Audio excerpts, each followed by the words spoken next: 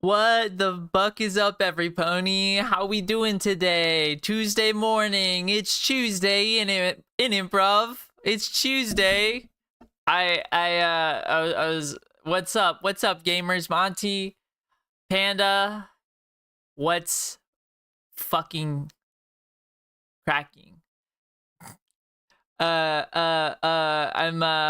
What's up, dog? I'm dogging. Hi, Judge. See what you did there? Oh, I see. Oh, I see you. I see you. Don't worry, I see you, man. I'm oh my god, today. I've been waiting for today. I've been waiting for today for a long time. Long before I scheduled this stream. I've been waiting for I've been waiting for Citizen Sleeper 2 since I beat Citizen Sleeper 1, which was, I don't know, a couple years ago or something. I don't know. I played the first one on Xbox because it was like, I think it was on Game Pass. This was long enough ago that I had an Xbox. I had Xbox and your typoed insult got filtered? Bro, I don't even know about that. I don't know anything about that. I don't have mod view or whatever open. I can't even see mod shit. Gonna be directly in front of like all the text.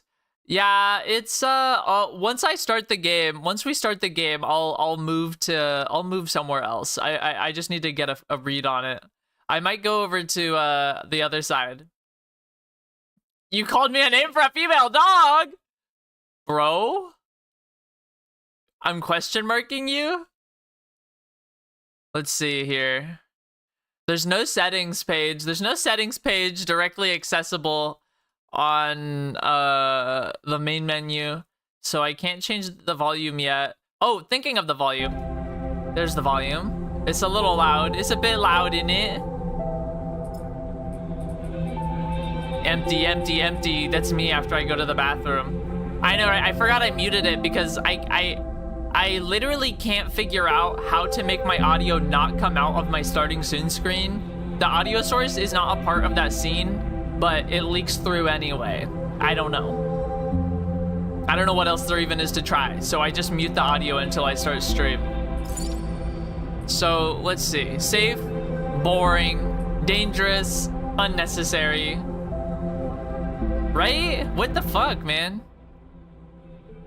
I mean, it's risky, intended difficulty. I like a bit of challenge. Broken dice cannot be used. You can break dice. Was that always an option in this in the first game? I don't remember if that's the terminology they used. Standard stress tolerance. Death incurs a significant permanent penalty. Oh hell yeah! What the fuck? We got classes. Let's see.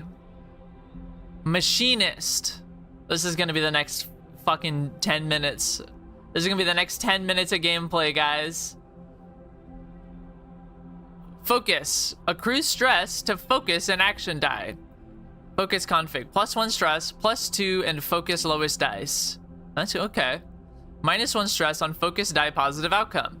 Machinist. Machinist sleepers are built to repair and modify automated systems used in corporate resource extraction. Machinists are very skilled engineers, but their isolated work means they often struggle with tasks requiring a direct approach or social engagement. Me too, man. Me fucking too. Their focus skill allows them to focus on a single task and boost their dice to excel in it. Sleepers assigned to a machinist work are usually diligent, careful, and structured people. And we get, I don't know, plus on engineer, 0 interface, none endure, 0 intuit, and no engage. Not allowed to engage. It's illegal. And then this one is operator. Reboot. Accrue stress to reroll your action die. +1 stress, reroll lowest die. Okay. For +1 stress, you can reroll your lowest die. For this one is for +1 stress, you can get a +2 and focus lowest die. Okay. And then none engineer plus interface. Endure is illegal. 0 intuit, 0 engage. Okay. And then operator. Operator sleepers are built to work with drones and remote machines over local networks to perform corporate resource extraction from a distance.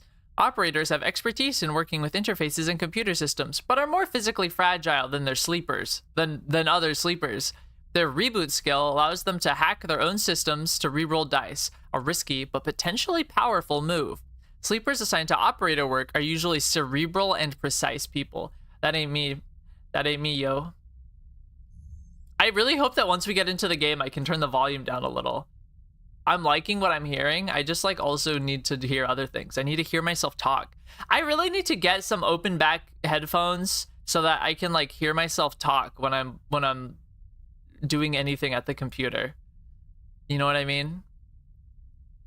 And then, so this is the extractor. They've got 0 engineer, none interface, plus endure, no intuit allowed, 0 intuition allowed, and 0 engage. And they have rally, crew stress to boost your crew dice. And rally is +1 stress and +2 to lowest crew dice. Okay, so this is like, so that, to my understanding, you get like a crew in this game, which is interesting. I don't have a voice monitor. No, I don't want it.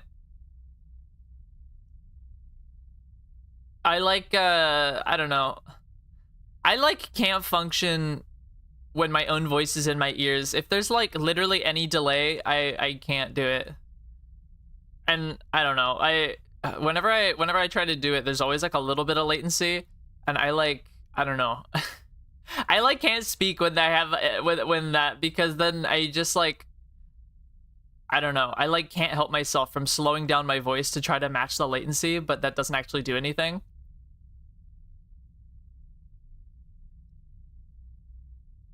And then, so they got rally. And so extractor sleepers are built to work at the coal face of corporate resource extraction, often in hard vacuum environments. Extractors have a high level of physical endurance, but their confidence means they struggle with tasks requiring intuition.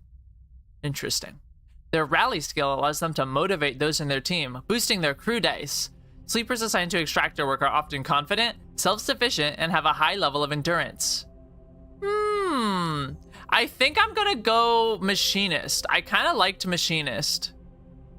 I think you have one set up through voice meter, no latency. I don't know. I'll have to look into that at some point. Maybe I'll look into it after stream. This game is so fucking loud. I can't believe they don't let you configure the audio at the start screen.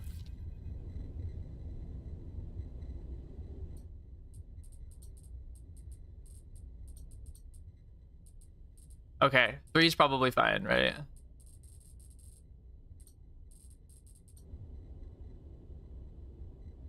I don't know. It's still a little loud. This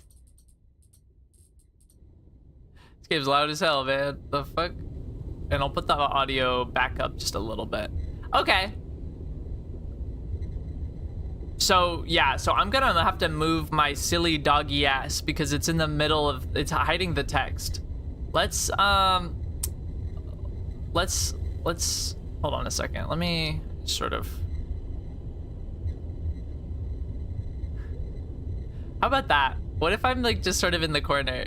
What if you just get a little bit of, just a little bit ahead? How about just is it fine if we just get a little bit ahead? Upside down on the ceiling? Upside down on the ceiling, you say?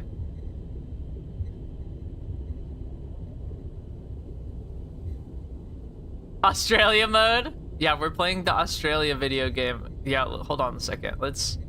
Where should I go? Should I go? Hold on, that way. Yeah. Yeah. Yeah. I gotta climb up here. Let's see. Ow, sorry. I just like bonked the mic really fucking hard. I'm sorry if you guys heard that. Where should I go? Should I go over here? This is so dumb.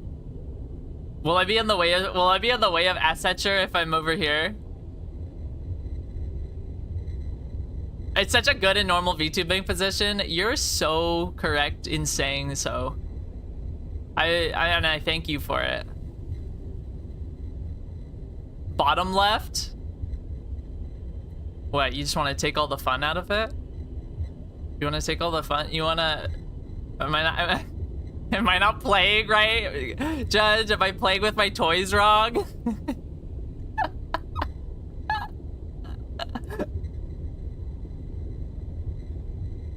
Am I playing with my toys wrong, Judge? I think this will be fine.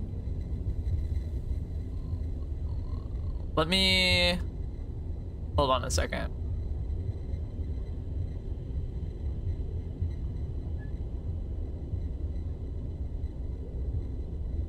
Okay. My fun is not wrong, it just scares you. It just scares me sometimes. My ear flaps, they're not defying gravity. They're driven by musculature in my head.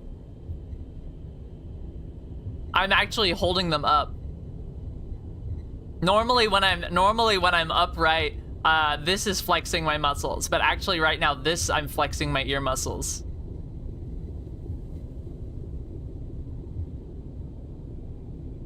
What if hold on a second. Do we prefer them being driven by my eyebrows, or should I just make them permanently up? Should I just make them permanently up since I'm upside down? I think I can do that. Let me see. I gotta open settings for a second. Hold on. Wrong screen. True.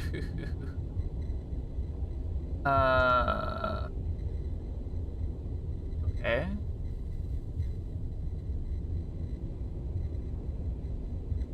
And then,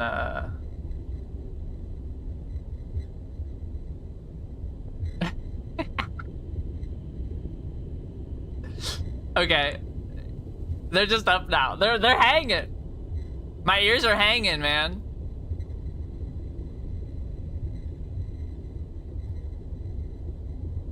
They're hanging. I'm upside down. I'm defying gravity. Hold on a second. Where's this button? Sorry, I'm looking at... Here it is.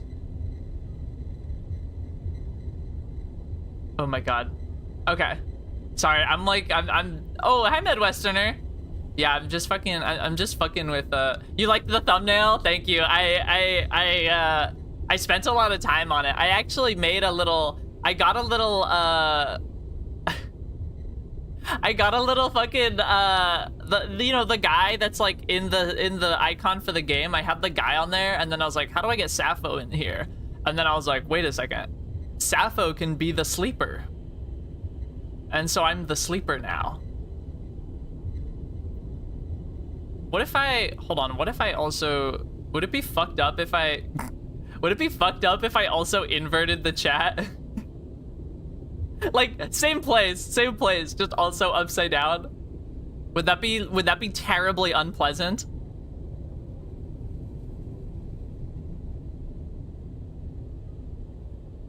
Oops.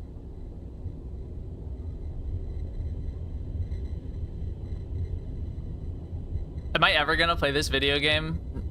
I don't even know. But only one way to find out. Let's see. We gotta, transform? Rotate 180 degrees. There we go. This game, this would be even funnier if this game had literally anything to do with Australia. Can you imagine? Can you imagine if this game had fucking anything to do with Australia? Are there any video games that have anything to do with Australia other than the Mad Max game that's on like PS4? Is there even a single Australia video game other than Mad Max?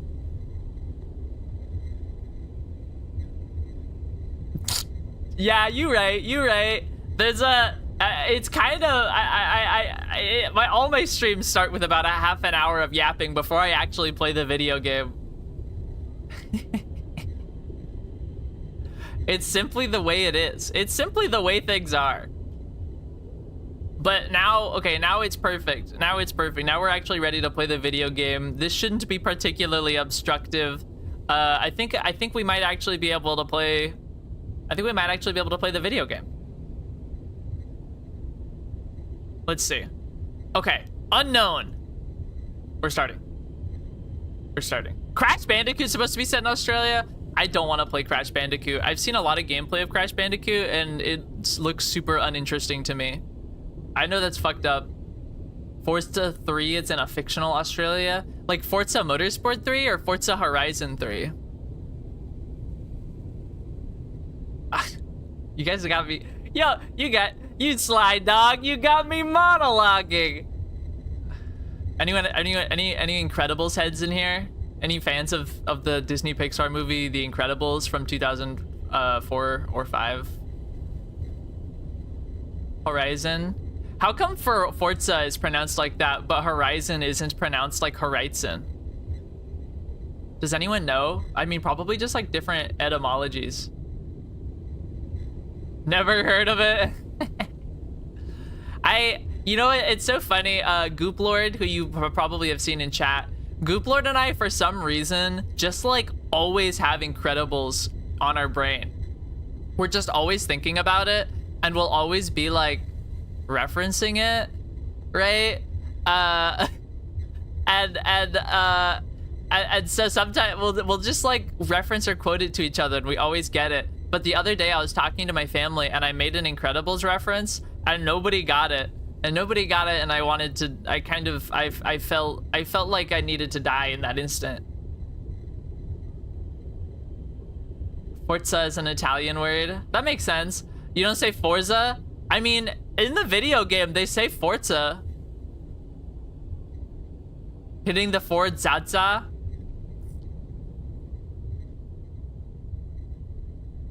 I mean, maybe in our, perhaps with our coarse American tongues, we would say Forza. But it's Forza.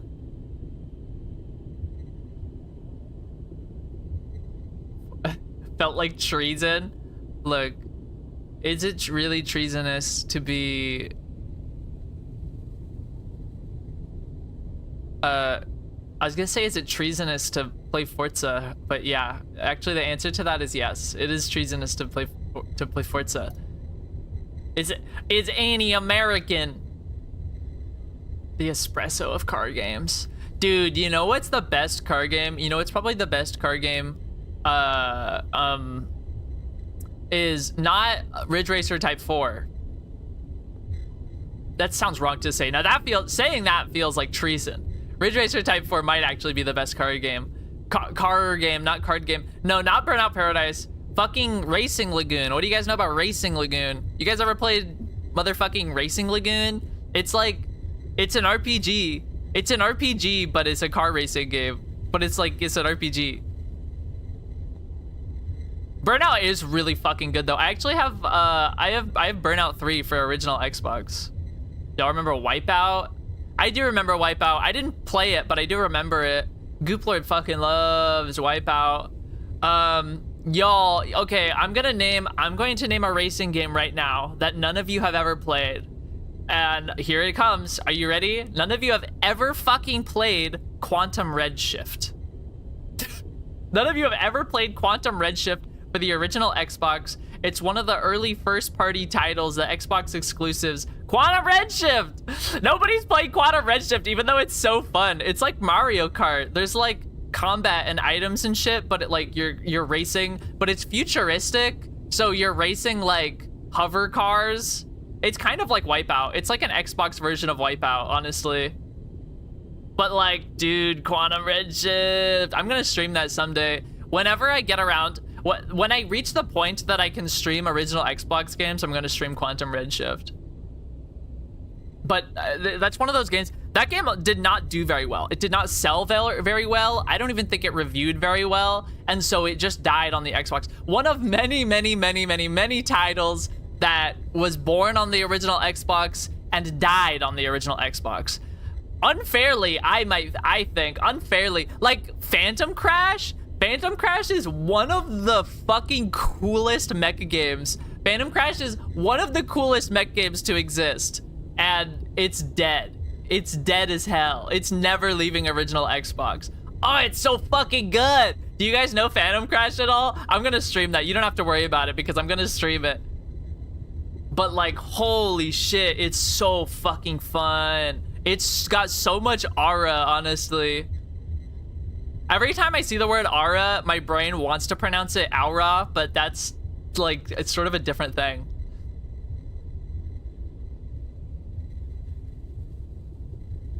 Yeah, there's got to be a name for racing games with power-ups and weapons. Right, there has to be. Yeah, Wipeout doesn't actually feel like a kart racer, you're right. Quantum Redshift is, it does kind of feel like a kart racer, but it's interesting because since they're hover cars, there's a lot more lateral freedom in your movement. Like, it's a lot, I mean, like, it's floaty, right? But it feels good. There's a good sense of speed, and you do feel like you're in control. It just also feels like there's a little bit of play in a fun way because of it being a hover car. And the tracks have, like, a lot of width to them. What does Citizen Sleeper 2 feel like to play? It feels like this, jackass. We'll never know what Citizen Sleeper... We may never know what it feels like to play. We'll have to navigate off stream and read a Steam review. It does. It has girthy tracks. It has really girthy tracks. Guys, I'm gonna do it. Stop. Shut the hell up. I'm gonna read the very first line in the game. From Unknown, a vast and dark interior. In the moment before waking, the dark space before conscious thought, you struggle to find the pieces of yourself. I think ancient reptilian brain is about to start talking. Usually these pieces come with a particular cadence, each appearing sequentially, like the boot process of an old terminal. First, your body, artificial, compromised, but relaying sense data all the same. Then it's context, the breeze of air filtration, the soft contact of your birth in 0G. I could go for some soft contact involving birth. Then emotion, coming into focus, coming into your body. Bringing with it that first instinct, the one that has framed your past 100 years. Wow, I enunciated that weird. Has framed your past 100 years, your 100 cycles. Fear! Costco hot dog simulator? Dude, the stream of me going to Costco with like a GoPro on my fucking face. No, I wouldn't do that. I don't know about that. I've considered doing that kind of thing, but I feel like it would be weird to just like broadcast strangers' faces. I know people do that literally all the time, but I'm built different. But that familiar sequence does not arrive. Instead, you are unmoored in space, your body distant, your context silent, even your emotions somehow obscured and scattered. Among all that disarray, only one familiar thing arrives: the fear. It is a scrambled, panicked fear, the drowning fear, the falling fear, the fear that makes you reach desperately for any stable point. It is the fear that tells you something is wrong. Something is very wrong with you. This is actually how I feel every single time I wake up in the morning. I did that the other day, Midwesterner. I didn't record it or anything, but I went to Costco and I just walked around, ate samples, had a hot dog, and left. You know? It was just, it's fun, you know? It's fun, just sort of grazing for samples. You know, you eat some chips and dip, you eat a little bit of meat, you have a sip of energy drink. I had some kind of turmeric in the nutrition guide. There's a guy with siblings. What the fuck am I saying?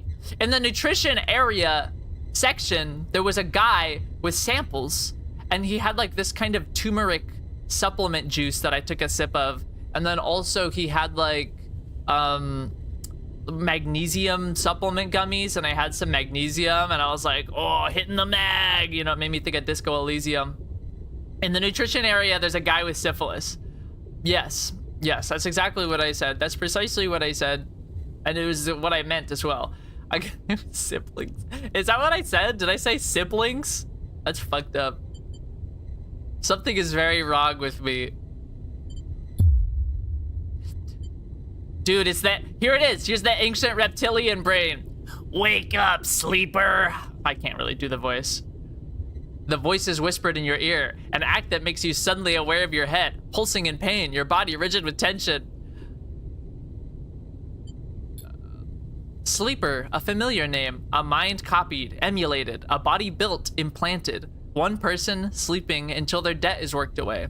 They're double being made to work. I forgot that that's what sleepers are. They do talk about that in the first game. I forgot that that's what it is. It's like indentured servitude, except they make a new person with a duplicate of your mind put in a robot body. It's kind of like Severance. Are you guys watching Severance? Anyone watching Severance in here? That show's so fucking good. I'd recommend it. I'm sure you've heard about it if you watch Northern Lion, because his friends are always like, you gotta watch Severance, and Northern L's like, I refuse to get Apple TV Plus, even a trial.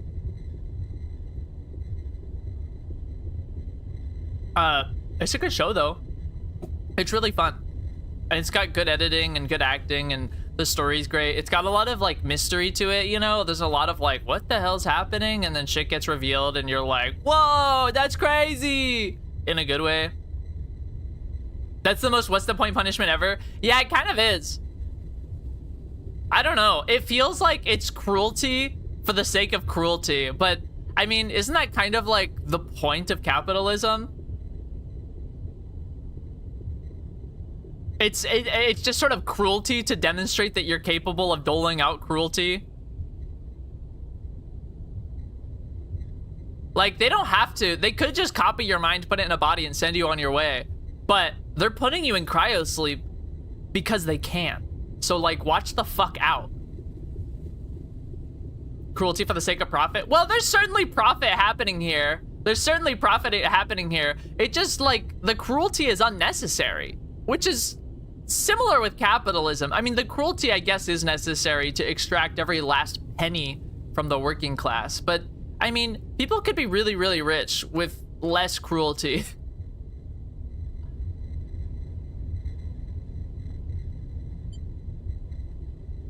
Did I read all of this? A sleeper, that's what I am. I'm sort of a sleeper. I'm something of a sleeper myself. But you escaped. You remembered that now. Broke free of your corporate creators. SNRP, in search of a future. You cannot remember the details of your escape, but you know the fear has been with you ever since. So this is actually like a direct sequel. I was wondering if this was going to be like actually post 1, or if it was just going to be like another story, another sleeper. But it does seem like this is your guy from the first game after you escape. Because one of the escapes is that you like get on a ship with some folks and dip.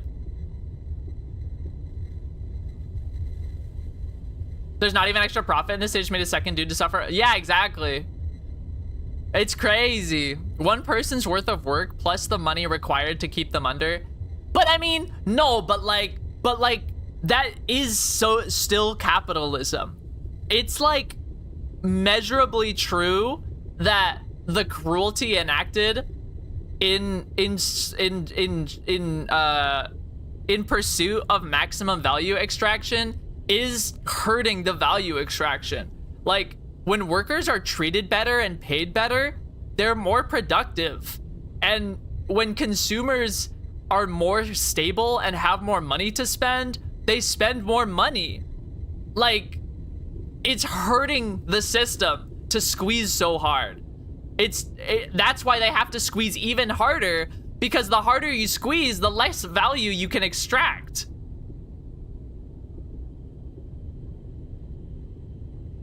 So yeah, Hard Space does it better. I think Hard Space does it better. The premise of the sleeper is a little like, what? Come on. The Hard Space makes sense. Man, I never finished that game. I was playing it on Game Pass, and then I stopped paying for Game Pass.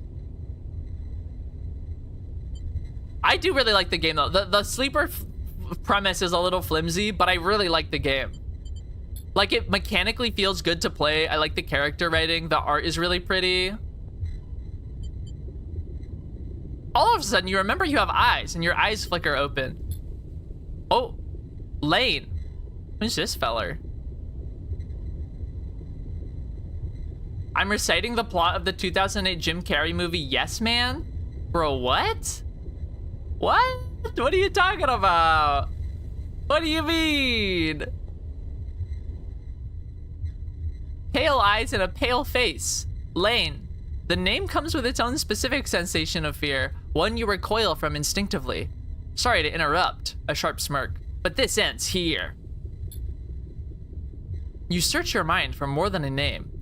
Is this how you reward me for my generosity? Lane is leaning over your horizontal, floating body, looking down into your eyes. I took you in, protected you, gave you a purpose. Oh yeah, wasn't Lane in the first game? Wasn't he like a bounty hunter that was chasing you? And you could like convince him to fuck off? Or was that like just a straight up a different guy? I mean, I know there's like a lot of bounty hunters that search down rogue sleepers, which is another thing that makes the sleeper concept a little silly. It seems actually quite common that they like are like, fuck this, I'm out. You try to look away to the corners of your vision to find something you understand. Your body does not respond. But I suppose that wasn't enough. He reaches into the pocket of his jacket and retrieves a small vial. This wasn't enough? Is it the special sauce? Is it the special juice that keeps the sleepers alive? The vial glitters. This object you know and have known for a long time. Stabilizer. The secret sauce that keeps your artificial body, your emulated mind, from inevitable decay. The only balm for your planned obsolescence. The liquid rolling in the vial fills you with disgust.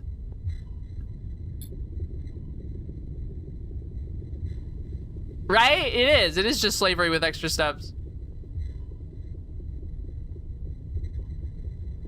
But it would be wasted on you now. After what you've done to this body of yours, he looks at you with a palpable disgust. Wait, what have I done to my body?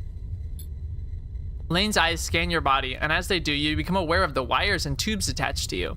Those that were meant to free you from your dependence, from the stabilizer and the control it grants Lane. Uh-oh. They are free, you piece of shit! They don't need you anymore! The voice comes from somewhere behind Lane's head. It is a voice you know, but when you search your mind to try to understand why, you find only dizzying darkness. Did I make myself not need stabilizer anymore? Are they just getting rid of that mechanic? Shut him up, Lane barks the command, and you hear the sounds of impact, of pain from elsewhere in the room. You try to move your limbs again, and this time you feel a flicker, the twitch of a finger. You feel the extension and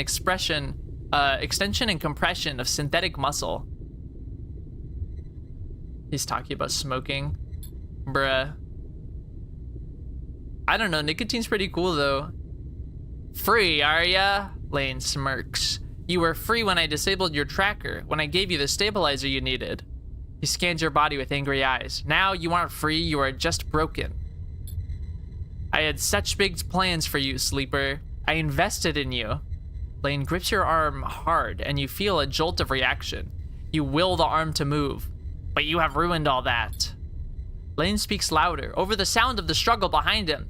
I will try to preserve your body, of course. I have my own uses for it. Gross. But your emulation? You feel one of his hands searching behind your head. He finds and grips the thick cable running into the port at the base of your skull. I will burn that out. Bro, he's killing me. He's killing my ass. He's killing my entire ass. Well, not my ass, but my brain. Lane jerks forward. He's saving my ass. He has his own uses for my ass. He's just taking the soul out of the ass. Slamming across your body and then spinning away out of sight. Lane jerks forward, slamming across your body and spinning away out of sight. You feel yourself rolling, the cables plugged into you, looping and wrapping around your limbs. Whoa, this guy looks cool. I really like the character art in this game.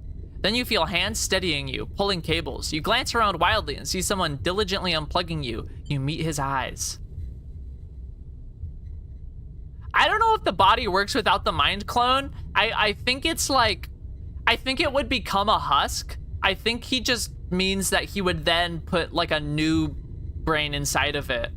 I don't think it would like keep doing stuff without the emulation. It's just that it's still, I mean, they're worth money. The bodies are worth money because they're fantastically expensive to produce. Which is another thing that makes very little sense about them. Hey! Listen! He waves a hand in your dazed face. We need to move. Lane won't be out long. He unloops a cable from around your waist. Sleeper? Help me out here. You blink slowly. Do you know this person? Bro, this is they made Disco Elysium. They made Disco Elysium too. He leans over you and you feel his hands on the connector, flicking switches, releasing locks. Come on, come on, come on! He tugs the connector clear and pulls you up. You see the room you were in for the first time, filled with tech and terminals. Wires waving everywhere, all lit by big windows looking out on an impossibly bright, screen-filled street beyond. In the corner, you see the dark shape of a floating body surrounded by a glittering constellation of crimson baubles. Is that blood? Move! You're wrestled and shoved towards the door, which slides open in front of you, and then you're out in all that brightness, all that movement, gliding hard towards some unknown destination. Ooh. Okay. Scene switch. My mysterious savior. You come to a stop in a dark alley, the one who guided you here pausing to catch his breath. He doubles over beside a massive life support unit that sends a lukewarm breeze across your skin. You stare at him, trying to recall anything about him. You notice his tattered jacket, his lightweight clothes. You remember his station runs hot. Or this station runs hot. Something about the power that flows through the place. He looks up and meets your eye. What's going on, sleeper? He wipes sweat from his forehead and it floats away in a swarm of spheres. Talk to me. Damn. I fully got Disco Elysium'd. Who are you? You see a concerned frown across his face. Don't mess with me, sleeper. That's not funny. He comes closer, eyeing you carefully. What station are we on? He narrows his eyes, waits for the answer. You close your eyes, trying to recall. You force your way through the dark to the image of a station. No, a city, growing on the back of a vast set of hexagonal solar cells, shadowed by them. You open your eyes. Dark side. The world leaves your mouth like an exhale, an instinct. Before you heard yourself sound it out, you didn't know it was there. He sighs. And me? And me. Who am I? You see something like fear in his eyes. Panic, perhaps. You stare hard at his face, the slight upturn of his mouth, the intensity of his stare. Nothing comes.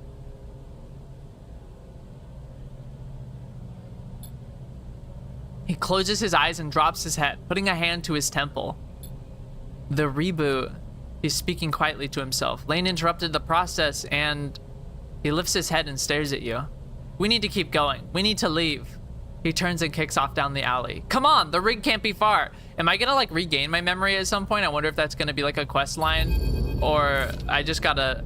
Yeah, this is totally the ship from the first game, no? It looks similar. I haven't played it in a couple of years, so I don't remember super specific stuff, but as you're led through the passages and serviceways of the station, you try to recall your life here. The texture, the temperature of Darkside feels familiar, but you struggle to pin specific memories to it. Focusing hard, you recall waking up in these passages, cycle after cycle, the rhythms of the station flowing over you along with the crowds. You recall desperation and the slow decay of your body that caused it. Then Lane, those pale eyes, offering you a glittering vial, stabilizer, the promise of supplying more for your work, a deal he locked you into like a cage. There, your memory fails you, but in the dark beyond that moment, the residue of panic, of fear remains. The residue. You were Lane's prisoner, Lane's plaything. You shudder in the cold passage. Wait. Your guide holds up a hand, and you stop your glide using the wall. Ahead, you see the tunnel opens up into a wide open bay with a few doors leading to cylindrical tunnels. The docks. They're watching the rig. He nods towards the docks, and you see one of the doors has a couple of figures flanking it, one covered in ornate tattoos, the other with bright silver implants along their cheekbones. What do you think cheekbone implants do? What do you like? Not like, I mean, I know cheekbone implants are a real thing in real life, but what do like metallic cheekbone implants? What do they get you in this world? Do they like project a heads-up display onto your eyeball or something? Do they have guns inside of them? What are we doing here? Utsubo, Lane's guys. He looks at you and shakes his head in frustration. All this, it's not coming back to you, is it? I can't believe the motherfucker corrupted my startup, man. That's so messed up. Something catches your eye and you see he's playing with a coin, nervously turning it over and over in his fingers. He sees you looking and slips it away. He places a hand on his chest. I'm Seraphin, all right? He looks pained when he speaks. Lane, he was our captor, both of us. We did this so we could escape. We needed to reboot you, to break your dependence on stabilizer. He pauses. You know what that is, right? You nod meekly. I know what stabilizer is. But Lane interrupted me back there. The reboot didn't complete, and he sighs and shakes his head. We can still make this work. He looks back at the docks. I'll lead them away. You get the docking bridge open. If we make it to the rig, I know how to get us in. Got that? Searches your face for a sign of recognition. What's the rig? Seraphin looks annoyed. A ship. Our ship. Or at least it soon will be. Lane assigned it to us when we were on jobs for him. We're gonna yoink that fucker. Get that door open. He pats you on the shoulder. I know you can do this. Seraphin kicks off hard and glides into the docks. Over here, shitheads! He bellows to the guards as they barrel through. They immediately push off from the wall, giving chase. What? Tutorial. Tutorial. During scenes, you may encounter skill checks where you can perform certain actions using your skills. Like the dice actions you will encounter later, skill checks can have a positive, neutral, or negative outcome. The better the rating of your skill, the more likely you will succeed on a check. The odds of success are displayed when you select the check. You can see more info in the guide section of the pause menu. Okay. Hack the door. But look at this. Break the seal because I'm engineer. So 50% positive, 50% neutral. That's a bit better than hacking, which has a 25% chance to be negative. Oh wait, you wait a breath and glide across the door they were guarding. To the door they were guarding. You look, already panicked, at the tightly sealed door, its control panel locked out. You hear a shout from somewhere nearby. You need to get it open. Well, let's hit that MF seal. We break in that MF seal. Ooh, positive outcome. Let's fucking go. Off to a great start. I'm such a genius. You shift to the central access panel and wrench it open. It only takes a moment to understand the mechanism, and you reach in and snap the locking axis, the door popping open with a hiss. Of course, it was the locking axis. The locking axis. Go, go! Seraphin flies past you through the doorway into the docking tunnel. You turn to see the two guards approaching fast across the docks and quickly glide after Seraphin. Seraphin is already at the rig's door, inputting an entry code. The rig's door scissors open, and you both rush inside.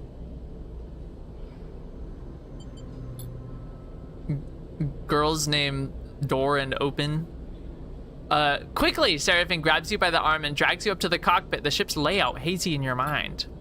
He dumps you in a flight seat and straps himself into his own. You see him tap a series of buttons as he does, talking to himself. Come on. I hope my voice isn't getting annoying. Let me take a drink of water.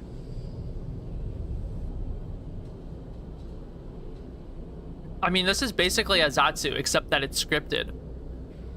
And also there's a button that makes a noise when I press it. Thinking of buttons that make noise when you press them, do you guys remember the Staples button? The Staples marketing campaign with the easy button? We'd click the button and it would say that was easy. Do you guys remember that? Did you guys ever have one of those? Anyone ever have a Staples easy button? I know they made them, even though originally it was just like for the commercial. Those were so funny. I really liked that. That was easy. Like click, and it made sort of like a mechanical like staple noise, like part of the sound bite. Like the button didn't make a ka-chunk, but it played a little bit of a sound bite of like a ka-chunk, and then it was like, that was easy. Those were pretty funny.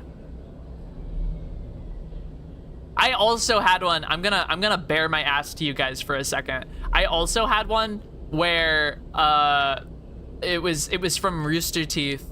And it was a button that said GG, and when you pressed it, it played a soundbite of Michael screaming GG. That was a long time ago that I had that, but yeah, I mean, of course I was into Achievement Hunter in high school. Who wasn't, right? Unless you went to high school before they even happened, in which case I guess you wouldn't have.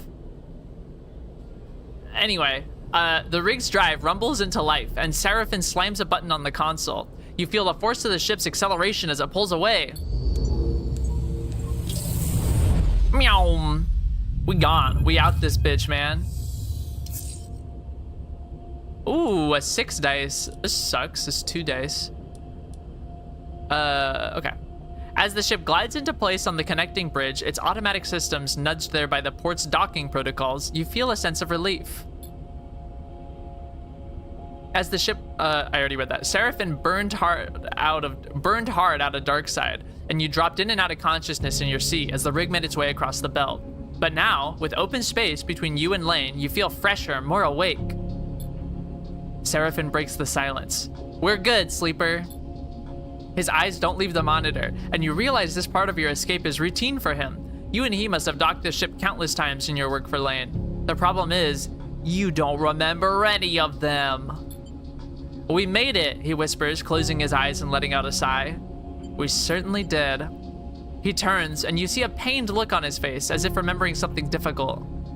Have you said this exact same thing to him before in the same situation? I'm gonna say, are you okay? He looks at you, chewing one side of his lip, searching your face. Not really, he puffs. Seraphin's a cool name, honestly. Seraphin reaches up, flicking through a set of switches in a practiced fashion, completing the shutdown. You watch, a little frustrated with your own uselessness. Hey, I opened the door, at least, right? Running the rig, you realize, is just another thing you've forgotten. A clunk that runs through the walls of the ship is followed by a short percussive alarm tone from the pilot's console. Docking complete. Seraphin kicks off from his seat, twisting as he glides past you towards the back of the cockpit. His hands find the rails on either side of the door and he pauses, facing into the corridor beyond. He turns back to you, backlit in cold cyan. We need a plan, he glances around. Lane's not going to let us slip away quietly, he sighs. I'm gonna say we need to talk. Seraphin furrows his brow. Not now, sleeper. We need to forget. He flinches, the words coming out wrong. We need to focus on something other than... He pauses again, unsure. Us. He sighs. We need to survive this thing first, then maybe we talk. I'm gonna say fine by me. Seraphin nods, but the tension remains. We have bought ourselves some time. He glances through the cockpit window at the blinking lights of the station. You may not remember Hexport, but I do, and there are plenty of opportunities here for us, if we can keep our heads down. He turns back to the corridor. That's what we'll do. He pushes off and glides toward the main lock, and you follow, pulling yourself along, hand over hand, in 0G. We already emptied the tank on this thing. He slaps a hand against the ship's insides. This puppy can fit so much fuel. So we need to refuel, and that won't be cheap. But if you and I know one thing, sleeper, it's how to work. I love working. I love capitalism. I'm gonna get myself reacquainted. See if I can turn up any old connections. People that might throw us an easy contract. You... He glances over his shoulder. You keep out of trouble. Low profile. Got it. Seraphin stops at the airlock. Stopping the reboot halfway through, he pulls a worn crew jacket from a locker and starts pulling it on. We don't know what that did to you. He jams an arm into a sleeve. I don't want you passing out in the... I don't want you passing out in... He stops. I'll be fine. Seraphin drops his head, swearing to himself. He grabs another crew jacket and thrusts it at you. Just put the damn hood up, will ya? You take it and slip it on. Thank you. Seraphin nods. He stabs at the button to open the lock. The inner door hisses open, and Seraphin glides through. Wait for a little bit, then leave. Anyone looking for us will be looking for two people traveling together. He looks at you in your worn crew jacket, a limited disguise for what is clearly a sleeper. We meet back here later. Any trouble? Same thing. Meet here. He surveys your disguise again and shakes his head. This is a shitty idea. He gives you one last look. Maybe find yourself something to eat. Suddenly you recognize Seraphin's instinct to look after you. A flash of a relationship now lost to the reboot. That's harsh, man. That's harsh. Catch! Seraphin throws a handful of something towards you. You manage to grab the projectiles, and when you open your hand, you see a stack of cryo chits. I forgot that the money is called cryo. I don't even remember why that is. Surely it was mentioned or explained in the first game, but I do not remember. Those should get you some food. We'll need some more for fuel and supplies, he grimaces. That means odd jobs on the station for both of us. Seraphin kicks off and glides down the docking bridge. Don't go too far, all right? He shouts as he leaves. Take it slow. And with that, he's gone, leaving the connecting bridge and heading into Hexport's docking concourse. You wait for a moment in silence. I'm gonna think about Seraphin. It's hard to know what's going on inside Seraphin's head. Here he is, on some hapless escape plan with a friend who can't remember a thing about him. You try to imagine how close you both must have been for him to agree to this thing, but it is painful to think about. That's all gone now anyway. All you can do is move on. You shake the thoughts from your head and pull the jacket tight. Let's see what Hexport has to offer. You kick off and glide into port. All right, so it looks like the game is starting. We're starting the game.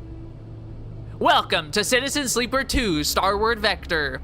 The game runs in cycles, during which you can perform actions with your dice, use cryo to buy food, fuel, supplies, and items, progress clocks towards new scenes and events. You can view tutorials at any time in the guide section. Yes, yes. Meow, meow, meow, meow, meow. So I've got, if we open up my character screen. Oh, welcome to the character screen. Here you can upgrade and configure your sleeper. On the left, you can upgrade your skills to improve the skill modifier applied to your dice when you undertake an action. To the right, you can upgrade your push, the unique ability of your class. When upgrading your push, only one upgrade at each level can be active at once. You can configure which upgrade is only available. Holy shit. You can configure which upgrade is active only while at a hub. Okay, so what's this? -1 stress to focus to die piece of shit outcome. +1 to affected dice. Okay. Okay, so this one would make it so the positive reaction gives me -2 stress. And this one would make it that it's +3 to the lowest dice. That would be kind of good. That would be kind of fire. Both of these are pretty good. But since there's, you know, I can have one of each, or I can go full in on another one. And then what's this? Minus stress effect on neutral and, minus stress effect on neutral and positive outcomes. So even if it's not positive, I still get it. That's pretty good too. And then push costs glitch, not stress. I don't know what glitch is. I don't remember if that was a mechanic in the first game, but I don't remember what glitch is. But, I mean, if it's all the way down here, that's probably really fucking good.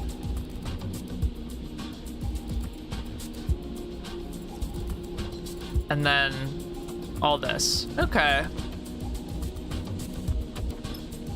Rig map. Oh, shit. Look at that. And then rig. Oh, okay. Rig tutorial. The rig is your ship and home in the Starward Belt. While the rig is docked at a hub, there are multiple areas you can visit. Bunks. Use dice to reduce stress. Galley. Use supplies to gain energy. Which one is stress? Is it one of these two? Surely. While the rig is in dock at a hub, your crew will also help gather resources to contribute to the upkeep of the ship. Okay, you can choose which resources they should focus on in the crew task menu to the left. They have a random chance of acquiring at the beginning of the following cycle.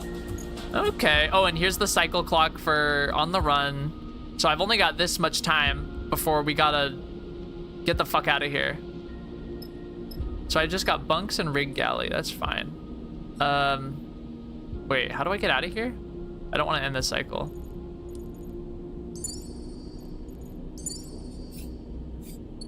Oh, right click, right click. Hexport docks, Hexport exchange. Oh, that's all I've got. Waste station goods exchange. Let's go to the docks. Let's see what's in there. Oh shit. It makes sense that there's a lot of tutorialization because it's a very unique system. Like, it uses dice, but make no mistake, it's a very, very unique system. And so, it makes sense that there's a bunch of tutorials, but it's like, it's really easy to understand. It's just the learning curve of like, what the fuck am I doing? And it's got this dense, interesting UI.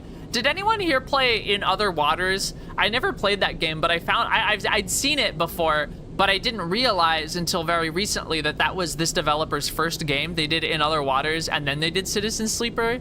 But I never played In Other Waters. I don't know if it's any good. I mean, it must have been at least a little bit good if they then made Citizen Sleeper. But I mean, has anyone here played that? I think it's mechanically somewhat similar. In like how it's basically just menuing. In Citizen Sleeper 2, you perform actions by assigning action dice to them. The higher the dice you assign, the more likely you will succeed at an action. But your dice will be modified by your skill. Your skill modifier for the action is displayed on the right and will reduce or increase the value of the dice assigned to the action. Oh, I forgot about that. So with good enough skills, you don't even necessarily need really high dice. And the 6 is really good for things that you are not good at, or that you're not super good at, but you need a good reaction or something. Dice actions have 3 outcomes: positive, negative, neutral. Each action is also rated safe, risky, or dangerous based on the outcome it has. The more dangerous an action is, the more significant both its rewards and consequences are. For more information on dice actions, check the guide section of the pause menu. Okay, impress the brokers, which is an interface. I don't think I have good interface. What's my interface? But yeah, my interface is neutral. My interface and my intuit are like completely neutral. My engineer is plus, and my endure is, I think, minus. Yeah, assuming success are always success, assuming you don't have a stat penalty. I don't have good interface, so I'm not going to try to impress the brokers. Well, I mean, this would be good. See, this would be, especially because it's risky and I don't have any buffs. A 6 would be really good for that. But I don't know yet. Ooh, engineer. I mean, interesting. It is dangerous, but I do have the engineer skill proficiency. Although I don't need it. It would be a waste to put a 6 on this since I have engineer. What would be interesting would be, well, I guess I can't use my skill yet because I think that's push. Unless it like, yeah, that's just a +1. But if I had access to my skill, oh yeah, look at that glitch. I don't know what glitch does. I don't know how to use my skill, I'll be honest. Let's just check out the Hexport docs. There might be something, engage and intuit. Okay. Okay. How do I use my skill? Does anyone know? How do I use focus, man? I'll take a +1 stress because if I get a positive outcome, it's a -1 stress. Then I can like kind of guarantee that at this stage. How do I do that? I don't know if I can yet. I think it might be waiting to introduce it to me. You know? There wasn't even an option to get food. I'd probably have to explore the dock. I wish I had a 5. I can't use it, ATM? Yeah. Now this would be good. It is dangerous. See, that's rough because I think this sounds pretty good. It's dangerous, but I mean, half positive, half neutral is still pretty good. You know, even if I get a neutral, at least it's not like, it's not gonna hurt me, which is, you know, it would hurt me because it's a fucking danger action. I wish I could pop a 3 in here and push it to 6. I mean, push it to 5, but then to 6. All right, let's try trade scrap. This just makes sense to start with. Hey, positive outcome. I just progressed a clock. Clocks track your progress towards both positive and negative events, and you can be filled by. I didn't read it all. All right, fuck me, I guess. Okay. Trade scrap seems good, and that it took money though, but that's because I'm fucking with brokers or something. Oh shit! I unlocked the Hexport trade hall. Ooh, I can buy fuel. 25 to fill the fuel, buy supplies, and just fill supplies. Okay, okay. Interesting. Let's just shoot. I don't know. I mean, 75% chance of a non-negative result is still pretty good, but I mean, what if I do get the negative? That's like, I mean, it's a dangerous action. It'll fuck my shit up. I don't know if that's worth it. But at the same time, using a 6 on something I'm proficient in, maybe I should just do this. Maybe I should just pop this up. I mean, it'll get a positive, so it should complete the rules of the exchange clock. So I think I'll just hit this. There we go. And I've done this. New location discovered. Ooh, the Hexport Canteen. Here you can eat in exchange for cryo. Eating gives you energy and stops you starving. Different foods give different amounts of energy. Okay. I guess let's eat, right? Or... oh, I've gotta... yeah. Well, let's have some food. Yeah, okay. Oh, wow, +4 energy? Wait, how much energy did I have? I thought I was only missing 2. fucked. That's fine. Okay, so that's the fuel and supplies. That'll come in handy. This is the canteen. This will be good. And let's see. Okay, and here is making some connections. Although, oh man, this is like, I mean, look at that shit, man. Oh, because that's engaged. That's like, that's no good. Maybe I'll try this with my 3s. I really can't, push it for stress? Man.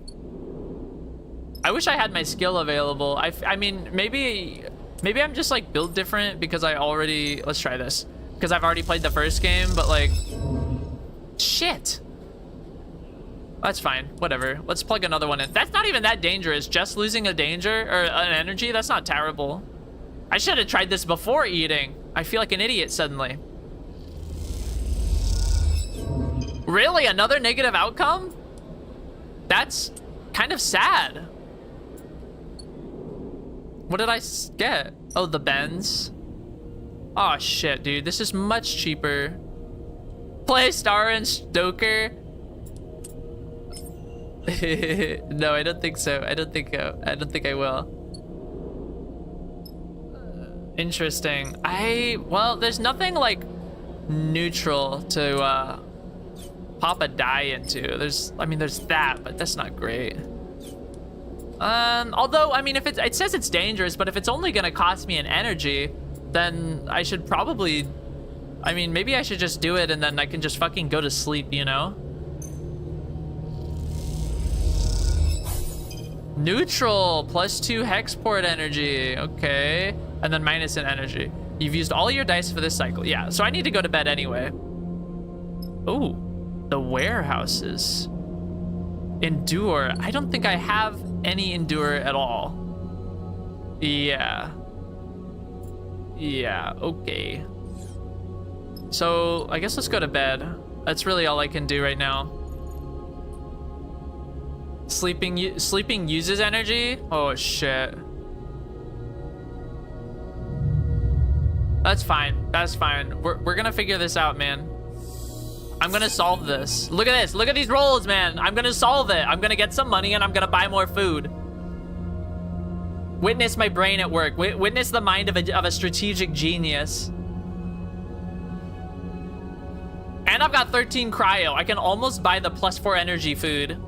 We're in trouble, sleeper. Uh-oh. Seraphin leans into the bunk as you're getting up. Without further explanation, he disappears down a corridor towards the rear of the ship.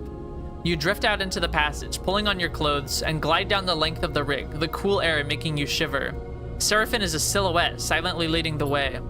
He stops at the far end, diverting through a side door, shooting you a glance as he does. You find Seraphin inside, holding one of a tangle of arm-thick tubes that are waving in the 0G engine room. You know what these are? Tubes? Rolls his eyes, but you see the hint of a smile. Thanks, genius. These are the engine's feed lines. He waves a one in the air. And before you ask, no, they aren't supposed to be waggling loose. What happened? These must have broken loose when we pushed the ship hard on our way out of Darkside. He looks at the mess. We are lucky the reserve tank is empty, otherwise it would have been bad. But he pushes the pipe to the side. No feed from the reserve tank means that the rig's range is limited to the local region only. He thumps the large lumpen housing of the engine. This thing can't take us anywhere far. So we fix it? Seraphin sighs. That's the short of it. Wax the engine housing again, harder this time. Just not been our run of luck. Yeah, super unlucky, but you know, we're gonna see, that's the thing. We're gonna make our own fucking luck. We're gonna make our own luck. Look at these dice rolls. I'm about to manufacture some luck. Anyway, he turns and starts gathering the tangled feet of lines, his frustration evident in the violence of his movements. We will need a new set of these, that's for sure. He starts forcing them into a crate. So how about you try to track them down? Yep, I need more tubes. I need tubes and I need money. But we're gonna get some fucking money. We're about to get paid, dude. I'll take a look at things here and see if I can figure out another fix for the reserve tank. He glances up from his work. From what I've heard on Hexport, Factory Row is the place to find ship fitters. Maybe you can do some recon while I sort this place out. It's on the other end of the station. I'll take a look. He keeps working. Wait. He pauses, seemingly unsure. There's something else. He drops the feed lines and they float, waving in the air like tubular seaweed. I've heard word that Lane's on the hunt. He frowns. A message went out everywhere in the local radius of Darkside. He's looking for us. Shit. You said it, Seraphim sighs. Which is why we need those feed lines. I'm going to try to work something out. Maybe I can improvise a solution. I don't know. He looks down. I'm no ship fitter. But while I do, you go hunting. See what you can turn up, okay? He smiles a weak smile. Get going. You leave the engine room, the clanking sound of Seraphim's cleanup efforts echoing through the ship. All right, I need those fucking lines. So we need fuel, we need supplies, and we need fuel feed lines. But right now, specifically, I need some fucking cash money. I need some dosh, some cheddar, some racks, dude. You've discovered a drive. Drives help you track and choose your objectives in Citizen Sleeper 2. The arrow button in the top left opens the drive menu where you can choose which drive to track. Once a drive is tracked, a yellow marker will be placed above any location that relates to that drive. Drives come in two major types, major and minor. On completion, a major drive rewards 2 upgrade points and a minor rewards 1. Keep an eye on the drive menu as you progress to see what new opportunities and objectives are available and track those you want to pursue. Okay, let's see what we got. Escape Hexport, that's great. Okay. Let's see. So I can win some money. I can do some honest labor, but this skill is debuffed, so this would be stupid. This would be dumb to even attempt. I'm almost maxed on Hexport connections. I wonder if I should just like try it. This is the one that's minus, right? Yeah, so like no thank you. This one's neutral though. But I'm on my last energy. I really shouldn't do anything risky if I can help it. Let's hit the 6 on this. It's dangerous, but we kind of need it. I'm gonna win some cash money. Let's go. +9 cryo. So this is awesome because so we get energy now. And I don't know. This is much cheaper, so I don't think it's gonna give me the same cryo or the same energy. But this, it's 13, but it gives me 4 energy, so it gives me a lot of room. Look at that. Much more room for error now. And this is factory row. Search the row. Haul materials. Too bad it's endure. Search the row. I could search the row. I probably should search the row, honestly. Though we do still have time. Cruise, explore the docks. I could, if I could get a positive here, right, then it would totally max out Hexport connections. And then I would find something over here. But maybe I should use my die to work towards the drives? Because like, I mean, let's see. Wait, what was it? Was it neutral? What happened? Oh, +1 trusted supplier. Okay, okay. Yeah, let's just plug away to this.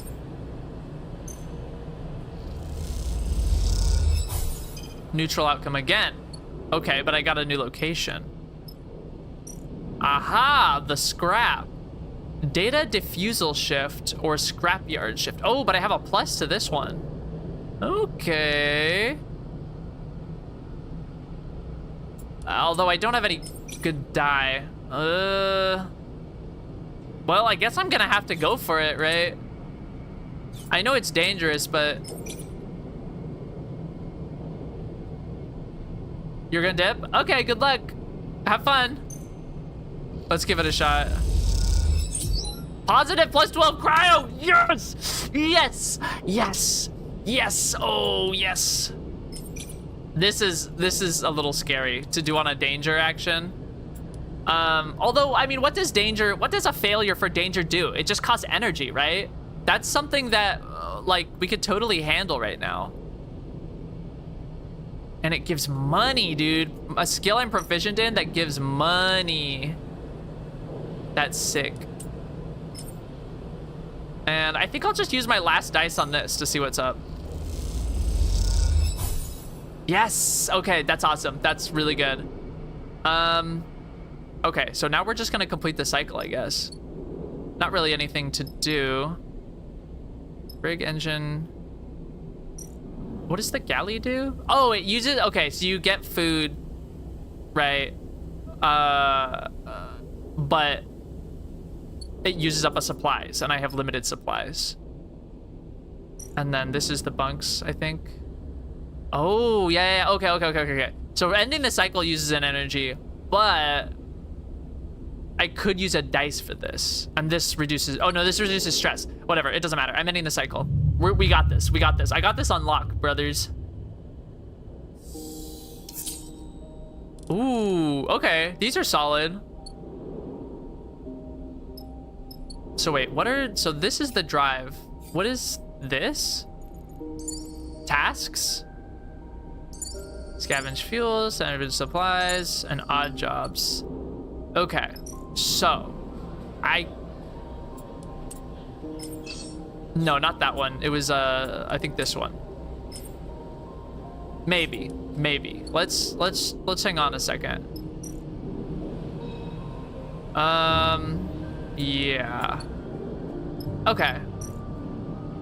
So this one, I'm definitely gonna plug this because I want my fucking money. But I think we'll put the 3 into this.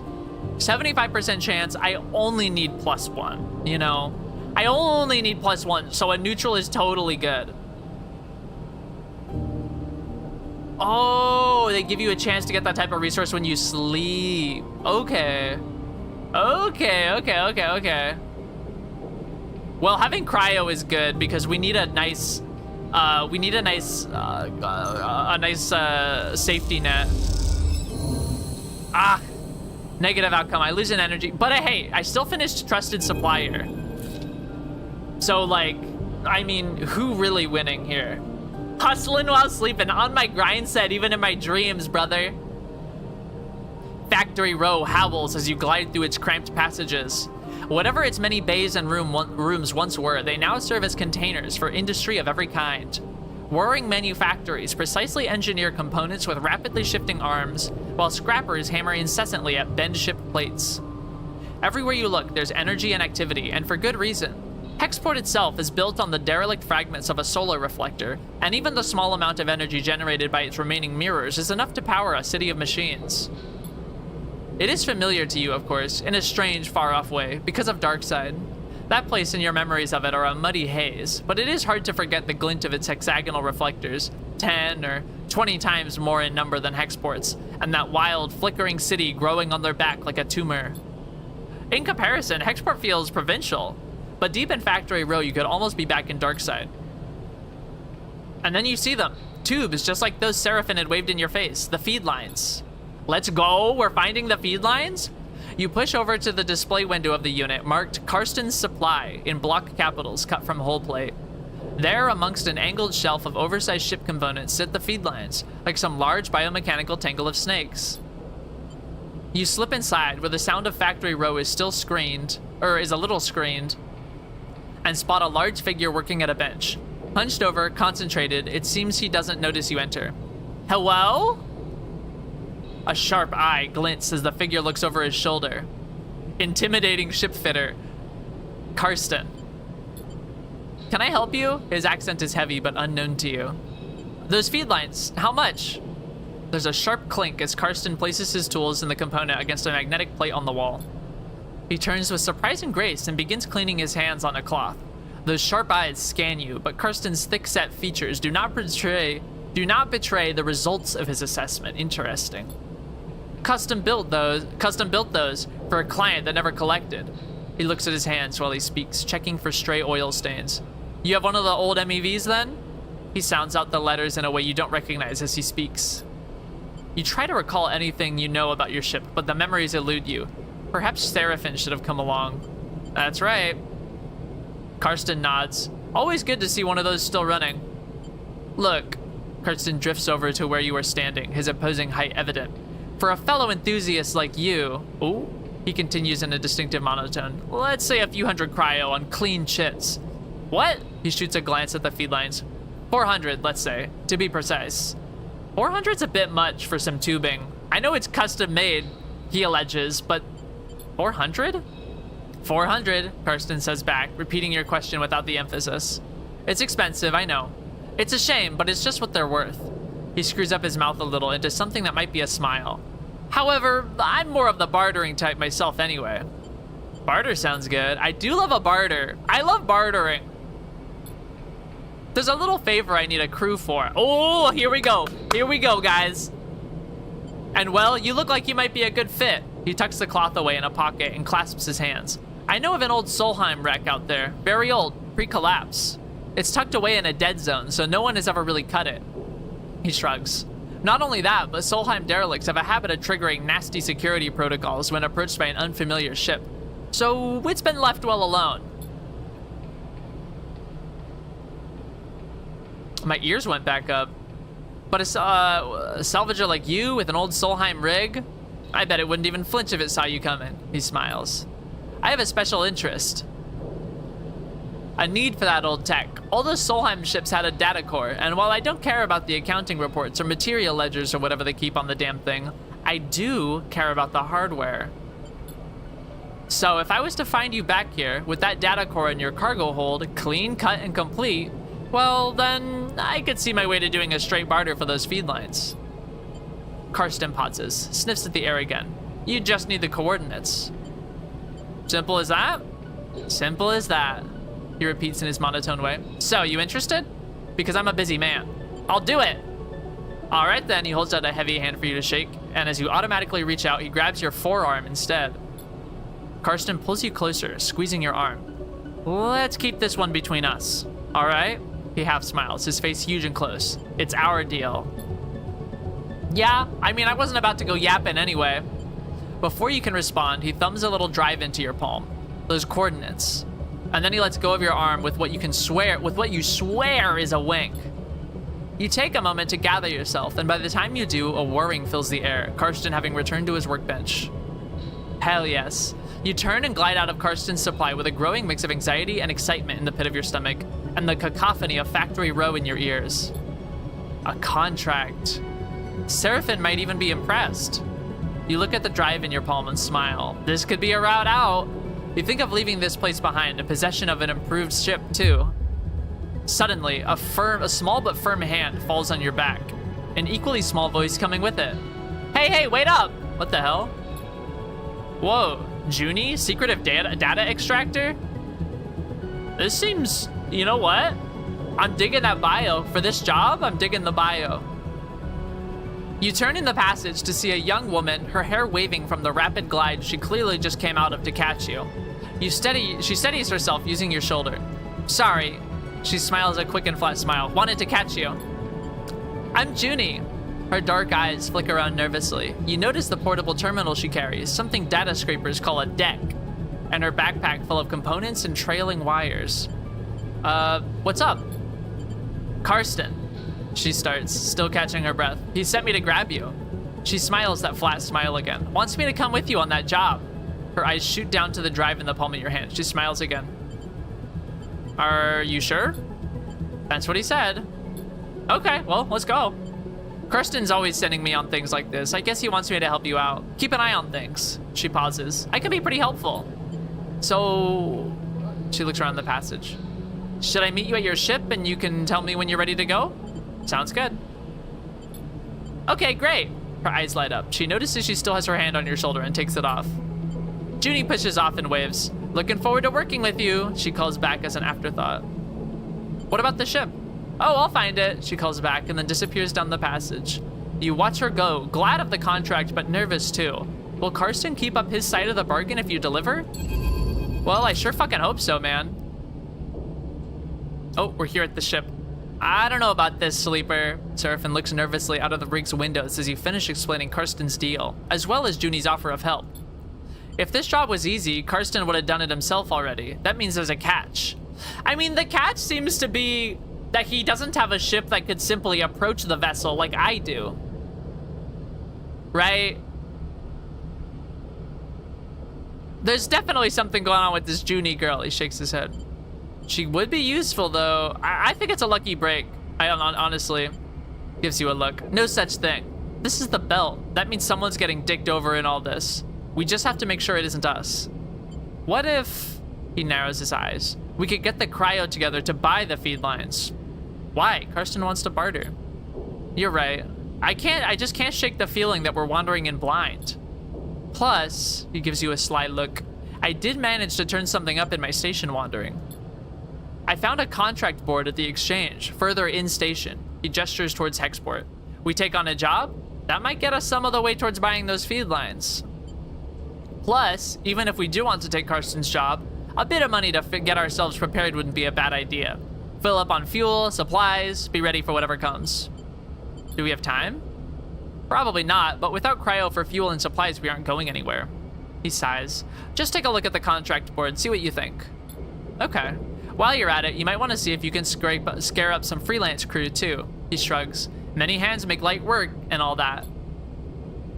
Or we stop messing around. We take Karsten's job right now and get it done before he can think twice. Yawns. Seems like a whole set of bad options to me. Either way, I still got work to do on the drive. Nods a farewell, heading back to the engine room. Let me know what you decide. For a moment, you pause, letting the haze of plans and ideas settle in your mind. Whoa, what the fuck was that?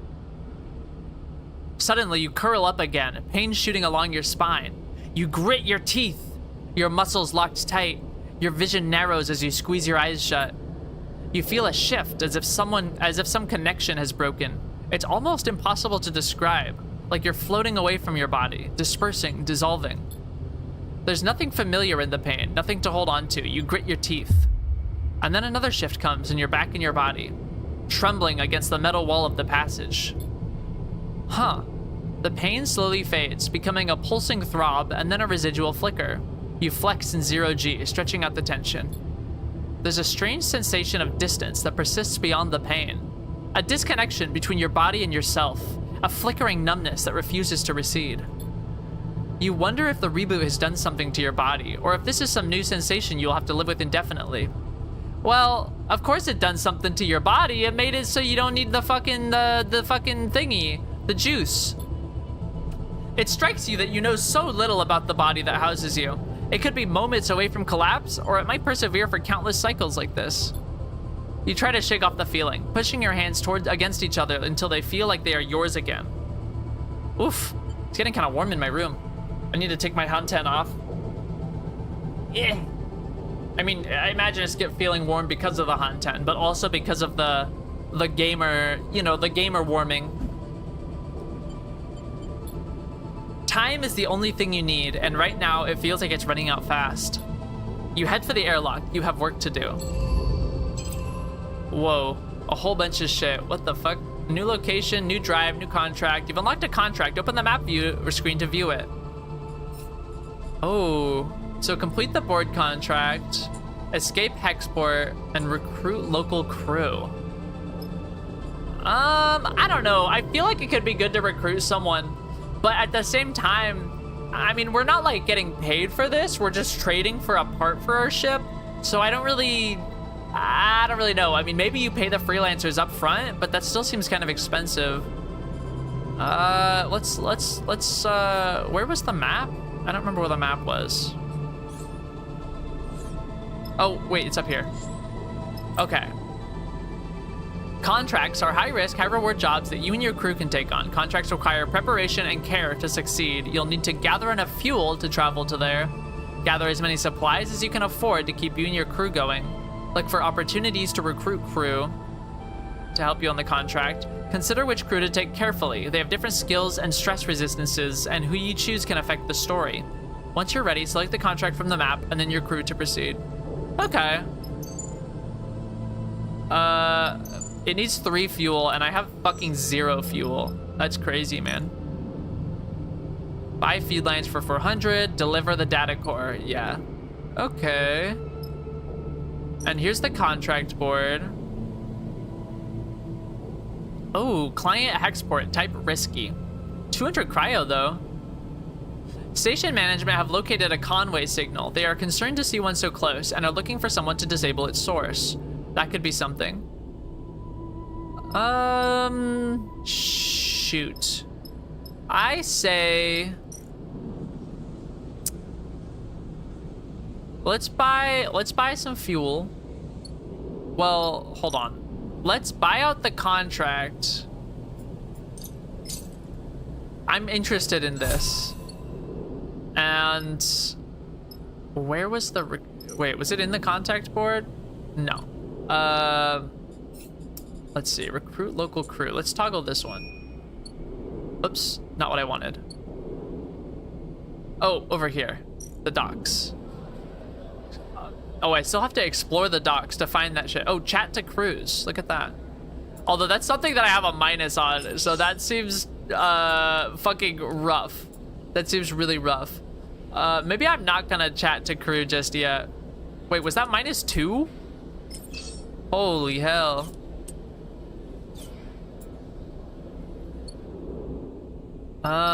Shoot. So I need fuel and supplies. How many fuel do I need for this? 2 fuel? Okay. Let's get the 2 fuel, and we do still have 2 supplies. So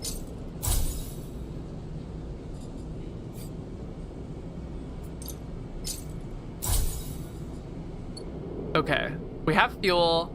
I say let's make the run with just me and Seraphin and maybe Junie also. It depends on what kind of cost bringing crew has, because I don't actually know yet. Conway signal. Because I mean 200 cryo could be pretty fucking good. Let's get over there. Wait, locked and not available. That's crazy. All right, fuck it. I'll do it myself. I'll do it myself, guys. I got 2 5s on me. It's a drone. Seraphin spots the signal source first, the light barely shimmering off its dark hull plating, a design trait that betrays its covert use. Quite convenient for us that it's got a big-ass fucking light on it, huh? A flash catches your attention and you see a rent in the hull, through which red light pulses. Wounded, Seraphin shakes his head. Wish they'd finished the job. Have you seen one before? Looks back over his shoulder towards you. We've seen one before. Don't you...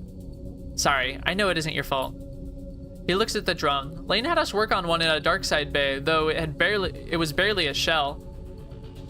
Disarmed and deactivated. He had us searching through its guts for salvage. Even that one gave me the creeps, and it had its core ripped out. Pushes the ship closer. This one is still alive. Seraphin carefully guides... God, I hope it's an engineering... I hope it's an engineering forward. I hope there's a good engineering skill, because I've got good dice rolls for this sort of. Oh, hey, I've got my push. Okay, that's awesome. This could be. I've got my push now. I'll take the push. System is full of these things now, running missions for their operators. Rare to see one out in the belt though. Maybe got hit during a run-in with Senate stat mercs. It looks like it's drifting. Most of the system's blown out. But look, here. Jabs a finger towards a red light on the far side of the drone. It's still broadcasting, and maybe even receiving. How do we shut it off? What I remember from the dark side job is that the central core and the broadcast array need to be shut off to kill these things. Core will turn off local systems, and the broadcast array will sever the link with the Conway operators. He swallows. But you can bet those systems are protected. I'm gonna let Seraphin explain. Your attention is suddenly drawn by a shudder from the drone, like a tremor running along its length. This thing is rigged to blow, Sleeper. We go slow and careful, and we don't touch anything we don't know about. You nod along automatically, slow and careful. Seraphin brings the rig to a stop, close enough for you to cross through open space to reach the drone's hull. Let's suit up! Head down to the airlock to prepare.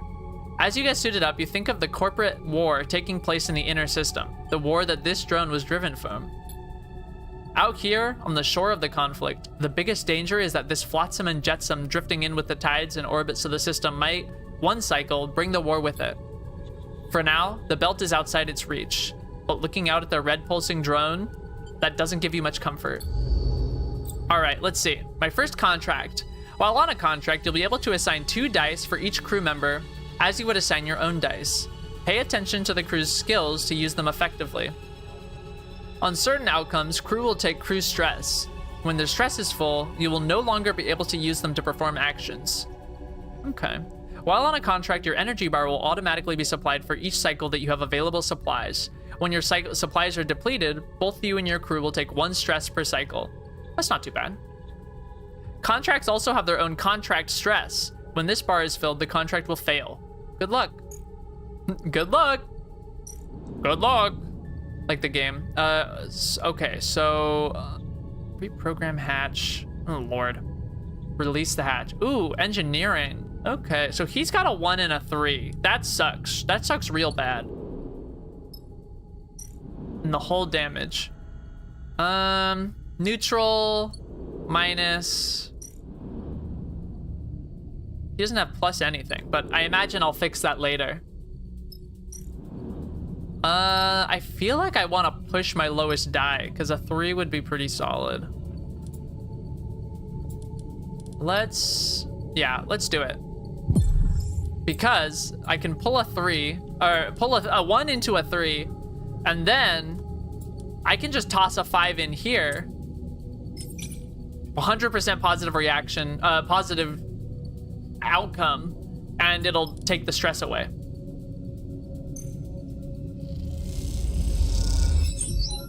There we go. Oh, no, wait. I think it's positive. Never mind. It must be positive outcome with that specific dice. I mean, shit. Let's give it a shot, right? 4 is a little dangerous, but what if we succeed? Negative? That's fine. That's fine. That's fine. Hold on a second. Create opening, identify route. So like what? Do that? That could be something. Let's try that maybe.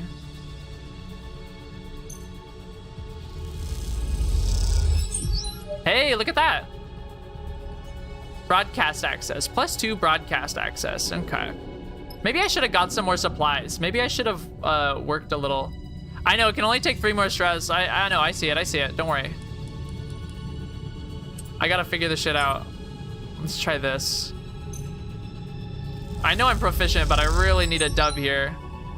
Okay, more control access. And gosh.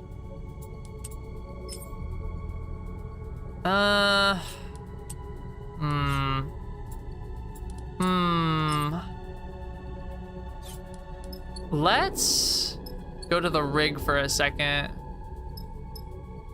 And what's this? Oh, the tubing. Yes. Recover stress while on a. You cannot recover stress. Yeah. Okay. That's what I was thinking. Oh yeah, and you don't do that. You just end the cycle. I don't want to. The 2 is like not gonna do anything for me, but I don't really want to leave without using the 3. But I mean, a negative outcome would be really bad. Let's try it. How? It's 75% non-negative. How do I always get negative when I do these? That's so bizarre.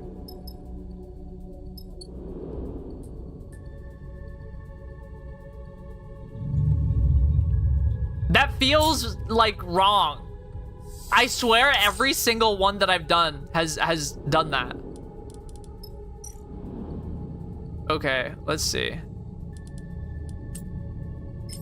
Let's do this, because this could be solid. I mean, no negative here. Neutral. Okay, fuck off.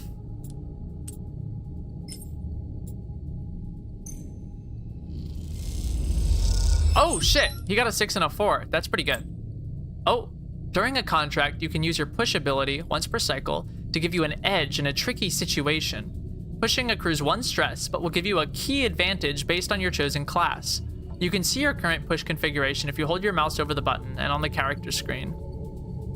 Yeah.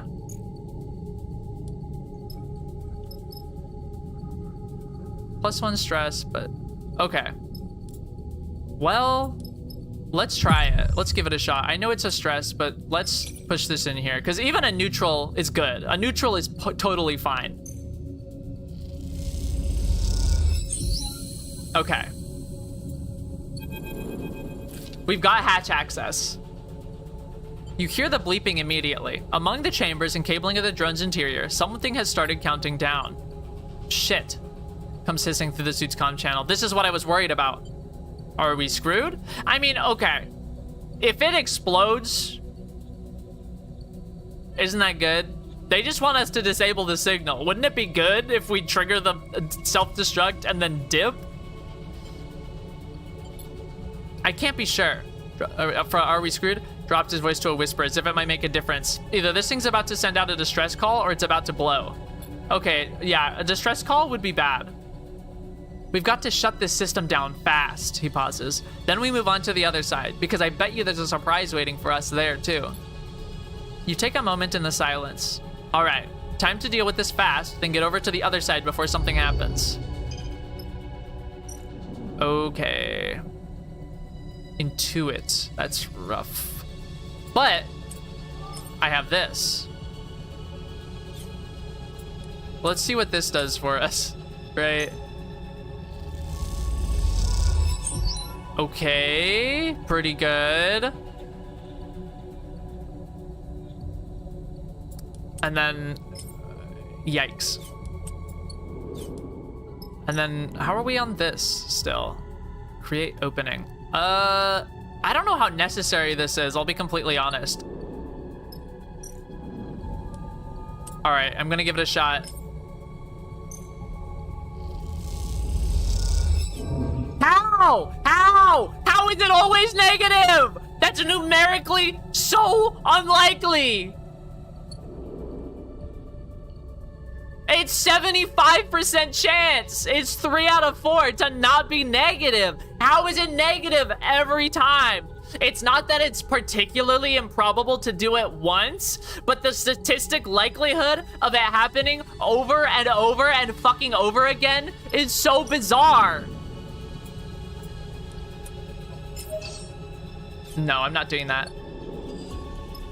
I think you should spend your die in create opening. Well, you should spend this one in create opening at least.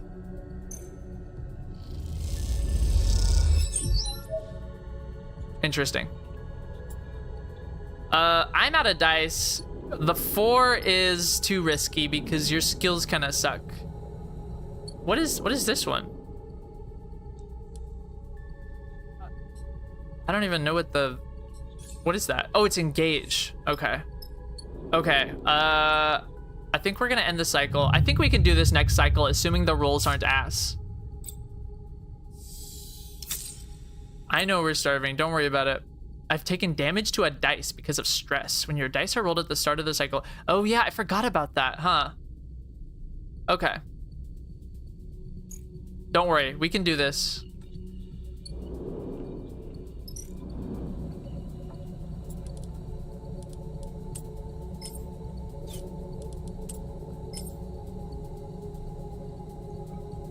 We're gonna disable the core. Perfect. And wow, all of these rolls suck. We have really, really bad rolls. I mean, that's not good. I mean, it's not even particularly bad, honestly. It's just like,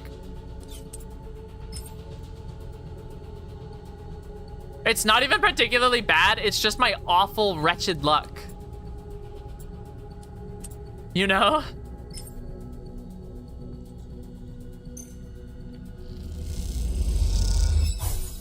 Neutral. Gain a stress, but gain a broadcast access. I'm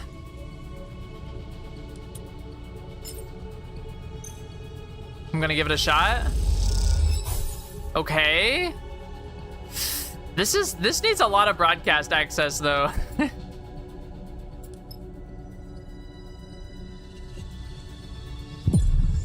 I'm doing it. I'm stressing again. Oh.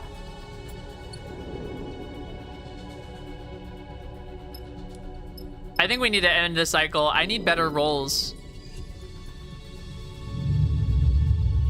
I'm about to die from maxing my stress out, dude. Holy shit, double sixes? Wait a second. Okay, wait, this might be, I think this is exactly what we need.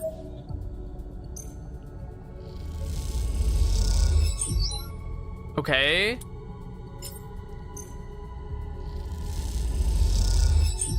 Okay.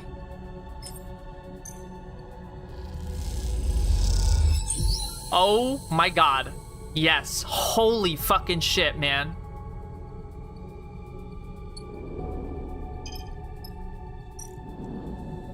Uh-oh.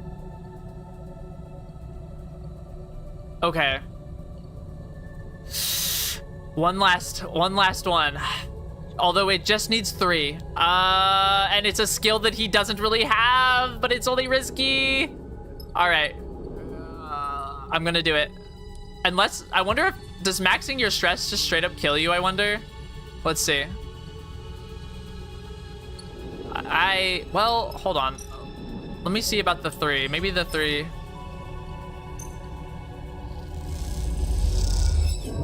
Shit. Well, if maxing your stress kills you, then I'm dead. So I'm just gonna end the cycle.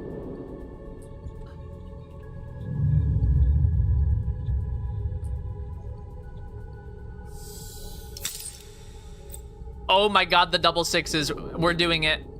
One of your dice is broken due to losing all of its health. Can be repaired at the rig for cost once workshop is available. This is fine. We're doing it. We're doing it, guys.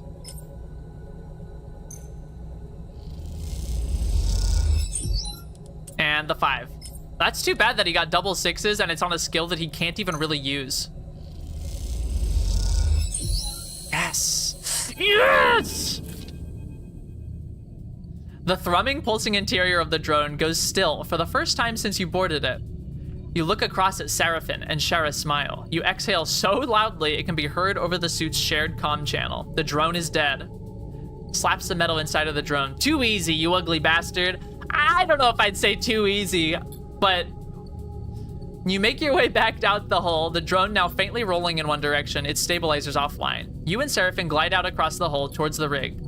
Feels good to shut down corporate property, he smiles. They deserve everything they've got coming for trying to take Helion back.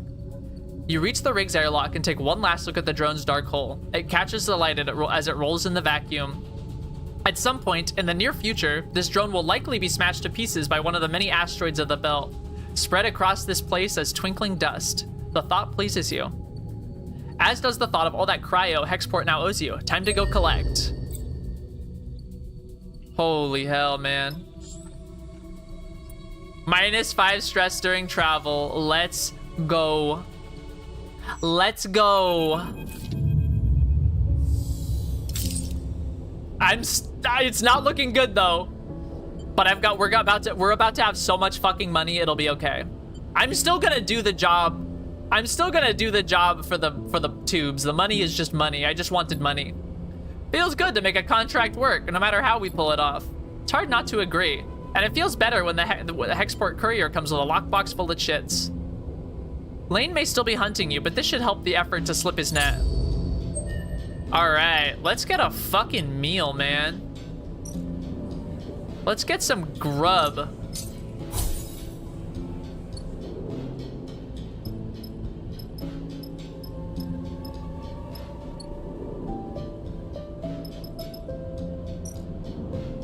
This is reduced stress, right?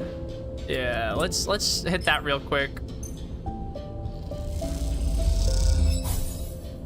Okay.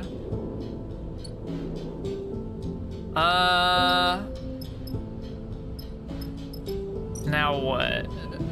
Let's see. Scrapyard shift.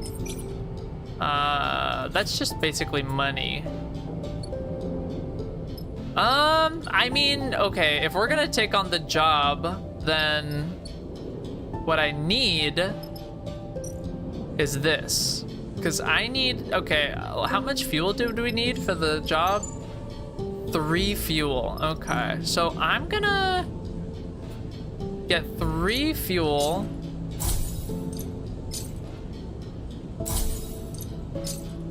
And then I'm gonna get us a shitload of supplies. Oh no, wait, I'm gonna max our supplies. There we go. That's good. This will be extremely helpful. This will be extremely helpful in the future. You know what I'm gonna do then? I think I'm going to try to sleep once more. I'm gonna sleep the rest, and then I'm gonna use a cycle, and then I think we're gonna be on our way. Recovery failed? Bro. What? See what I'm talking about? See what I have to deal with?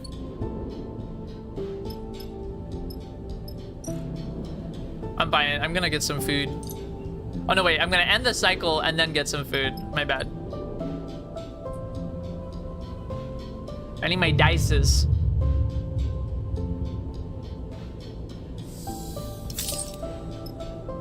Oh yeah, I still was stressed, yeah, and so I lost. Okay, I've got 2 dice, but I think we can make this work if I'm being totally honest.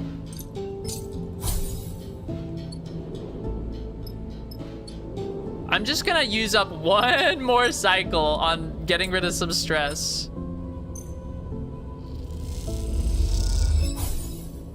-1 stress for a neutral outcome. You fuck. Okay, positive outcome.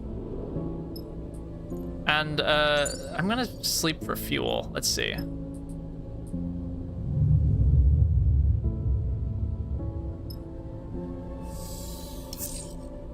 Wow, that sucks. Let's see. I've got 1 point, I think. Yeah, 1 point available, so I can't do anything yet. I mean, fuck it, man. Let's go. If we die, we die, right?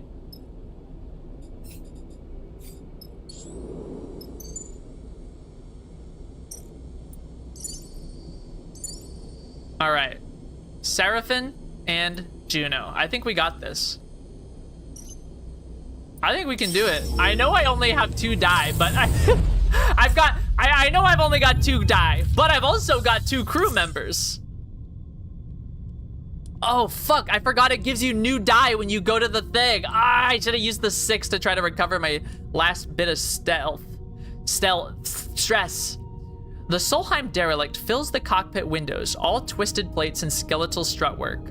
You watched it in horror and fascination as Seraphim completed the approach, both of you silent in the presence of this decaying beast.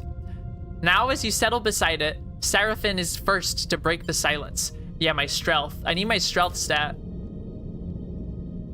This thing is already dead. He shakes his head. It's a corpse, sleeper.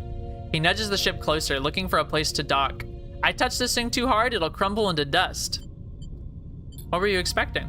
I was expecting... Seraphim squints as he adjusts the rig's thrust. A scrap contract, like you said, not a death trap.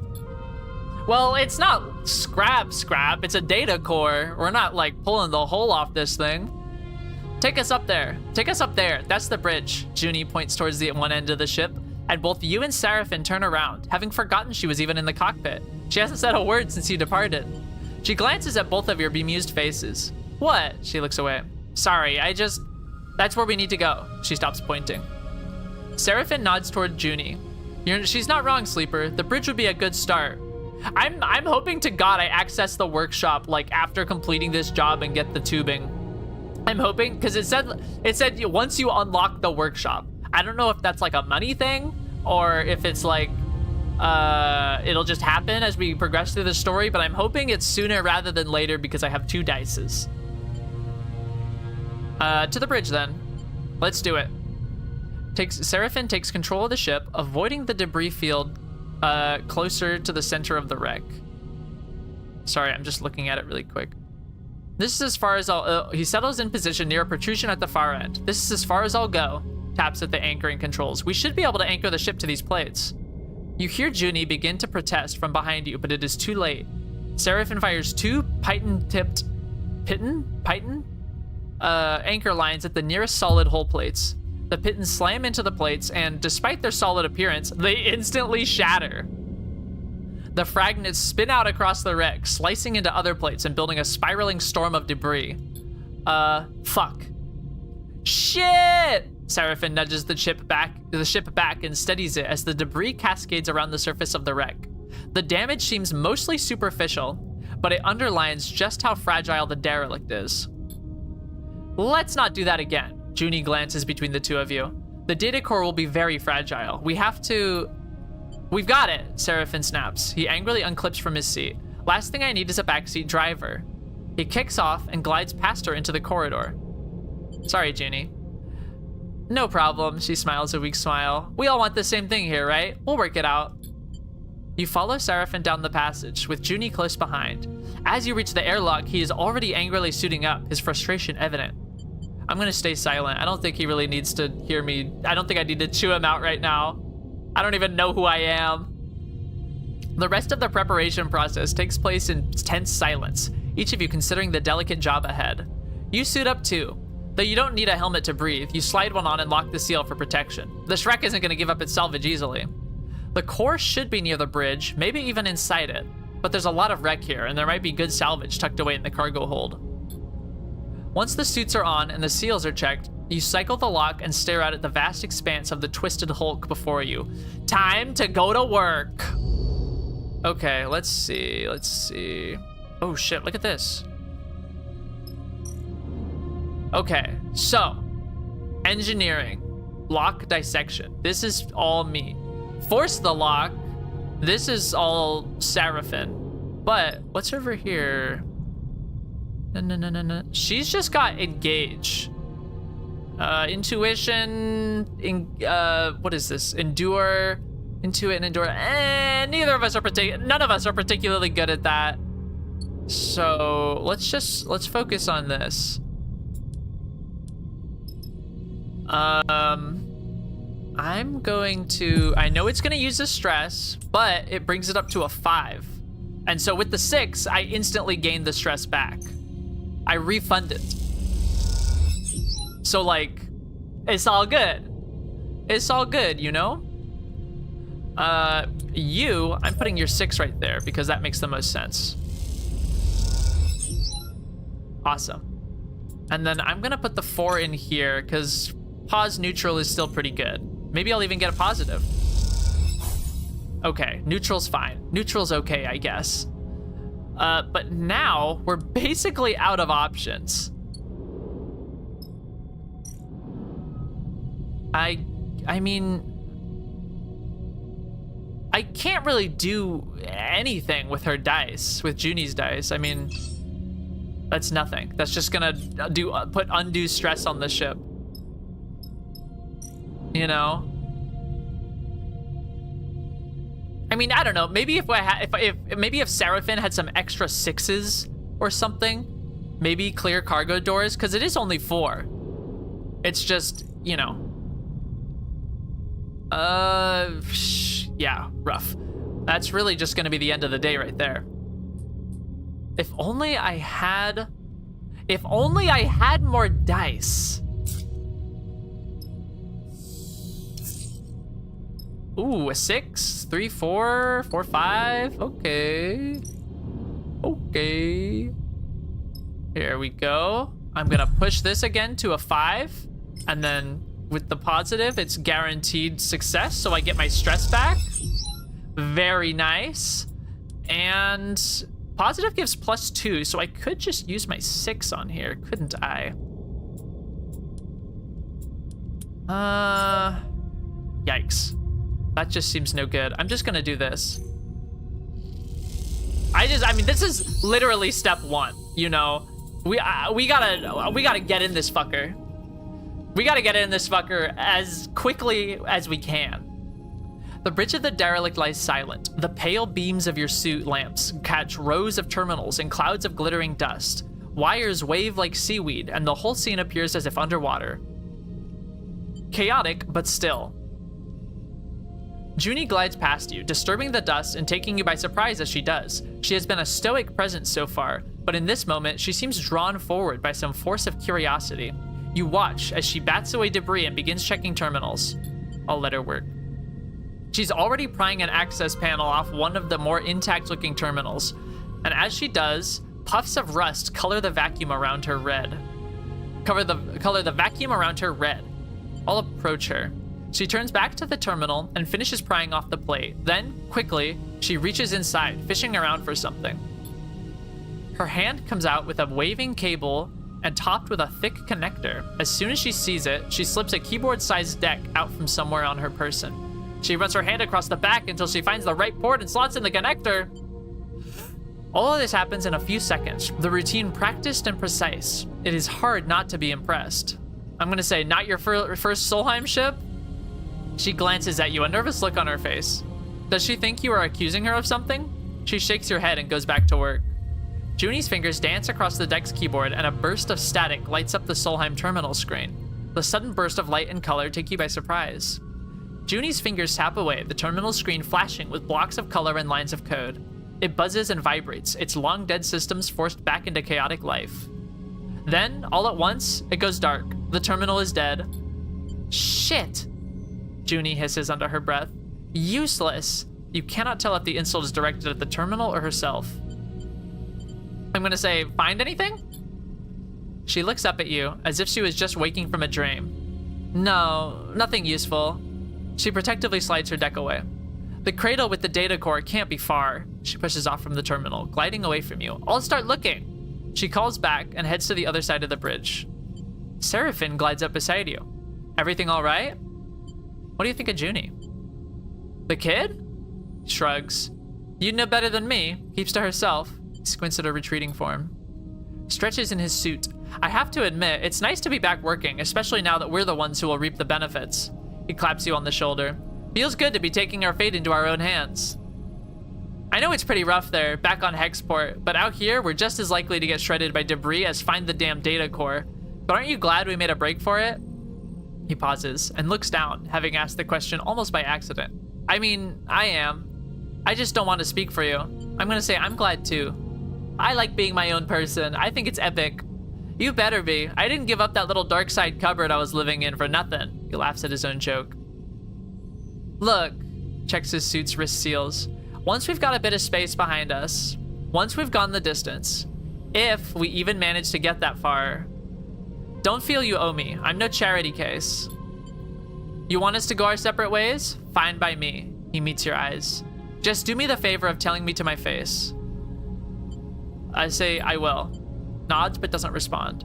After a moment, he shines his torch out into the dark, checking the rows of terminals all across the bridge. You watch the glittering dust as it eddies in the beam. Seraphin sighs. Let's get to it. You watch as he crosses the bridge, his torch probing the dark corners. You feel a chill run through your body as you imagine the crew that once ran the ship. The Solheim crew, surely long dead. What was it like here before the collapse, when this system was the jewel in Solheim's crown? It's impossible to know. That history is lost to you now. All you can do is pick what you can from the ruins, both literally and sort of metaphorically. Okay, so, really? Oh no, here it is for her. Okay, so here's where her dice rolls come in handy. 100% positive, that's good. Wow, only +2. That's harsh. This is gonna take us a while. Luckily, I'm neutral on this skill. Seraphin can't contribute. He can do that, but that's a little difficult. I don't know, man. I don't know. But this is still, all of Junie's dice rolls are going to reboot the system. So this is pretty good. What about over here? I know it's dangerous, but, well, let's give it a try. I mean, we only need 4, right? Come on, please, no negative. Neutral is good. I'll take neutral. Let's try it again. I know this is probably unwise, but let's check it out. Hey, all right, okay.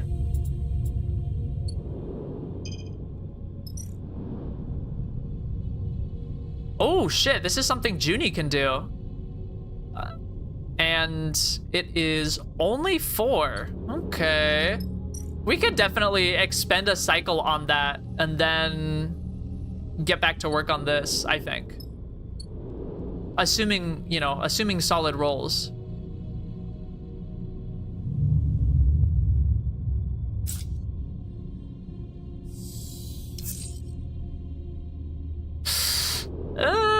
They're okay. The rolls are okay. They're fine, I guess. I wonder if that's like just +2? Okay. Let's try it. Hey, positive. Oh my god. All back here once again. Extract raw scrap. Oh wow. So we're still out here doing shit. Oh gosh. Let's try this. Let's just try this and then we'll end the cycle. I think we'll come back if we... I think we should keep our eyes on the prize. Hey, positive. Let's fucking go. Smashed it indeed. Let's give this a shot. I guess. Shit. The contact stress has triggered a crisis. A crisis will add 1 contract stress per cycle until resolved at the crisis location. Shit.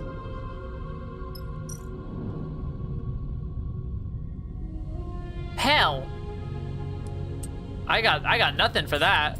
We're just gonna have to take that. Fuck. Okay.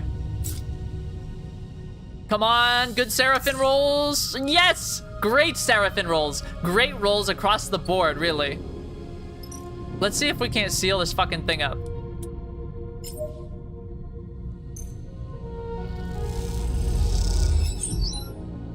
Okay.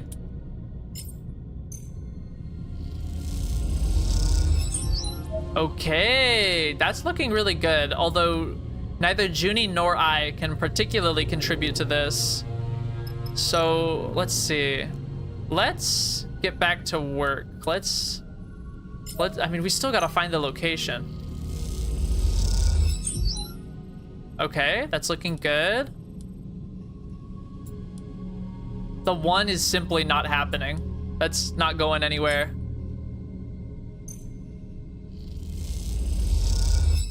Okay, and then I'm gonna push this to 5 because I believe in positive. Please, I'm thinking positively.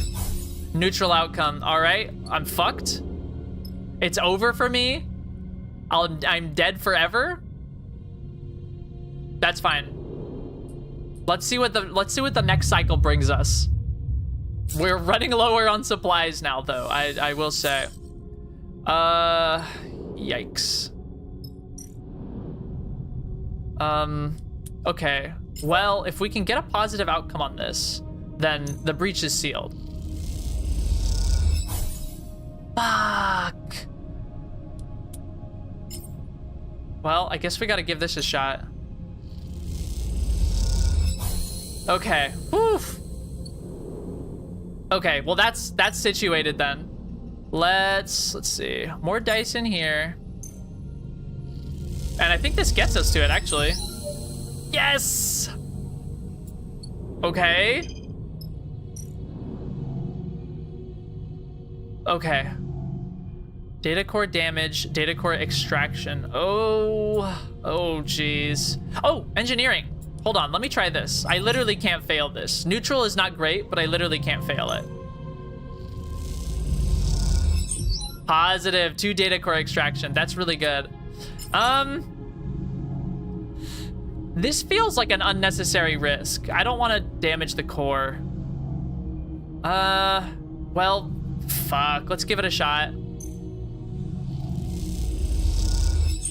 Okay. Yes.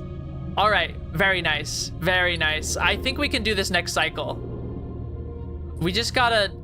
Oh, God. We just gotta go for it, you know? Our supplies are done. We're done on supplies. I think we can do this, though, actually. I think... let's see. A 5. Okay. So that's 100% positive. Okay. And... Okay. Watch this. Pushing this. Wait. Oh, that was my lowest. And this is a, let's see, hoping to Christ that this is a positive outcome.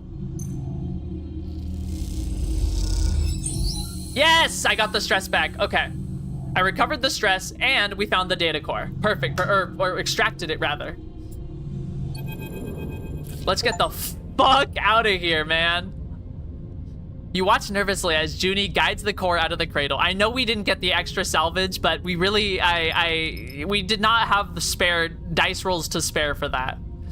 You watch nervously as Junie guides the core out of the cradle. A large ball, almost half your height in diameter. It glides up out of the framework that held it, connections waving loose and cut. Her breathing comes through the suit's comms, loud enough to be picked up, and it fills you with tense energy as you watch. Over the course of this job, you've seen Junie both focused and distracted, nervous and precise, but you have not seen her any more confident than in this moment now. She floats beside the data core, handling it with care and skill, as if it was the vast egg of some endangered bird. She glances up and sees you watching her, and you notice something unfamiliar in her eyes. Something that you have perhaps seen in a passing moment before, only now it is no momentary lapse or change. It is set in place. You see determination. Just like in Undertale, man. She guides the core a little away from you with one hand, and at the same time comes forward, almost placing herself between you and her prize. And it does seem to be hers. In the way she handles it, the possessive way she screens it with her body. We need to talk. The statement comes flat and deadpan, any nervous tremble gone. Right now. What are you doing? Sleeper. She takes a deep breath. I want to be honest with you, but I need to know you won't take this from me. She glances around the cradle defensively, but Seraphin is already heading back to the ship to prepare the cargo bay for the core's storage. You two are alone. What's happening here? I kind of really need those tubes, though.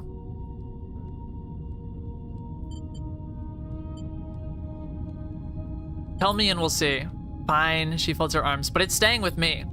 Karsten doesn't deserve this treasure, Sleeper. Junie glances over her shoulder at the core. Do you know how many of these are left intact? She shakes her head. And all he wants to do is wipe it clean so he can use it to interface with Hexport. All that data, gone. So what do you want? I want to extract the data, to make use of it. You see some genuine emotion flicker in her eyes. She sighs. After extracting the data, the core will be unusable. There's a security system that will fry it if data duplication is attempted. I can delay the security response long enough to copy the data, but after that... You've done this before. Yes, that's why I came. Look at this place, Sleeper. She gestures to the cradle room, a dark and twisted cavern of long-dead tech. How many of these places are left? How many chances do we have to recover anything this old, this fragile? Like it or not, we live in Solheim's shadow, in their ruins, and yet we know almost nothing. What chance do we have of understanding how we got here when others like Senetstat and Conway are descending onto this system? What can we learn from the core? I don't know, Sleeper. That's the point. We could learn our history and how this system was settled. We could better learn the technology we built our lives on. We could uncover Solheim's crimes and seek to make amends. She looks at you with pleading eyes, pleading emoji eyes. We could see beyond survival towards something else. You've never heard Junie speak like this, and you realize that what you have taken for nervousness was actually control. This, the person in front of you defending a decaying data core with her life, is the real Junie. I wonder if this is gonna be like... Whoa. No, that's a stupid... It's probably like... I wonder if it's like... she can fix our feed lines and she becomes like a permanent crew member, or we say fuck you and go back to the other guy. But then you think of Lane, of the price he likely put on your and Seraphin's heads, and of the feed lines, without which leaving Hexport will be almost impossible. Is this even a choice? I'm gonna explain about the feed lines. Junie listens carefully as you tell her about the deal with Karsten, the feed lines he offered you, and that both you and Seraphin are on the run. Then I'll help you. Junie doesn't flinch. We find another way to get those feed lines. Karsten is an idiot. I can hack his security and you can pull them out of there. Or Seraphin looks tough. Maybe he can grab them? She looks desperate. We can do it. We can do something. Don't you work for him? glances away. Look, I knew you wouldn't take me if... I might have misled you there. I knew he knew where the derelict was, and I heard your conversation. I've been keeping an eye on him. She pauses. I know I lied, but I can help you. Let me strip the data from the core, and I promise to help you get the feed lines. She meets your eye with intensity. It's a lot of information to take in at once. You need a second to think.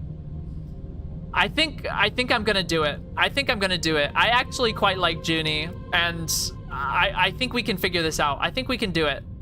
Let's deal. Let's make a deal. Let's do it, whatever I said. Thank you. Looks genuinely moved. This is a gift to all of us, Sleeper. I hope you will see it like that. Junie turns to the data core, quickly gathering one of its loose connections. She takes out her deck and plugs it in, then crosses her legs and places it across them, floating tethered beside the core. Her fingers begin tapping at the keyboard, teasing out the core's data and whatever Solheim secrets it might contain. But Junie, you do have to go fast. We do not have any supplies. We're starving out. We're gonna starve out here, so be quick. As she does, Seraphin enters. He braces himself in the entryway. What's she doing? Junie doesn't seem to notice. I'll explain later. He eyes you suspiciously. I hope you know what you're doing, Sleeper. He nods towards the court. That's our ticket out of Hexport. Junie will help us. If you say so. You both turn to watch Junie stripping the core of its secrets.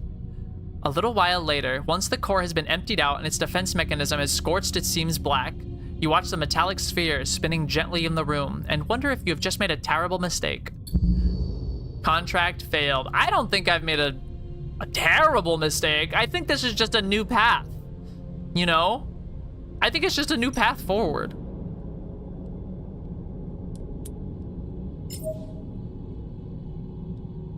No, there's literally nothing to gain from doing this, I don't think. Well, let's try it. Let's try it. We got the dice roll. Even if it puts another strap in, you know, even if it gets another stress and like makes a crisis, I mean, we're gonna fucking leave. We're leaving. One raw scrap. That's pretty good.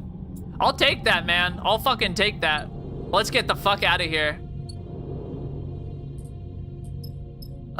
Let's go home. You can now travel back to the hub. Yeah, I'm done. I'm done here. I'm out. I am starving, aren't I? As you arrive into Hexport, Junie speaks up from the back of the cockpit. We are going to have to act fast if we want to take those feed lines. You and Seraphin exchange glances. You are both still getting used to this new Junie. We? Raises an eyebrow. Only one of us fried the core and stole all its data. He shoots you a look, and for some reason we let you. I'm gonna say it was the right call. Was it? Seraphin laughs. Well, I'm reassured. I don't think Karsten is gonna take kindly to the idea that we brought someone pretending to work for him on the job and let her have his prize. He shoots Junie a look. Do you even know what she's up to? Junie looks between the two of you. Hexport hasn't exactly been kind to me. You two trusted me even though I didn't deserve it. I'm not used to that. I want to repay it. Not to mention that Karsten is probably ripping you off. Even if you get enough cryo, what's to say he won't raise the price? Trust me, he's no good. I was trying to deal with Karsten to get those derelict coordinates from the moment I arrived here, and he ran me in circles. She shakes her head. Seraphin is watching her closely. Even if I do take you at your word, which, given everything, seems a little tough, how do we even do this? He raises an eyebrow. You're telling me we just drift in there and take the feed lines? Look, I get it. You don't trust me. She pauses. But what if I have a vested interest in this working out? There's nothing left for me here, and I don't much feel like hanging around waiting for Karsten to figure out my involvement in all this. I need safe passage. You need the feed lines to grant it. She allows herself a smile. See where I'm going with this? Seraphin sighs. I don't like it. He pauses. But it makes sense. What do you think, Sleeper? I'm gonna say we all get something. Exactly, Junie smiles. Let me prepare. I'll head to Factory Row, scope the place out. Meet me there and we can work out a plan. She glances between the two of you. Trust me, we can find a way. We'll keep it simple, clean. Let's get to it. Okay then, Junie smiles. Trust me, this is going to work. I'll go scope out the bay we need in Factory Row. We should split up. Less likely for Karsten to suspect us. Meet me there in a few and we can finish setting up. Junie unclips from her seat, floating. I want to show you I can be trusted. That we can do this. She looks between the two of you. Believe that, please. And with that, she slips away from the passage towards the airlock and hexport beyond. You look at Seraphin. I'm saying nothing, Sleeper. He unclips from his seat too. Either this is the kind of mess that you have to go through to get out the other side, or it's the kind that you never escape. Either way, we are in it now. He leaves the cockpit. You stare at the chaotic lights of hexport and wonder if anything in the starward belt ever runs smoothly. Oh. Uh-oh. Seraphin wakes you gently. Sleeper, we're out of time. He checks the door to the bunks, and you hear a faint banging in the corridor beyond. He turns back and meets your eye. They're here. What do you mean? Lane. Or at least his hunters. They've locked the ship into the station, Seraphin grimaces. We can't release the docking bridge. Our credentials are being refused. We're trapped. A sudden banging echoes through the ship. Seraphin looks away towards the source of the sound. I don't know if they know we're here, but they certainly want to get in. He shakes his head. I reckon we have minutes before they get out the cutting torch. Shit, man. What do we do? The feed lines are a bust. They aren't going to happen now. Our best chance is to burn out of here as fast as we can and hope our drift takes us to a station where when we run out of fuel. At least we might live a few more cycles before we starve. Problem is, we need to release the lock Hexport has on us. Otherwise, we aren't going anywhere. He looks down. And I need to pilot the ship. So what I'm saying is, I have to release the lock. Exactly. I'm sorry, Sleeper. Man, what about Junie? Fuck. There are some big manual release levers inside the docking bridge itself. But to get them... wakes you gently. Sleeper, we're out of time! There's some big manual release levers inside the docking bridge itself. But to get them, you're going to have to go through the airlock. He swallows hard. And once you do that, you'll need to get back in as the docking bridge releases. He grimaces. If you mess it up, you're likely to be sent spinning into the black. That's our only choice? Waking me up for McDonald's breakfast, but it's 10 o'clock. It's 10 a.m. Yeah, that's our only, apart from coming out our hands, yeah, that's our only choice. You nod. There's nothing else to be said. Time is up, and this is what it has come down to. I'll be at the controls, waiting. Seraphin gives you a nervous look. The moment you're back in the airlock, I'll burn hard. He clasps you by both your shoulders and looks you in the eye. Then, without saying anything, he releases you and glides out of the room. Dang, so we're not getting the tubes, and it looks like we also might not be getting Junie. Maybe going on that first job was a mistake. You drift to the airlock, I forgot to read this, as quickly and quietly as you can, slipping into a suit for protection. At least, you think as you secure the seals, you don't need to breathe. Oh, at least you think as you secure the seals, you don't need to breathe. The banging subsides, and you hope the hunters have left, even though you know this is only the quiet before the storm.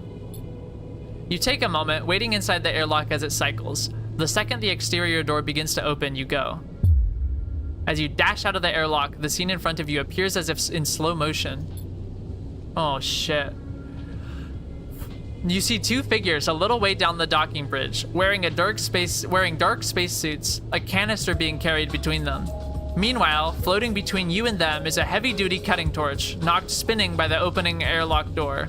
You see the release levers in yellow hazard stripe just beyond the hunters. This is not looking good with a 1 and a 3 and nothing else. Cut the bridge. Hey, positive. You know you're lucky, and you know you only have a moment to make your move. You change the plan, ignoring the levers, and instead of reaching out for the heavy-duty torch, your hands grasp the handle, and in one swift move, you ignite it and run it along the edge of the bridge. The frame glows white-hot, releasing globular sparks into the air. You identify the weak spots in the structure and slice them, the bridge shifting violently in response.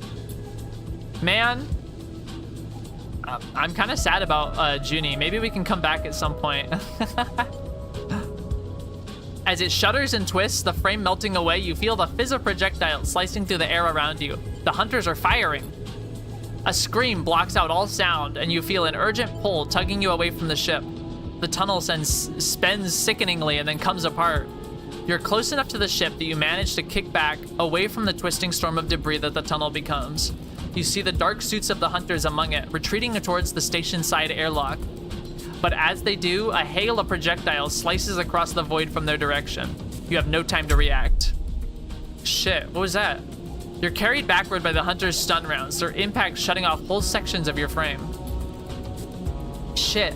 You spin towards the open airlock, your vision flashes with warning sigils, and you feel a distant throbbing pain.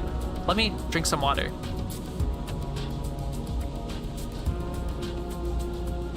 The final faint things you feel before you lose consciousness are the impact of your body against the interior wall of the airlock, the hiss of the cycling system, and the heavy weight of the ship in full burn.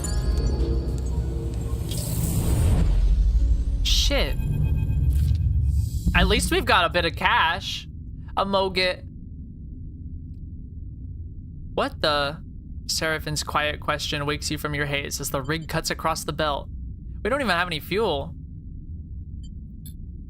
You try to move and feel a wave of flickering pain pass through your body. You flinch and steady your nerves. You find yourself strapped into a seat in the cockpit.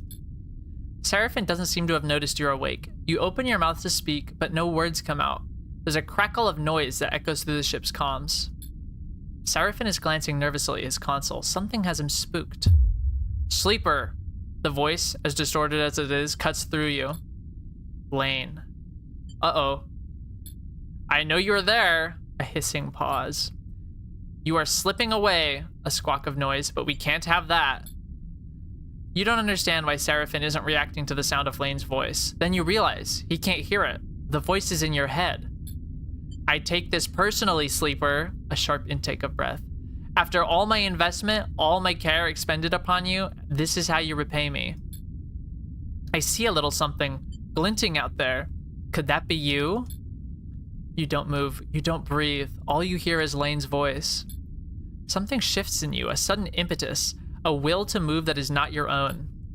You unclip from your restraint, drifting forward towards Seraphine. Seraphine looks over his shoulder and sees you. You're up. Take it slow, all right? There's a transmission coming out of Hexport. Some kind of evac order? He turns back to his console. Let me check this. You keep moving forward. Something isn't right. You don't feel right. This is scary, man. A numbness grows in your body, your fingers flexing without your input. You reach out towards Seraphine. No, not you. Something reaches out to Seraphine through you. He turns again to see you reaching for him, grasping at his neck. A tension flickers in his eyes. Fear. A hissing silence, then a rumbling blast. Whoa. All at once, the rig screams, systems seizing in electromagnetic paralysis. All at once, the rig shifts, carried on some shockwave of light. What the fuck is happening, man? What's going on here? Pain, then darkness.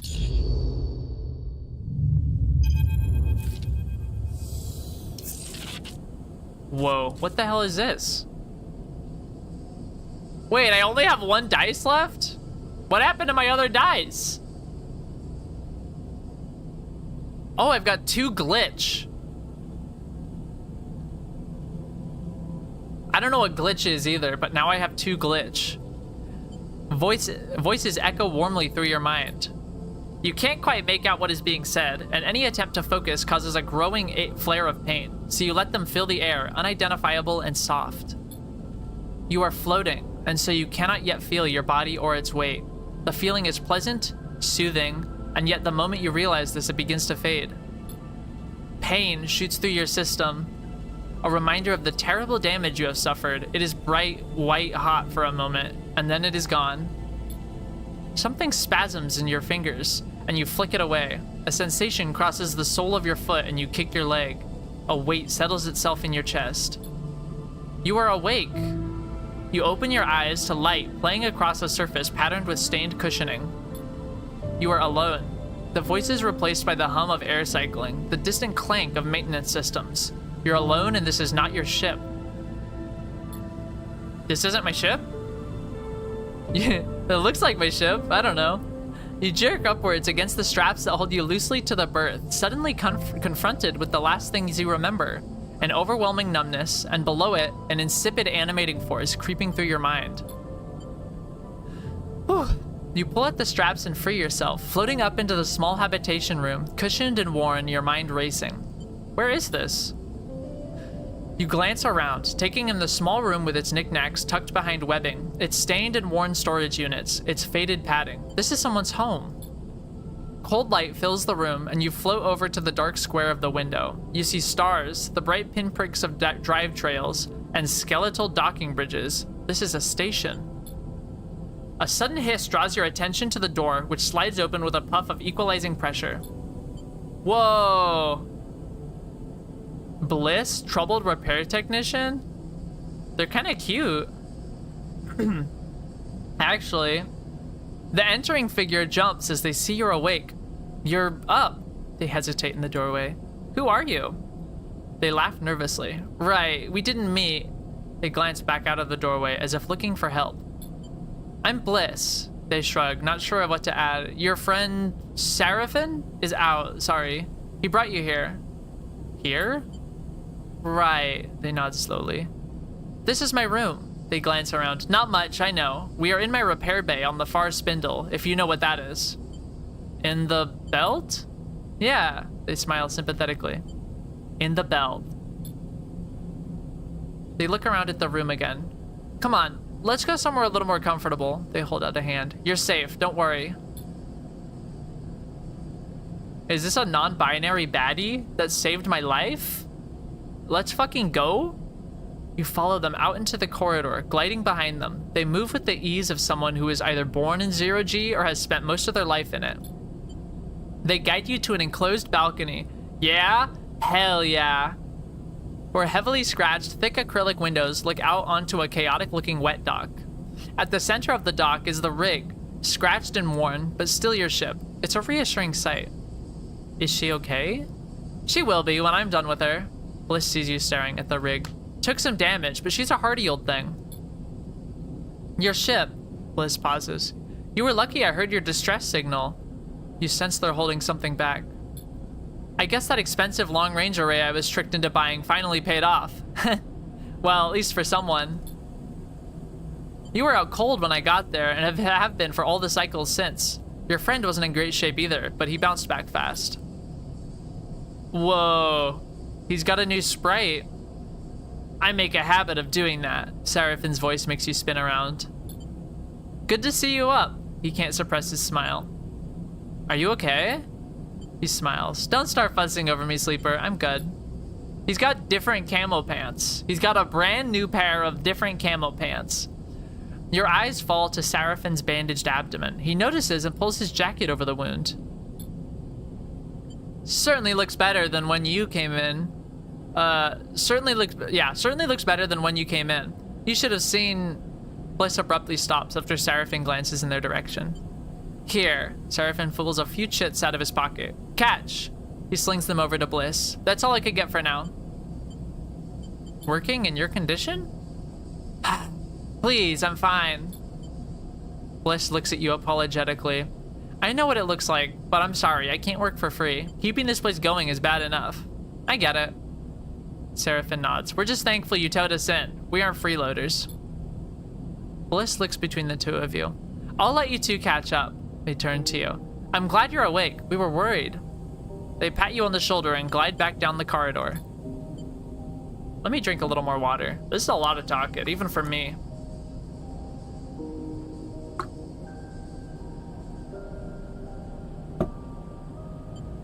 With Bliss gone, silence descends upon you and Seraphin, both of you unsure what to say. What happened? What do you remember? He looks at you with concern. Lane. Seraphin grimaces at the mention of his name. Lane? He shakes his head. Seraphin looks out at the rig. He takes a breath, steeling himself for what he has to say. Hexport is... Clears his throat. It's gone. He flinches. What do you mean, gone? It's gone. Dude, did we kill Judy? Is Judy dead? Dropped off the map. No signals apart from one sent from fleeing ships. He frowns. I don't know what happened. No one does. Your mind skips, unable to focus on the information you've just been told. You think of the constant activity of the bends, the rumble of Factory Row, Karsten, gone. Not Junie though, I don't think of Junie, I think of Karsten. By the time Bliss reached us, we'd drifted out of range. They couldn't have seen it go up, but I saw Sleeper. Man, my dice array is so fucking brutal to look at. Something exploded, white hot. He rubs his arm, suppressing a shiver. A moment later, the shockwave was on us. The rig was crippled. Engine kept firing, but guidance went offline, sending us arcing out across the belt. He drops a hand inside his jacket, pressing against the bandage on his side. I managed to get her under control, but not before we started spinning. My restraints came loose, and you weren't even strapped in, so we both got scrambled. He smiles a weak smile. Felt like being trapped in an auto wash. He turns back to you. I'm impressed you made it, to be honest. A flesh and blood human would have been smashed to pieces. He goes silent, the image a little too raw for him to continue. Could it be to do with us? Seraphin shrugs. Your guess is as good as mine. He squints. Would Lane do something like that? It doesn't make any sense. Utsubo is a gang. They run Darkside. They don't go around blowing up stations. I'm literally the Baki head baby. All anyone is seeing is debris and radiation. I picked up a lot of ship transponders before the rig went offline. Maybe some people got out. He stops, unable to add anything more. You both float in silence for a moment. What now? Laughs weakly. One step at a time. You in a rush? We already owe Bliss for the work they did on the rig, and it isn't finished yet. A few more cycles, I've been told. Bliss won't hold us hostage, but I don't like to skip out without paying, even if we could get the rig started up. He rubs his necklace between his fingers. Bad karma. Beyond that, we need work, fuel, supplies, and we need to make sure you're okay. He counts off the issues on his fingers. After that, I haven't heard of anyone coming after us, and if they did, they'd have to come through Hexport, or what's left of it. He looks away. The far spindle is way out of Lane's territory anyway. They call this bit of the belt the Wash, and the stations here run differently to Darkside, so for now we have some freedom. Seraphin sighs. Freedom to go broke, starve, and get into even more trouble, that is. That's my favorite kind of freedom! Going broke, starving, and getting into trouble. I want to explore this place. The far spindle? There's plenty to see. This is a free station. No one faction holds control, so it's quite the circus. Just watch your step out there. Seraphin pauses and stares down. Look, Sleeper... He rubs his side. I'm not sure I can work right now. I just got kicked out of a salvage yard for passing out on the job. Yikes. He looks away. Even with the pain meds I've been able to scare up. I can fly, that's for sure. He stares obstinately at the rig. But you are going to need some crew if you want to do any serious work. He chews his lip. I'm sorry. Don't be. Thanks, Sleeper. I'm gonna go take a rest on the rig. I'm wiped. You look out at the rig as he leaves, the warmth and softness of your waking moments now feeling like a distant memory. Is this what you wanted? Freedom? A chance to work for yourself, not Lane? Well, here it is, with all the problems and complications you could imagine. And at what cost? Could Lane have wiped out Hexport just to try to end you? You shiver at the thought. But if not Lane, then who? Theories cloud your mind. I'm gonna dwell on them. Could it have been Conway? A drone or mind-drifting starward? Senate stat, perhaps, with some plan to weaken the belt? Or a belt faction attempting to flip the board by intent or mistake? The belt had considered itself safe from the war brewing in the inner system, but now? Hexport's loss will be felt all across the starward belt. Okay, this feels like I've just completed the tutorial or something, right? What does that mean to you? Your needs are much more immediate, apparent. Those must come first. You run your hands along your body, feeling the marks and holes left by the hunter's weapons, and you know in that moment you might have been irreparably damaged by the encounter. Yeah, I've got one, what is this, a glitch dice? What the fuck does that mean? Is it just like random? You realize these scars are reminders. You will not be caught like that again, you swear it. You take a breath. Time to make a plan.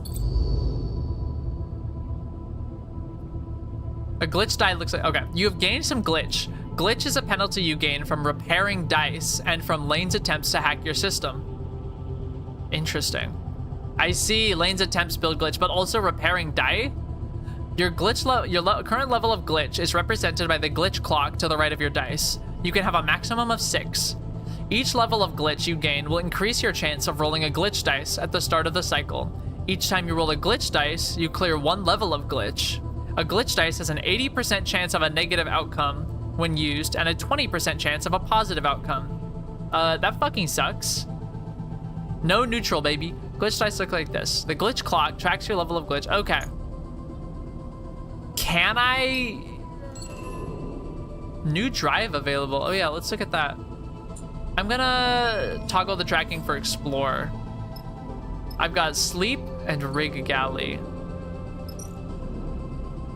Repairing the rig. That's just something I'm waiting for. Whoops. Wait, where are we? Oh, we're down here. Okay. Help the residents. Wander the underhang. Oh, and that's my ship. And Bliss's place.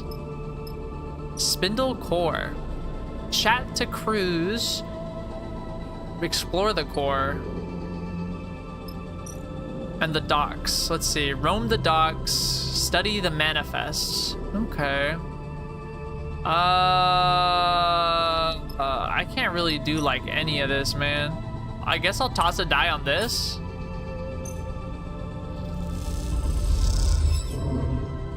Lol. All right, back to sleep.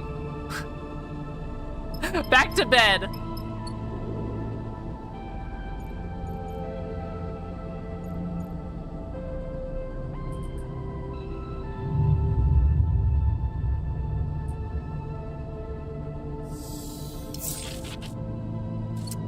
All right.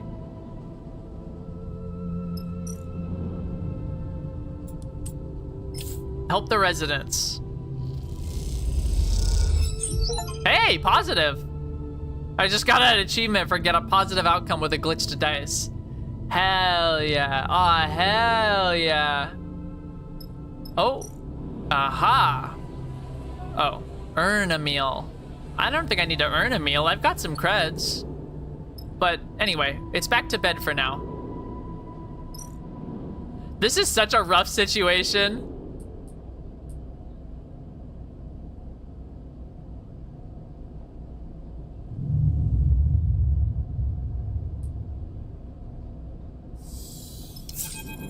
Hey, a regular die. Oh. You awake to the sound of blaring proximity alarms. You quickly unstrap from your bunk and dizzily glance around. Lane? Bounty hunters? You kick off and glide to the door. As you do, Bliss pops their head around the corner. Sorry, they look a little sheepish. In all honesty, it's not my fault. Your wiring's all backward.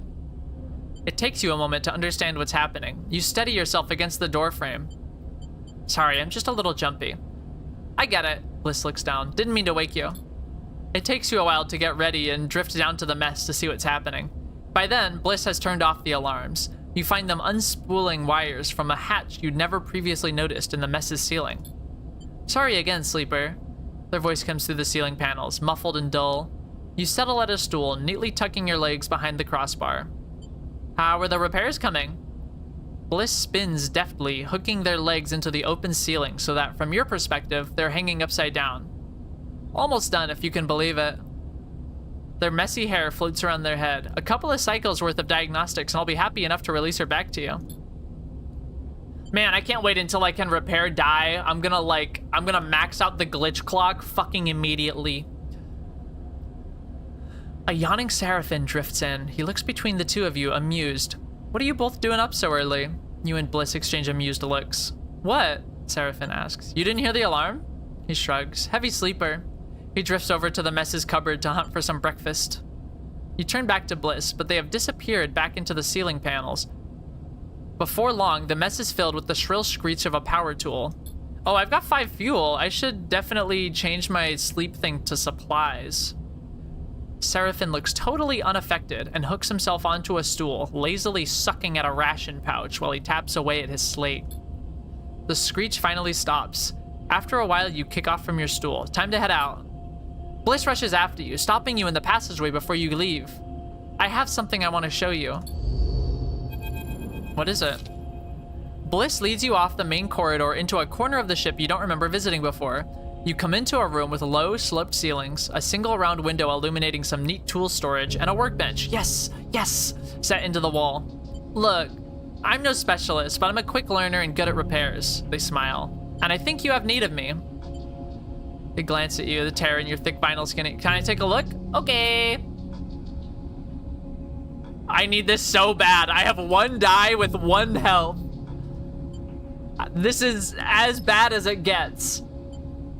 They smile and lead you towards the workbench. They turn your arm, looking at the tear from all angles. This is good. This one's really keeping me on my toes. I mean, this is, you know, I played through the first game like multiple times, and I don't think I ever got into a situation this dire. This is crazy, in a good way.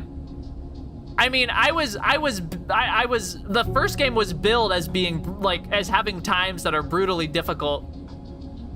And that just didn't happen for me. This game has the sauce. They figured out the difficulty.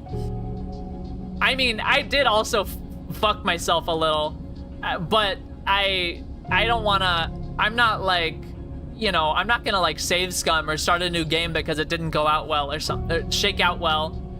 You know, I mean, if I play through again, I'll know what's up, but I'm just enjoying the ride. I can't believe I'm not dead already. Anyway, they reach over to the workbench and take a small sealant gun from the rack. You look at the setup. It's basic, but it looks clean and well organized. They gently close the tear with sealant, pressing the edges together so it closes up neatly. After they're done, they release your arm and you can barely see the scar. Bliss admires their work. See? They smile. I know it's more serious than a tear, folds her arms, but I can handle it. They turn and search through a set of metal drawers for a moment. Here, they produce a couple of carefully machined, pristine components. Was saving these for an important job. I guess I just found it. I hope Bliss joins our crew. I like this individual. I kind of wish Junie had been able to join the crew. But unfortunately, she appears to have been killed. Bliss pushes the components into your hands. Take them. When you're ready, come up here and we'll fix you up. These are a rare find, though. In future, we might have to make do with something lower quality. They wince. You can find scrap components at most scrapper ships, like that one that's hanging around the underhang. Hanging around the underhang? That's pretty good. The better the components, the easier they'll integrate with your system. Yeah, she kind of was obliterated the second I stopped looking at her. That's rough. That data is gone forever. I gained basically nothing and lost everything from that. That was a rough tutorial. The better the components, the easier they'll integrate with your system. I'll do my best to keep you running. Thank you. Don't worry about it, they shrug. You're a guest in my bay, and I can't have my guest bodies collapsing, now can I? Plus, I think it benefits me if you think of me as indispensable. They smile. I should get back to fixing the ship. They leave you in the workshop among the simple tools, considering the particular qualities of your new friend. So what do I have now? New drive available? What's this? Make repairs. Let's see. You can repair your dice at the rig workshop. You can only repair dice which are fully broken. Repairs require either scrap components or rare components. The better components you use, the less glitches you will suffer. You cannot repair dice during the contract. Okay. So, I've got 2 rare components. So, I can do this. Very nice. You just completed a drive and earned an upgrade point. Yay! Upgrade point, upgrade point. You have pushed upgrades available. You have push upgrades available. Yes, sir. Let's do another dice repair. And I guess I'm gonna toggle that back on. I kind of really need my dice. Very nice. And I do have a scrap, so if I can find 1 more scrap, I'll be able to do this. Fuck, I don't even know, man. Oh, let's change this to... Oh, look at that. I can hold 10 fuel now? It's pretty good. I do still need supplies. The supplies are so much more expensive than fuel. So I should probably have source supplies situation. Fuck. Oh, I can't push. Why not? Why can't I push? Oh, my point. Both of these are pretty solid. The extra reduced stress on the success would be really fucking cool, because I mean, then you're like operating at a profit, really. Oh, you can only push on contracts. Fuck. I guess let's get +1 on the confirmed die. I feel like that's the move, because you know, it needs to sort of matter. If I have a, you know, if my lowest die is like a 1, it'd be nice to be able to push it to all the way to a 4. Or something to that effect. Yeah, I guess let's just pop this in here and then end the day. Neutral. Nice. New location. Ooh, sealing shift. Most of the FAR spindle workers don't like going out to seal up the new units, so they leave that tiring and dangerous work for outsiders. Oh, but it's an endure. I can't even do that, really. I could do this if I had some good rolls. And of course, there's still 2 more points to get in this. But for now,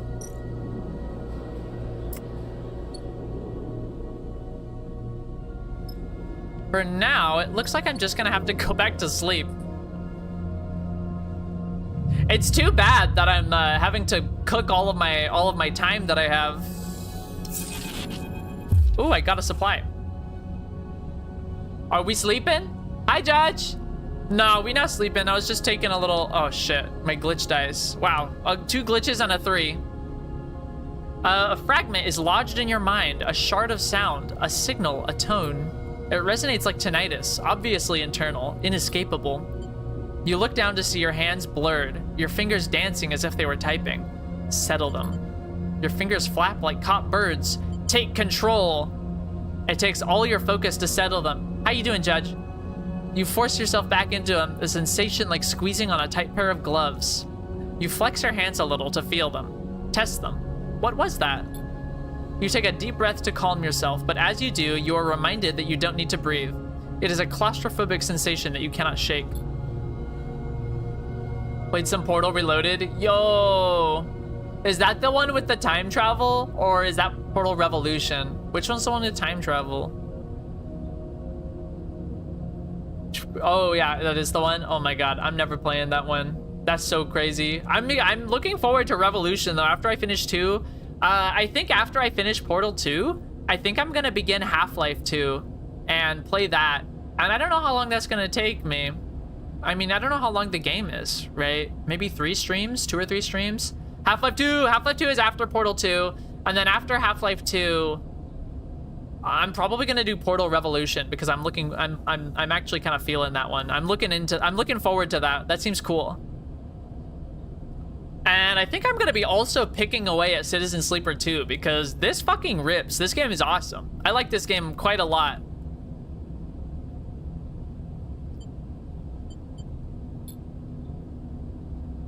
Currently downloading Revolution? Hell yeah. Seraphin drifts in casually, heading to his bunk to grab something. You can't shake the strange sensation that he has just drifted into your mind. Yeah, so I believe I'm gonna finish Portal tomorrow, and then Thursday I'm gonna play more Citizen Sleeper, and then Friday, of course, is Monster Hunter Wilds beta, which I'm so fucking hyped for, dude. I'm so fucking... dude, I'm so hyped for Monster Hunter Wilds beta. Holy shit. And I'm gonna be playing that all weekend. If any of you guys, I'm playing with Monty, and I think Core said he's interested, but you know, if any of you guys, if you want to judge, if you or somebody wants to be a 4th, that would be so cool, you know? If only it was a game. Wait, you can't get into Monster Hunter? You don't like swinging huge weapons around at big monsters? Well, Open invitation. You can if you want. It's free beta. I'm gonna be playing that shit all weekend, man. All weekend. And then I think Monday is, it didn't grab you. Dang. Well, I mean, you could still give the beta a shot. I mean, they, you know, they're always a little different. I mean, what's the harm in it, right? We could try, I mean, we could try it. It opens up Thursday night. Maybe we could, no, you'll be long asleep my Thursday night. Never mind. I mean, you don't have to, like, you know, come on stream and accidentally bare your whole ass or anything. You could try it on the weekend if you want. I'm so hyped, dude. And then I think Monday is, I think Monday I'm gonna start Half-Life 2. We'll see how that pans out. It's free, beta. Yeah, you hear that, Judge? You hear that, beta? It's free. He shoots you everyone has Monster Hunter Wilds, dipshit. It came free with your fucking Thursday at 7 p.m. He shoots you a glance. I said, are you okay? Gives you a concerned look. You look terrible. Not really. You need to talk to me, Sleeper. Seraphin gives you a look. I know something happened back when we were leaving Hexport. The explosion? Not the explosion. He shakes his head. I saw it, Sleeper. Saw something change in your eyes. He pauses, looking for the right way to explain. They were cold, fixed. I've never seen that before. He looks away. Back when we first met, I knew at once you were human. I knew because of your eyes. I'd never met a Sleeper before, but I knew immediately that you were no machine. It was obvious. But then, on the rig, he shivers. I couldn't see that anymore. I don't know what happened. Ooh, try to identify it. Gives you a, what did it feel like? Neutral is fine. Neutral is sufficient. That's true, it is crossplay. It's crossplay, which is very exciting. You close your eyes and recall the moment. You remember Lane's voice, the rig hot and close, the numbness. And then you see it glittering in the non-space of your mind. Thin and bright like a spider's silk, a thread. Sleeper? Seraphin's voice interrupts your thoughts. You open your eyes to his irritated face. Are you even listening? We need to get you checked up. We need to know what's happening. Seraphin gives you a stubborn stare. But this isn't just about you. But where? I've been asking around. Seraphin's face is set with determination now. There's another station near this one, Flotsam. It's a mess, an accumulation of wrecks and docked ships, but it also houses some of the best artificers in the wash. We should go there as soon as the rig is ready. Okay, I'll go. Thank you. Look, he pauses. I know I don't understand what it's like to be a sleeper. I understand there are things you can't tell me, can't show me, but I do know how fear can keep you from doing what you need to do. But I'm not going to nag you about it, he sighs. But it needs to be done. He passes by you as he leaves the bunks, squeezing your shoulders as he does, leaving you to your thoughts. You finish getting dressed, feeling your body, its strangeness, even though you wish you didn't. At the very least, you think, you need to find someone who can stop you falling apart. Maybe Flotsam's not such a bad idea.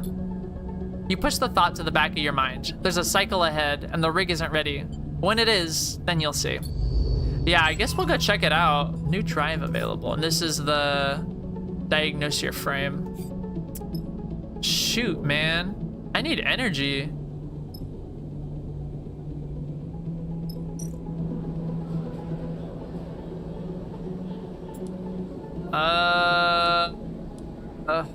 Fuck. No. Let's try this, I guess. Help the residents.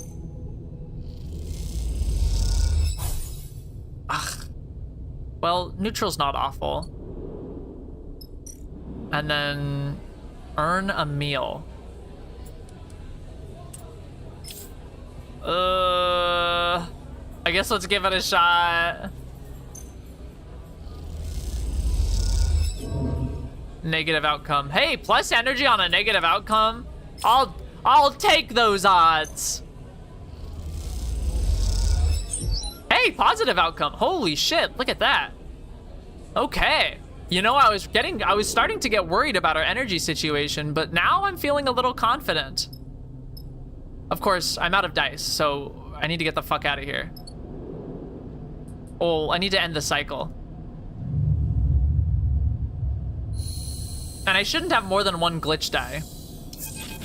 Oh my god, 2 6s? Double 6? As you drift lazily down to the ship's mess, you hear raised voices. You steel yourself for a moment at the entrance, then slip inside. Seraphin sits, hooked onto his usual stool, his slate glowing beside him. He's shaking his head as you enter. Bliss, meanwhile, is floating freely and gesticulating sharply as they explain something important. I don't see why not, Bliss chops at the air. It's not like you have an alternative. We can get the cryo. It'll take time, but we can get it. That was the deal. Seraphin speaks calmly, trying to placate Bliss. Sleeper, Bliss spots you entering, and they turn to Seraphin. Let's see what Sleeper thinks about it. About what? They both fall silent for a moment. Seraphin sighs. Yeah, you should. That's another thing. You might as well download the beta because I think it has a benchmark or something in it to like see if you can run it. So that would probably be useful. I know I'm going to be doing that Thursday night to make sure that the stream is actually happening. I mean, I can run World perfectly fine. So that's like a good indicator. And my PC does meet the recommended specs on the Steam page. But I mean, you know how things are, right? What is Bliss yapping about? The rig's ready, Sleeper. Bliss gestures around the mess. I've fixed it. Hell, I've improved it. She's purring thanks to me. Now, wouldn't you say, having done such an incredible job, I deserve to be paid properly for my work? A calculated look crosses their face. A refit and retune like this would typically cost my clients hundreds of cryo, even if I was feeling charitable. That's Seraphin. He knows where this is going. See, I could make you pay, and maybe you could even scrape the cryo up, but not without taking a contract and taking the ship off station, leaving me in the lurch. We wouldn't do that, Seraphin starts, but Bliss holds up a hand to shush him. Is she gonna ask to join the crew? Because my answer is definitely yes. So I have a proposition. One that clears the deck completely. They pause. I will turn around the open sign on this little bay of mine and join up with you. Let's go! That's gonna be a yes. Especially after we completely missed out on getting Junie as a crewmate. We really need a third set of hands. You keep me in work, give me my split, and give me transit to wherever you're headed. I'll even keep this rig of yours working for free. They shrug. What could be better than that? Us paying and being on our way with no hangers on? Seraphin folds his arms and looks at you. Tell him, Sleeper. Actually, we could use their help. Bliss grins at Seraphin. See, Sleeper gets it. We could really use their help. Seraphin, think of Judy. Remember Judy? We kind of need a third set of hands. Shit's dire, man. I only got 3 dice. You can use my help. I'm an excellent engineer, a tidy shipmate, and a half-decent chef. I'm done with Farspindle. I'm done taking not enough jobs for not enough cryo on a station where I know nobody. They pause, satisfied. You're welcome. Seraphin holds up his hands. Look, we appreciate it, but we are on the run, Bliss. Trust me, you're better off here. He gives him a serious look. Even telling you this could put you in danger. Bliss pauses, then they start laughing. On the run? They shake their head, smiling. You expect me to be scared off by that goofy shit? It's true. Bliss just shrugs. This system is at war. The belt is spiraling into a crisis. Everyone's got something. I knew you were at Hexport. I know you were at Hexport. Seraphin looks at them open-mouthed, searching for a retort. What happened there? Who's to say it won't happen here? Or what happened there? Who's to say it won't happen here? That's true. I'm not sitting around watching this all play out any longer. They take a deep breath. Something has to give. Bliss turns to Seraphin. Look, you've done your due diligence or whatever. You're on the run. I've been warned. I accept the risks. That's it. At the end of the day, your ship is clamped into my bay, so unless you know my encryption protocols, there's not much left to discuss. Seraphin shakes his head, a small smile crossing his face. They've got us there. He looks at you and then at Bliss. Looks like we've gained a crewmate. He unhooks from his stool. But I'm moving to the engine room. We still need the hoses. Do we not? Or did Bliss replace our feeder lines? I mean, okay, wait. The fuel is up to 10, so I would say maybe perhaps she has fixed it. I wonder what happens if you get Junie and we get the feeder lines. I wonder if we go just like in an entirely different direction, you know? Like if we even go to Farspindle and meet Bliss, or if we go somewhere else entirely. That's that's an interesting proposition that does, even this early in the game, already have me considering subsequent playthroughs. Anyway, Sleeper, welcome aboard. Bliss smiles and gives you a half-hearted mock salute. You leave Bliss in the galley and head for the cockpit. The rig is ready to fly again, but the question is where to take her next. Seraphin mentioned Flotsam, a short starward journey from here, as a busy station where you might find an artificer to help diagnose your glitches and errors. I feel like Flotsam might be the play. I'm kind of feeling Flotsam. Oh, the benchmark isn't out yet? Well, I mean, neither is the second beta, so I don't know. No, I haven't played Wilds. I wasn't able to play the first beta because it came out right when my computer died, and then I moved a week later. My computer died, and then the beta came out, and then I moved a week, and then I moved. So like, I super was not able to play it. Anyway, Sunward meanwhile is the Helion Gate, an abandoned and uninhabited megastructure left over from the Solheim days. Maybe good for salvage, but not an easy place to survive. Ooh. Sunward sounds fun, but I do think we should hit Flotsam first. And beyond that, well, as they say, the belt is wide, and at least now you have a functioning ship. Yay, new ship crew available.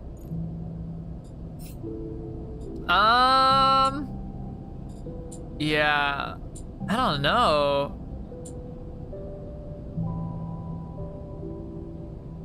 I don't like this cycle clock ticking down. I'm gonna get the fuck out of here. Plus, I would really like to diagnose my frame. Let's get the hell out of here. Let's get to Flotsam. Okay, that's my bad. Maybe you have to click on the ship to do it?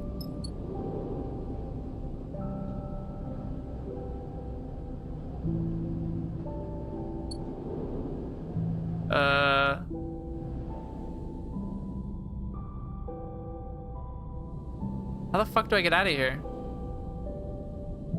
Oh, this is the thing where the salvage would have been. At the docks. Yes, yes, yes, of course, the docks. Map? Oh, then belt at the top. I had totally... Oh, yeah, here it is. Flotsam. Can't get there. I can get there, Helion Gate. And it looks like I could probably get to Holmes Rock from Helion Gate.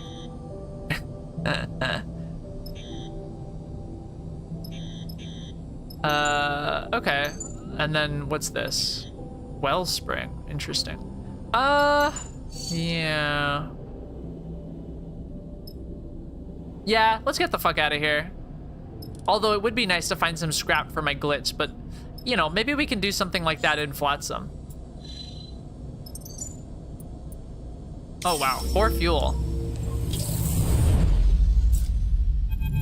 Yikes. Okay. It's hard to tell where Flotsam ends and the ships parked at its many docking bridges begin. Yeah, for real. As Seraphin docks with the station, you realize that the rig now looks like just another piece of accumulated technology. One more bit of driftwood added to the raft. I love this place, Seraphin smiles as she shuts... Ah, my dice! Fuck, I didn't consider that it would...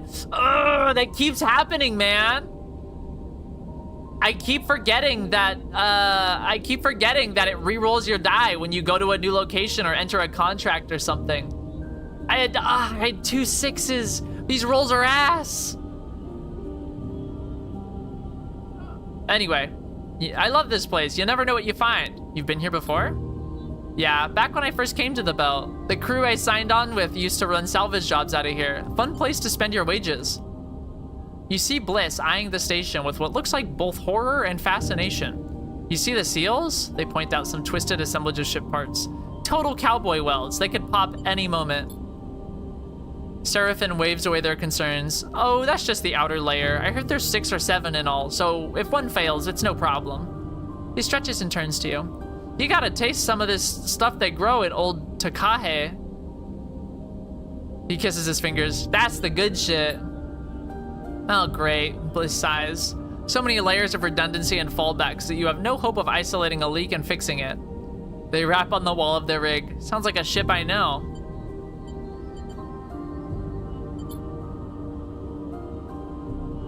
Seraphin joins in, and the two of you shoulder to shoulder.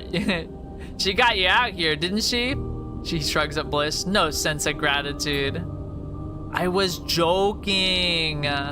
Bliss looks a little hurt and drifts out of the cockpit, shaking their head. You go to follow, but Seraphin puts a hand on your shoulder. Sleeper, he looks suddenly serious.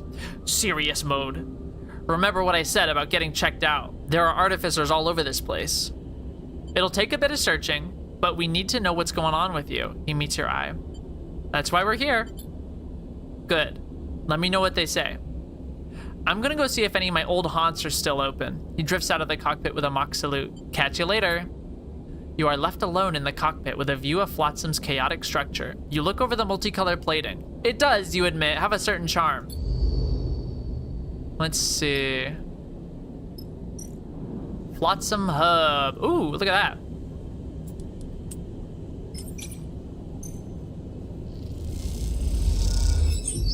Positive. Yay! New location right off the bat. Oh, wait, not this. Oh, an eatery? That's good. That's good. Take recovery contract, huh? The Narrow Escapes barman, Botan, no way, has a tip about a recovery contract. For a few chits, he'll give you the coordinates. My rig's blown its propulsion and I'm stranded on some godforsaken rock. Repair crew needed. We'll split haul. No time wasters or thieves. I'm armed. Scrap and components sounds pretty fucking good, honestly. Recover stranded rig. Interesting. That's intriguing, honestly.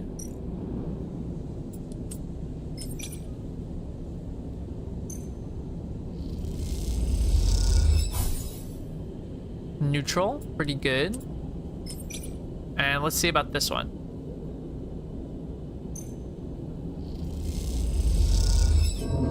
Damn it. Okay. Oh, I did get a new location though. Oh. Fuel. Okay. The fuel here is more expensive. I don't like that. Oh, I can buy scrap. Ho, ho, ho. Maybe, you know, maybe I'll buy a scrap. Because now I have... No, wait. Scrap components. Raw scrap. Okay, wait. These are different. I didn't realize these were going to be different. It's fine. It doesn't matter. I kind of want to buy this contract, but...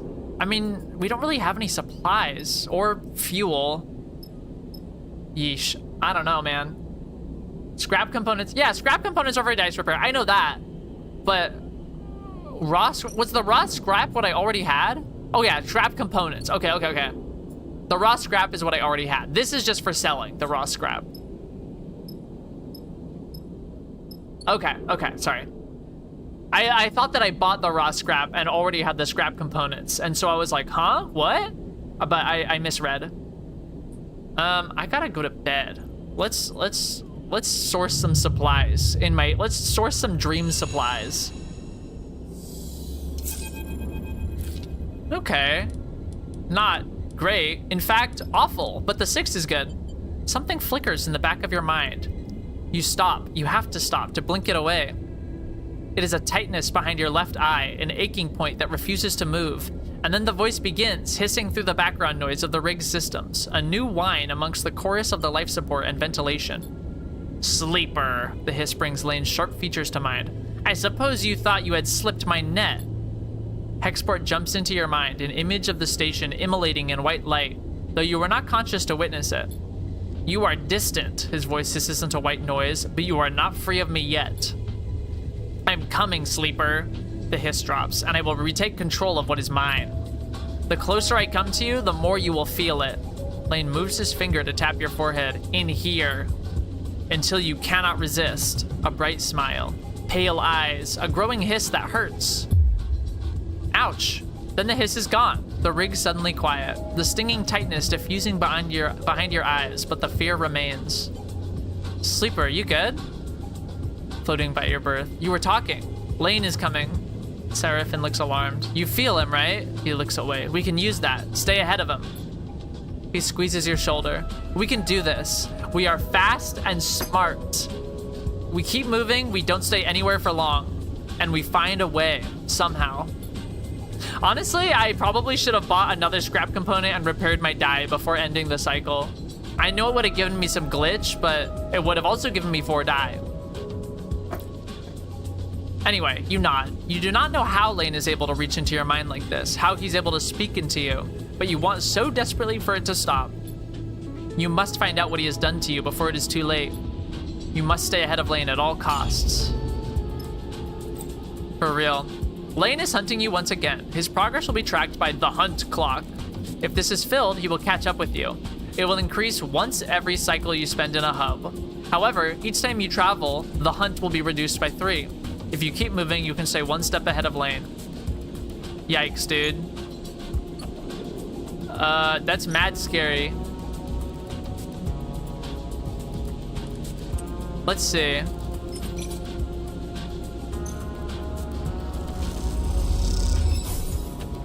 Pretty good. I can buy a meal. Let's see. Let's put the 6 in here. For that, right? Perfect. And then, well, I kind of want to just put the 1 in here, because even if I lose an energy, I can still get a meal.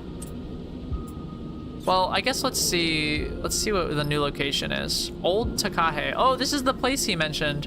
Work the hydroponics. That's not happening. Buy supplies. Okay. Buying supplies is pretty solid.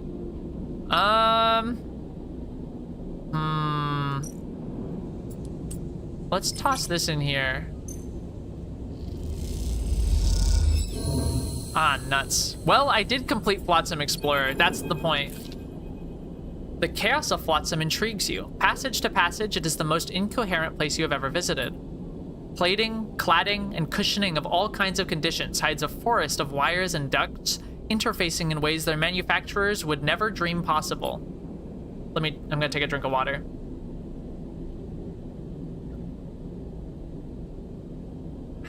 Rooms are crushed cargo bays, flipped bridges, and eviscerated engine rooms. Patchwork corridors are lumpen with messy welds, bending worryingly along their length. It is, to put it nicely, a total mess. It's not that you don't like it, but finding an artificer among this chaos has been more than a little challenging. This cycle, searching those winding passages once more, seeing only scrap merchants and junk shops, you have begun to wonder if Seraphin had any idea what he was talking about when he advised you to come here. A sleeper, the voice cuts through the pungent air. Well, I never. Oh, an artificer. You glance in the voice's direction and find yourself looking at a small booth, piled with tech. Behind a fogged and scratched plastic screen is a meticulously arranged counter, the only clear spot in sight. At it, an older man with wet and wandering eyes sits neatly. I'm gonna approach the booth. Jean-Mi? I'm gonna say Jean-Mi. Tilts his head. I didn't mean to be rude, please. And he bows a little. That's okay. He smiles warmly, almost bowing again, his hunched shoulders accentuating the movement. How... He pauses, taking care of his speech now. How are you feeling, sleeper? He beckons you a little closer. I'm Jean-Michel, though please call me Jean-Mi. I work with machines. He sweeps a hand above his counter where you see configurations of tiny parts. Mostly small ones. I'm not great. Of course. He chops with his hand to indicate a stool with a leg bar, meant for perching beside his counter, and such is the clarity and persuasiveness of his movement that you obligingly sit. Your presence is a rare honor here. He smiles and looks down into his lap. I'm sorry if I make you uncomfortable. I'm just very pleased to meet you. That's okay. He looks up. Very kind of you to say. I can see your journey to me has not been easy, he says with genuine concern. You track his eyes across your body, noticing the scuff marks on your thick, vinyl-like skin, the replaced and broken parts of your body, the marks of violence. You pull your jacket a little tighter. Jean-Mi folds his hands one over the other and places them on the counter. I do not know what your experiences have been, but I want to assure you that I see you as a person, a being, a soul, shall we say, as valid as any other. You look at Jean-Mi, his own age and wear also evident. A life of precise and careful work, shaping his body into a reflection of his process. You note his unconfident ways of speaking, which betray a certain loneliness, a lack of practice. It is his turn to feel observed.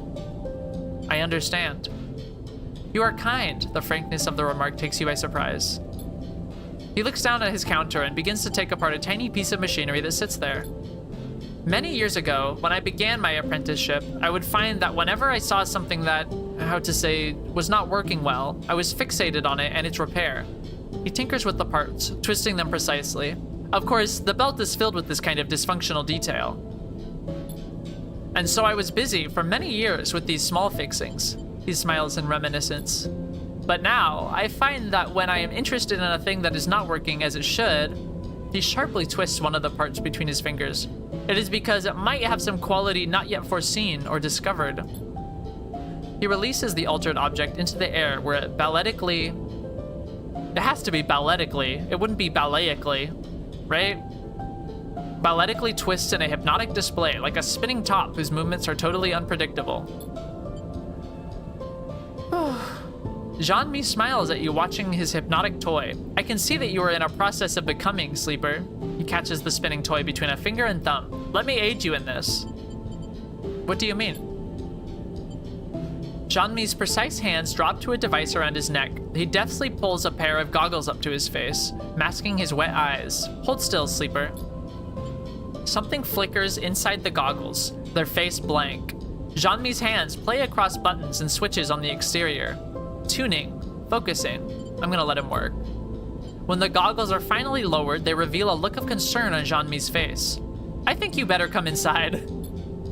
He kicks off from his desk and disappears. A moment later, you hear a rattle and a small bulkhead door beside the booth that you had assumed was rusted shut creaks open. Jean-Mi beckons you inside. Okay, let's see where this is going, right? Jean-Mi's workshop is even more cramped than you expected. As you enter, you're surrounded on all sides with netting holding bundles and bundles of terminals, servers, drives, and cables. At its center, a padded seat and a set of articulated arms mounted with sensors and tools fills the space. The seat, please. Jean-Mi gestures at it with a polite smile. Sit. You tentatively settle on the seat, slipping your arms and feet into the straps meant to keep you from floating out of it in 0G. Jean-Mi floats beside you. He looks across your body. There is damage here, I see that. We will get to that. But I see something else here as well. This is why you came. He looks at you solemnly. Yes. Or not this is why you came, but this is why you came. Indicating that this is like the previous sentence he said. Though I have never met a sleeper, I have studied them. I was lucky to acquire some materials from SNARP some time ago in the interest of my own endeavors. He begins arranging a series of sensors around you on articulated arms. You are pleasingly distinct from those materials. His eyes flash with excitement. Am I right in thinking you have been modified? I rebooted myself. Yes, I see that your dependency on stabilizer, on the immune recoding portion of its makeup at least, has been broken. On the immune recoding portion. Anyway, he gives you a precise look, but that is not all. You are physically modified, not externally, but internally. Carefully positions the final sensor. Your tracker is disabled, which makes it impossible for SNARP to find you. Congratulations. He smiles broadly. But this is not all. You have been modified, yes, but you are also being modified as we speak. You feel a strange claustrophobia, is Jean-Mi's statement. Modified? Seraphim rebooted your system, ran the recoding protocol, but that shouldn't have physically changed you. It only removed your planned obsolescence. How? Jean-Mi goes to a terminal and flicks a switch. Through the back of the translucent screen, you see a nodal web in the vague shape of a sitting body. Yours. Your body. These changes appear to be complex, subtle, but consistent. Jean-Mi goes silent as he taps at the terminal, the representation of your body rotating and unfolding in unsettling motions. What changes? See here. He points out a flickering representation of your spine, tracing a line towards your head. Your nervous system is growing additional nodal points here and here. Meanwhile, your emulation interface is growing an umbilical access port, though towards what end I am unsure. You instinctively reach back and touch the base of your head. As you do, the scan flickers and screeches with noise. You feel something there, growing under your thick vinyl skin. Can you feel a lump? Or is that just your imagination? You pick at it. Jean-Mi sighs and shuts off the terminal. The changes are partial and, in all honesty, he gestures sharply at the sensors. The resolution's too poor. What the fuck? Why is my body changing? Why is my robot body changing? What the hell? I need to run a full diagnostic, but for that I would need... He drifts over to another terminal and brings up screens and screens of text and diagrams. Yes, some kind of medium to hold your suspended emulation. The access jack I can build myself, but we will need to bridge your emulation. Jean-Mi speaks quietly, almost to himself. A ship mind would be ideal for this. Would have to be high capacity, a prime ship mind, Solheim in origin. Perhaps Helion Gate might hold records of any of that were in the system. He taps at the terminal. Jean-Mi turns back to you. Yes, the prime ship mind is essential if you wish further investigations to be done. I will need this above all. He thumbs the terminal off. I'm sorry to say, Sleeper. Can't you tell me more? Accurately? No. He meshes his fingers in front of his chest. It is clear that the process has begun, but has yet to complete. Jean-Mi busies himself with taking down the sensors and folding away the articulated arms. As he does, you try to calm yourself. You feel as if you have worms under your skin, and it takes all your focus not to pick at its seams. Gross, man. Dude, ship mines though? That was part of my, like, basically infinite money. When I in the first game, there was like something I was doing that generated ship mines or generated components to buy ship mines with or something. To trade for ship mines, and then I was selling the ship mines and making so much money and then buying the juice that you need to survive. That was pretty good. I don't remember exactly what I was doing, but you know. Please remain, he places a hand on yours. Please remain calm. He puts a carefully restored rare component in your hand. This can help you. Jean-Mi waits for you to fall still. Then he leans back a little, relieving some of the strange intimacy of the moment. For now, our work is concluded. He meshes his fingers again and bows with a small head bob, but you are welcome anytime. Thank you. Of course. His manner seems to have returned to something more businesslike, a humble man who knows what his customers' needs. You get away from the seat, a little dazed, and push away into the passage. Safe travels, Sleeper, Jean-Mi says quietly, placing the promised list in your hand as he lets you back into the station. You leave dazed, unsure of how you feel about the insistence of this man's particular kindness. But most of all, haunted by the idea of the unseen processes that are running within you. Part of you does not wish to know anything further, to leave this place and never look back, and another is desperate to immediately retrieve every object on this list so that you may know what strangeness is happening within you. For now, you must steady yourself and find a way to continue. Okay, so we've got sort of a interesting situation here. I've got the rare component, and I'm thinking what I can do is I can buy another scrap component, and it's gonna amp up my glitch, probably to the max, but I can get all of my dice back. And in doing so, I can spend, you know, 1 or 2 cycles here, you know, using up my glitch, expending my dice, seeing if I can earn some money, plus hopefully getting some supplies from sleeping. And then I think we're gonna go to the Helion Gate and try to get the list of the stuff. And that should be good because moving will also, it'll of course expend the money of the fuel, but it'll also give us -3 days on the hunt. So that'll be good. And then maybe we can come back and take on that contract, because the contract seems pretty solid. Anyway, Seraphin comes to find you in your bunk. After Jean-Mi's assessment, you find yourself drifting back to the rig, in need of the familiarity and comfort of your own ship. Sleeper? He drifts in. You found an artificer? He hovers by the door, looking concerned. I'm gonna explain. I see no reason to conceal the truth from him. I mean, I don't remember who he is, but obviously he's my fucking boy. He's my fucking dog. So, like, you know? You tell him about Jean-Mi, how he offered you repairs and ran an assessment of your frame. You describe the cramped booth, the articulated arms, the strangeness of seeing your own body anatomized upon the terminal screen. Then you tell him that your body is changing, growing in ways Jean-Mi cannot identify, that some process has been started and you do not know where it will end. You mention umbilical ports and nodal points, trying your best to remember the details of the things Jean-Mi asked you to retrieve. Seraphin grows pale and silent. He shakes his head when you stop talking. Lane, he frowns. That piece of shit has to be behind this. Perhaps. For sure. He looks stubbornly at the floor. We'll get what you need. We'll find that ship mind. He nods. A bit of work here and there, and we can make it to Helion Gate and wherever else. What about your stuff? We'll do that too. We'll do that too. He thumps the wall. We're free, Sleeper. No one can stop us. Just say the word, okay? He goes quiet. Don't give up on yourself just yet. He smiles. Get up and get back to it. And with that, he turns and kicks off down the corridor, disappearing from sight. You wait a little while, staring at the stained ceiling of the bunks, letting the thoughts settle in your mind. And then, when you're ready, you get up and leave, dazed, but with a stony determination growing in your chest. All right, it's time. I know it's expensive, but I'm gonna buy the scrap component. And now, I'm going to repair the rest of my die.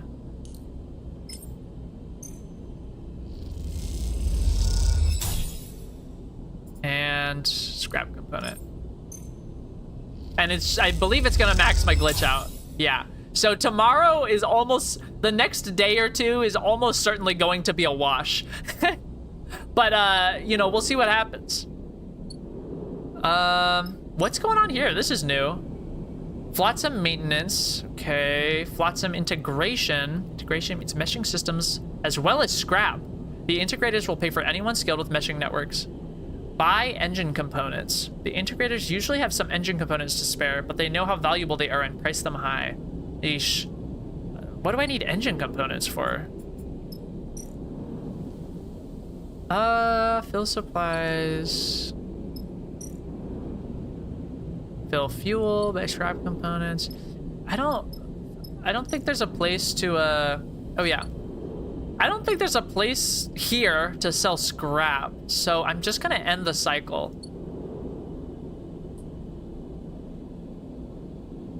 I hope I get more supplies.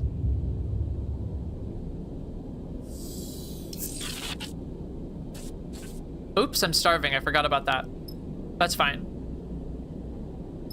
I'm gonna eat, because I still got money. I did not get a supplies. Maybe I should scavenge for fuel and then get some fuel, and then, you know, we'll come back.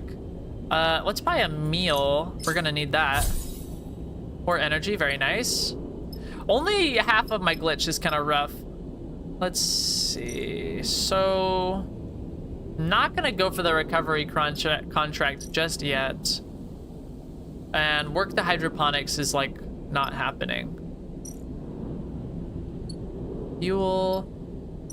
But traveling will expend 3 of the, not expend, but recover 3 of the chase counter. So I really still want to wait, which it behooves me anyway to do so, because then I can run down my glitch.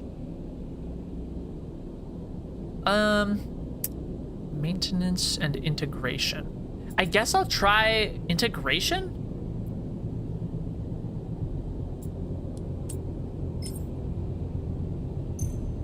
Because maybe I could get some scrap, right?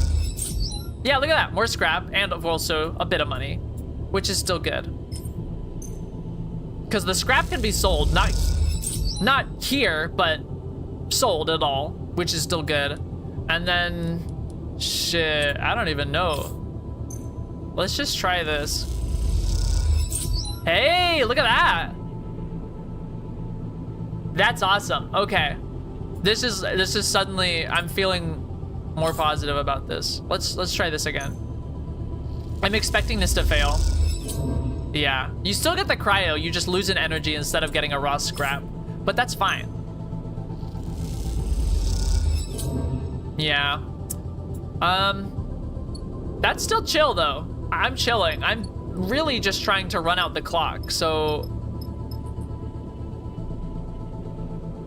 genuinely vibing.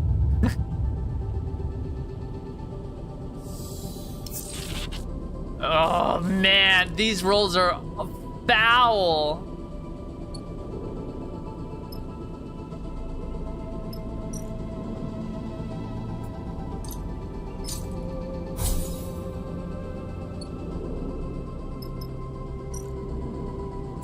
These rolls are evil, man.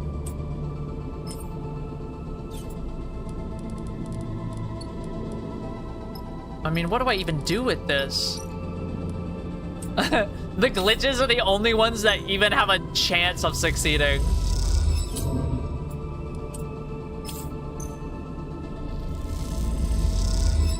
Hey, look at that.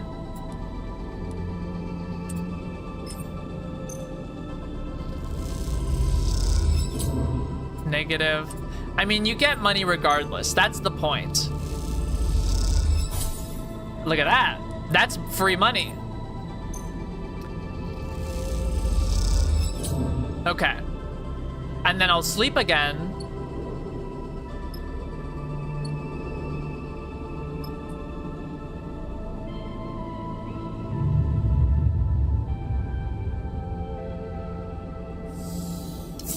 Oh, look at that. I got 3 fucking fuel. Hell yes, dude. That's great. That's awesome. That's really good. What is the fuel cost to get over Helion Gate? 8. Wow. I mean, it's pretty far, so that makes sense. But like, sheesh, you know? That's fine. What's really good is that I've expended all my glitch. So now I'm just gonna get a bit more cash. Oh shit, wait. I'm gonna get a hot meal. And then I'm gonna get a bit more cash.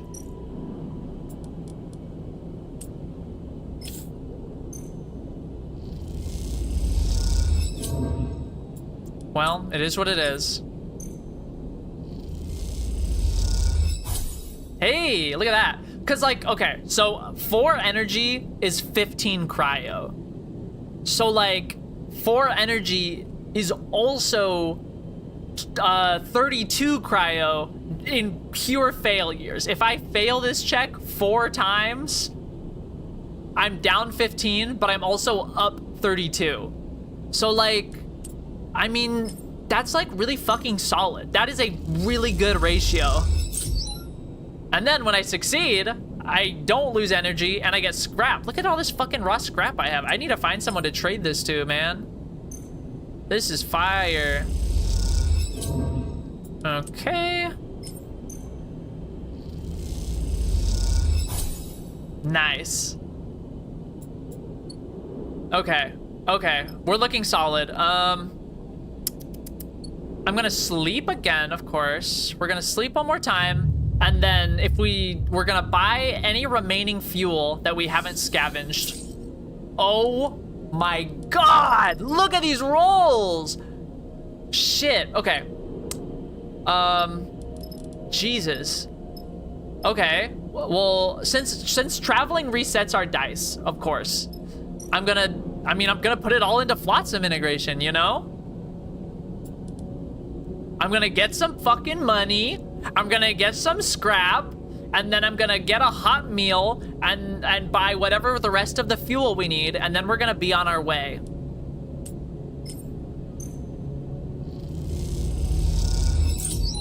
This is incredible. I'm not making the same mistake I kept making. You do not keep your rolls when you travel, so I'm not going to save them. That was so silly. That was so silly of me, man.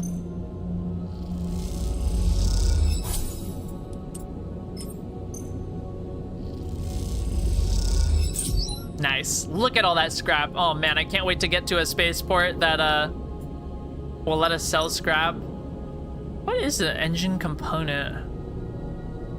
I don't even know what I'd really do with that. Here we go. Only 30, and then of course only 30 fuel because we have 5 already. Bada bing. And we don't really need it. Well, I don't know. 45 is kind of a lot. I think we're going to be on at Helion Gate. We're gonna be over here for a bit doing whatever the fuck we're doing. So I'll probably set my sleep to be like maybe for supplies, just because of all that. That's pretty expensive. Let's see. All right, let's boogie.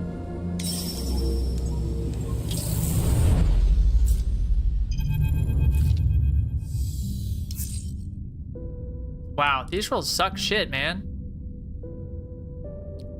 Helion Gate hangs over the rig. Its corroded arches resemble the dislocated vertebrae of some vast, long-dead serpent.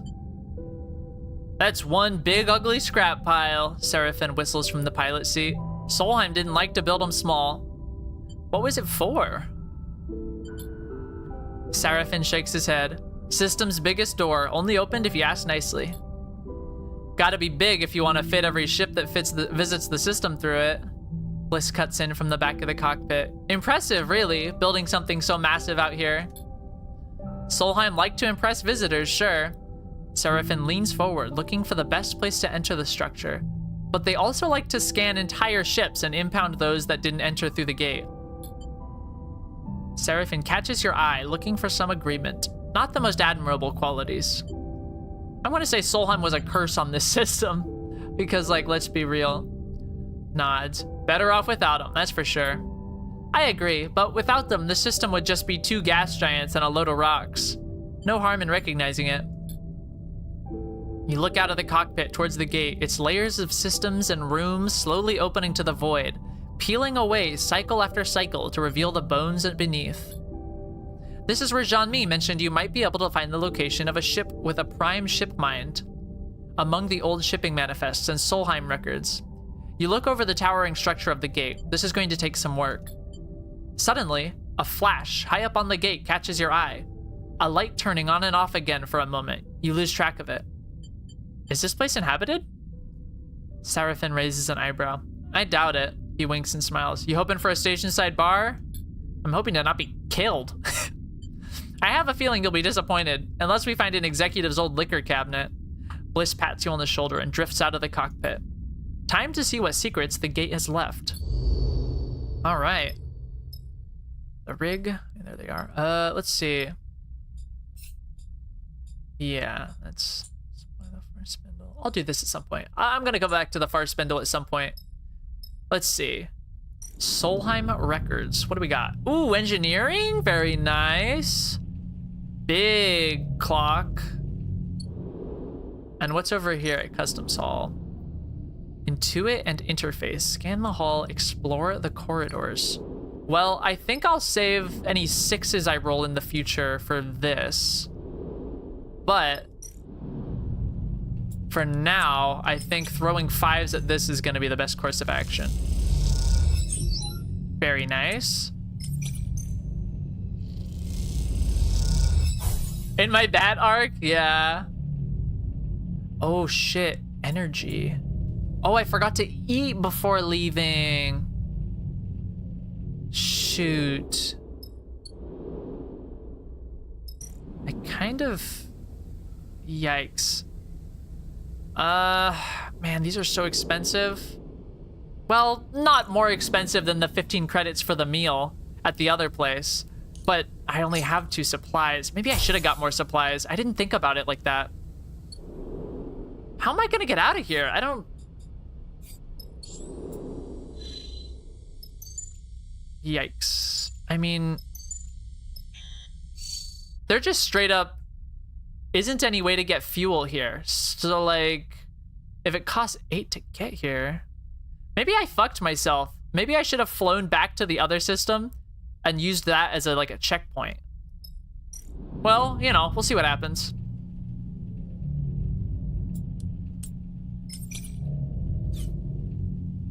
Versus, what is this? 50% neutral? Yeah, that might as well, eh? Hey. I don't expect that to happen again. Yeah, fuck.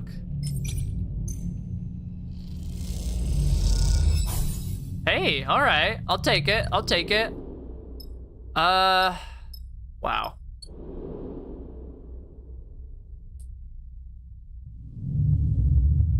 It is really not looking good. All this money and I forgot to prepare properly. Oh shit, look at that. Well, at least I can scavenge. At least I can scavenge for fuel. That's really gonna be my only saving grace here.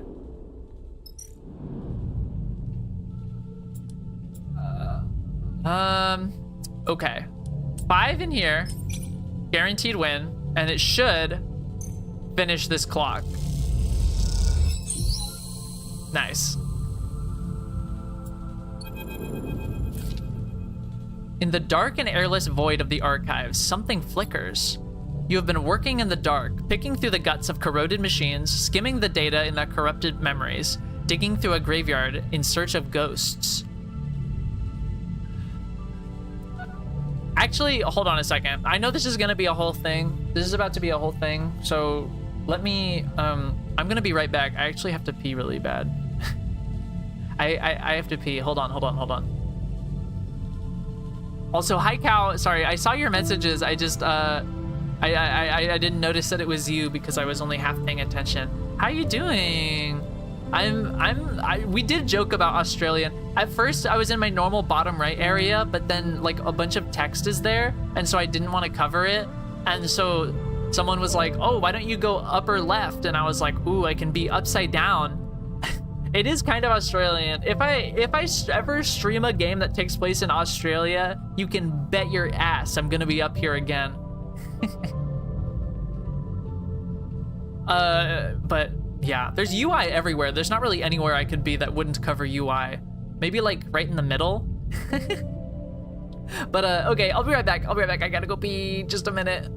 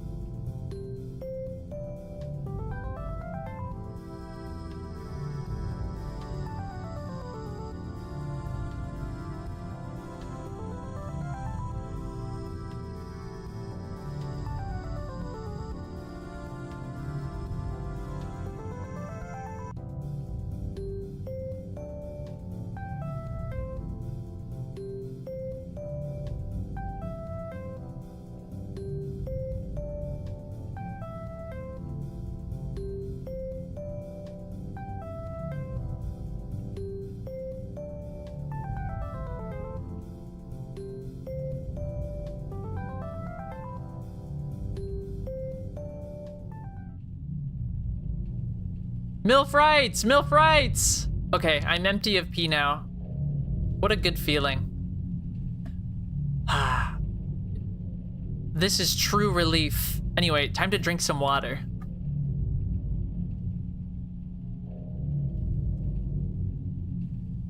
And the cycle begins again. Can we get much higher? Dude, are there literally, can we name even one game that takes place in Australia that isn't the Mad Max game for PS4?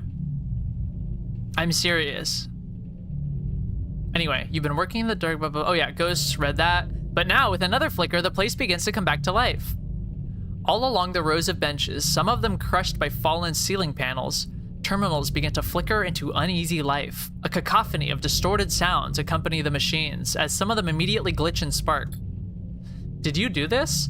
You stand frozen as the archive glitters around you with a million shipping entries. The stream of information is overwhelming. Node graphs drawing out routes and inventories, tracing a web around you in pale cyan. The fuck was that? Right? Oh, it feels so good to empty the old bladder. Suddenly, they all shut off, the terminals blinking out together, leaving a single translucent screen glowing softly in the dim room. And in that dim room, drifting towards you out of the dark, you see a figure. Is this what you're looking for? The voice crackles aggressively through your suit's local comms. Who are you? Judy! Holy shit! She survived! No way! Oh my god! Sleeper? Is that you? You hear Junie's voice now, tense and unsure. She stops beside the single online terminal, her suited form lit in pale light. Junie! Surely there was a Finding Nemo game? Bro, wait, hold on a second. Was there? Finding Nemo video game. Oh my god, there was, for the PS2. Oh, and for the Xbox. Adding that to the list. Anyway, you hear the smile in her voice. Good to see you again. She pauses and glances around, though the venue's a little unexpected. What are you doing here? I'm searching these archives too, although slightly less forcefully than you. God, please join my crew, please! I did have this whole speech prepared for whatever salvager was ripping through these archives so messily, not to mention aggressively, but now that I know it was you, well, I'm just glad to see you. Although you really need to be more careful. You could have taken the entire archive down the way you were working with it. These machines are decades old. You can't just rifle through them like they were a scrap pile. I saw the pattern of your queries. A prime ship mine-equipped ship, still operational at the collapse, last located in the region around Helion Gate. You can feel how pleased she is with herself from here. That about right? Nicely done. She nods. Would you expect anything else? God, please join my crew. That's why I did the hard work for you. Junie beckons you over to the lone lit-up terminal. You drift over and see a single point, a faded transit trail beside it, sunward from the Helion Gate. Something like this, maybe? She smiles and steps aside so you can see the screen. You check the info pane beside the map. Ship mined in use, abandoned by all hands after the collapse, tantalizingly in reach. Something like that. Well then, it's yours. God, I'm so glad she survived. Oh, I'm so glad she survived, dude. Doggy D Luffy? That's what the D stands for, is doggy. But, Junie turns and in the glow of the terminal meets your eye with complete seriousness. The question is, what do you want it for? I'm gonna explain about my body. I feel like I can trust her on this. You tell her what Jean-Mi told you about your shifting body transformed by some unknown influence, about the need for a prime ship mind to house your emulated mind while he runs a diagnostic process. She's silent for a moment, unsure how to respond. I'm sorry, Sleeper, but I think I can help you. I want to come with you. Junie gives you some strong look.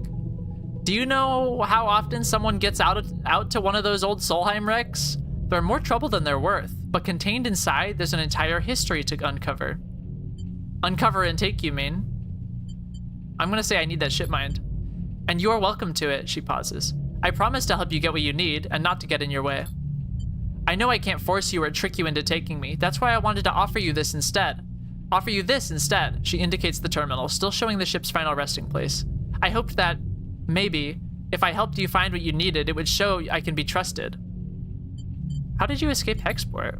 With great difficulty, she sighs. An evacuation was called and I managed to get on board an outbound ship. I didn't see you in chaos, so I'm glad to see you now. She pauses. Think about my offer, Sleeper. I'll send the coordinates to your ship, and I'll be hanging around the gate until you're ready to leave. I'm taking her, man. I'm taking her. She shifts in front of the terminal and plugs in her deck, tapping away at rapid speed.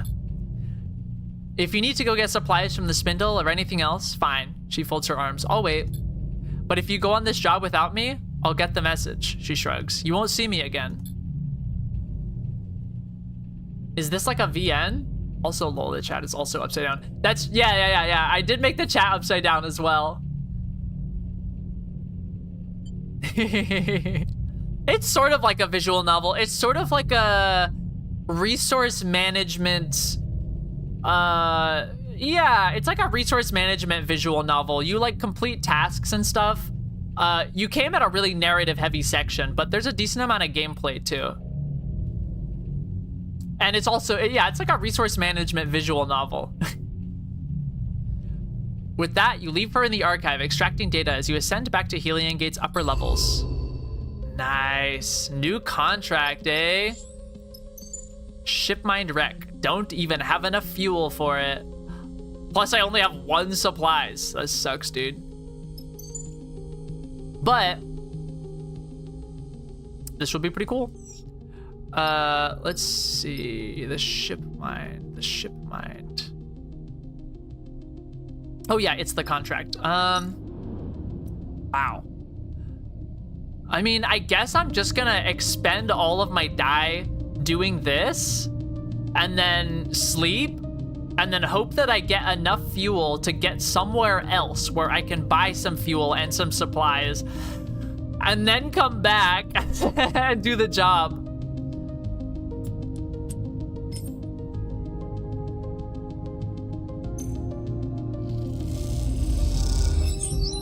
Ooh, look at that.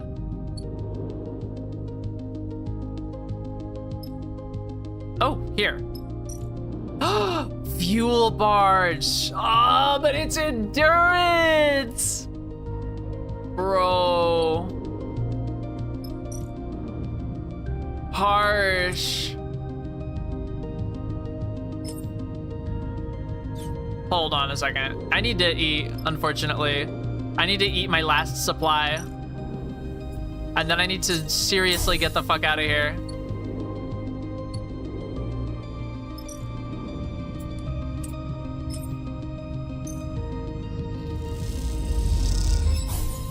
Damn it. New location discovered, eh? More endurance? You're killing me.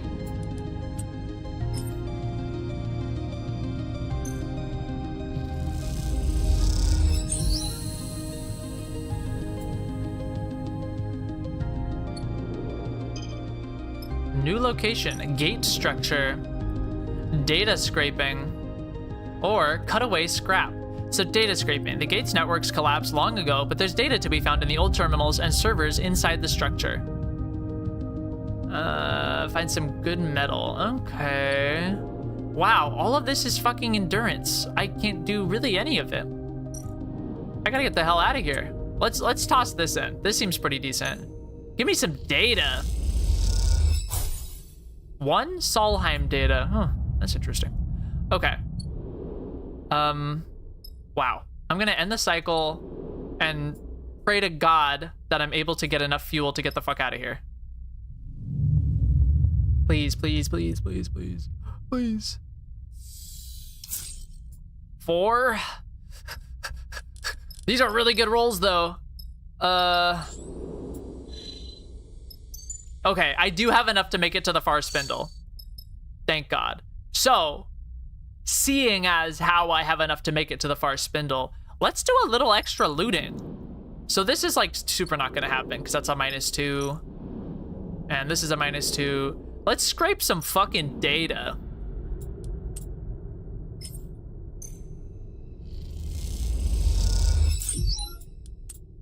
Let's scrape some data and get the hell out of here. I've got ample money. I've got ample money for fuel and supplies. I just need to get out of here. I'm kind of doing tasks in space like in Among Us. I don't think anyone's ever thought about that before. I don't think anyone has considered that.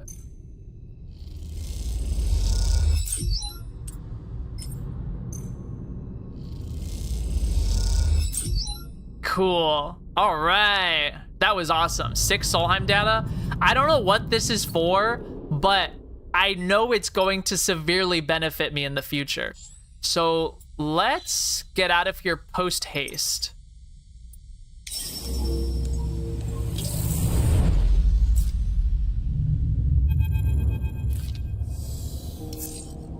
Oh, Sleeper, can I have a minute? Of course. Ducks into a maintenance passage and waits for you to follow. It's a narrow passage framed by loose wires and thick conduits. Seraphin looks suddenly small, trapped. He looks at an open circuitry panel as he speaks, avoiding your gaze. You see he's playing with a coin in his hand, nervously spinning it in the air. Since we cleared Hexport, I've been putting feelers out for something. He rubs his hands nervously. I've been in the belt a long time, and I came here alone, but back on Darkside, just before we made a break for it, I heard something. I heard someone was looking for me. Oh shit, really? Pauses, trying to organize his thoughts. Who's after you? I also heard something else. They said the person looking for me claimed to be my sister? What? You have a sister? I did, yeah. Or I do. He shakes his head. Dude, I would never be an imposter. I'm crewmate as fuck. I'm so crewmate, man. I don't even know if it's really her. Just because someone says they're my sister, well, I can't be sure. The thing is, I haven't seen my sister in a long time. I was still a kid when I left. So was she, though I don't think she would have liked to admit it at the time. He smiles to himself. I know you don't remember how it was. Back in Darkside, I mean. He sighs. But we were alone, you and me. Lane didn't let us out much, just to work, and that was all. So when I overheard one of his guys mention someone was sniffing around, trying to find me, I didn't know what to think. He frowns. But then, hearing it could have been my sister, he goes quiet. You try to recall that time, the cycles spent under Lane's influence, working for him in exchange for stabilizer. You close your eyes, focus, but the details flicker. The images collapse and reform. Has Seraphin told you this before? Was this all part of your plan? Wait, is this why you helped me escape? Yes. It changed things for me, the thought that she could be out there. Don't get me wrong, I wanted to get you out of there too. Pauses. And you sense he is finding this difficult. I know it doesn't matter now, but I told you about her back then, before. I'm sorry I don't remember. It's okay, Sleeper, I understand. Since we got away, since Hexport, I've been asking around, speaking to spacers, traders, and like I said, something has finally come up. It seems whoever was trailing me left Darkside pretty soon after Utsubo caught wind of her sniffing around. I doubt they made her feel very welcome, but I managed to get a name. The name she gave, Luz, wasn't my sister's, but that doesn't mean much. It gave me something to follow. She bounced around the wash a little. Far spindle, flotsam, not sure why. He squints at a loose wire. The last thing she did was book passage to Wellspring on a Lodic freighter. That's it. How do you know this? Mostly ship manifests and port records, a few favors on the quiet. I want to go to Wellspring, Sleeper, to know if it's really her. And if it isn't, to settle what needs settling. Let's do it. Thank you, Sleeper. He meets your eye. I will admit it has been strange, reminding myself that everything we talked about back on Darkside, everything we did is lost now. It's lost now. He smiles. But I'm glad to see you're still you, whatever that means. Me too. He nods. Anyway, let's get back to it. Seraphin squeezes past you in the corridor and glides back towards the engine room. You watch him go, wondering if your past together can ever be reclaimed. Your mind wanders to thoughts of Seraphin's sister. For a moment, you wonder what it is like to have a family, and if you will ever know. New drive available. Let's see. Yeah, find Seraphin's sister. So, but we're definitely still going diagnose frame. I just need... Shit. This is not a very good place to be. I forgot. Docs, core, yikes. I don't even know. Let's toss a 6 in here and see what that brings us. New location discovered. Please tell me. Oh, thank God. No way. Seaweed-based liquor. What? I want some kelp cakes. I really need to eat. Okay, sweet. Getting racked. The freelancers of the Far Spindle seem cagey, but spend enough time at the local bar and they'll warm to you. Ooh. I don't know if I need that, though. Oh, gosh. What I need is to buy fuel. But that's not that. This seems interesting, Nemba's Kitchen. If I can make it back here at some point, I think that would be cool. But, I mean, we have a few cycles to play with is the good part. We have a good few cycles to play with because, I mean, I need to try to find fuel. I need to try to find fuel, of course. But also, I mean, I mean, we got time. It's like I just don't want to waste any travel, right? It feels like a waste of fuel if I'm not getting at least 3 hunt clocks recovered. So, you know, we got time. Let's see the docks. The dock seems promising.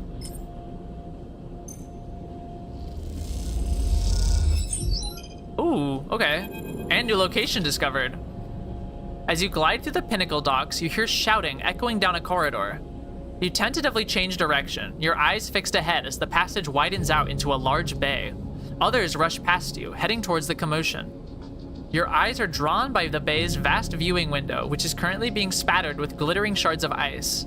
In front of it, a dock worker is shouting to anyone who will listen. Spacers! Workers of the Far Spindle! We need your urgent assistance! The water carrier, Springtide, has suffered heavy damage in its transit from Wellspring. He takes a breath.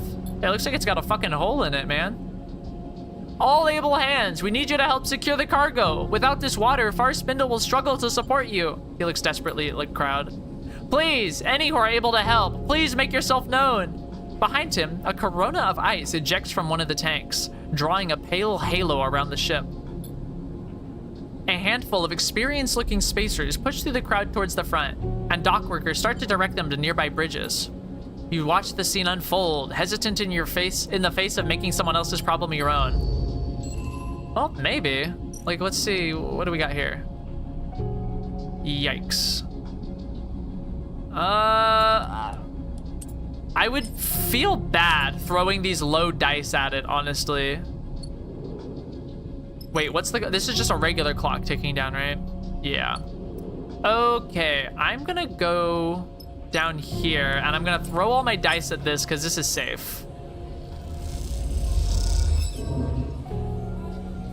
Okay, well, at least I got an energy out of it. I forgot that even on failure, this does energy. I probably should have done this before buying a meal, but, you know, it is what it is, right? Okay. And in the cycle, hopefully we scavenge some fuel. Let's see. No fuel, that's fine. Decent rolls though. I'm gonna toss a 6 at this. Nice. And, well, let's put the 4 on it too and see what happens. Nice. Neutral outcome. And, I don't know, let's try the 3. Let's just see what happens, right? Nice, okay. Shoot. All right. I'll do the other 3. Okay, very nice. There's no way this 2 is happening though. It's not gonna do that for us. So I think I'm just gonna spend it here and earn a meal. Oh, and I impressed Nemba a little. Okay. And we go once again. Really wish we could scavenge some more fuel because this place is not great for being fuelless. 2 is good. 2 is cool.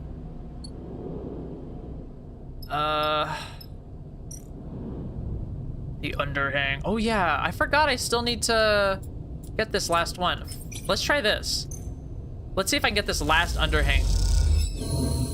There we go. I know it lost in energy, but that's, I mean, I just needed the one, and here we are.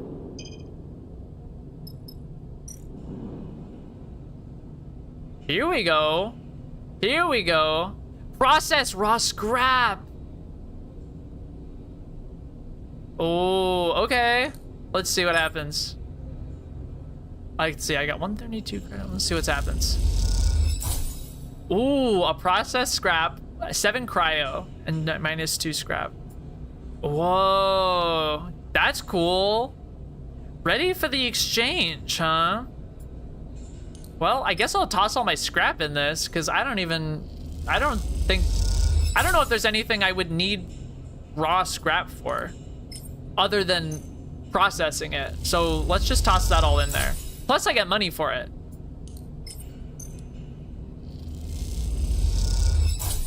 Hell yeah. Hell yeah. All right. Let's go save this fucking ship, man.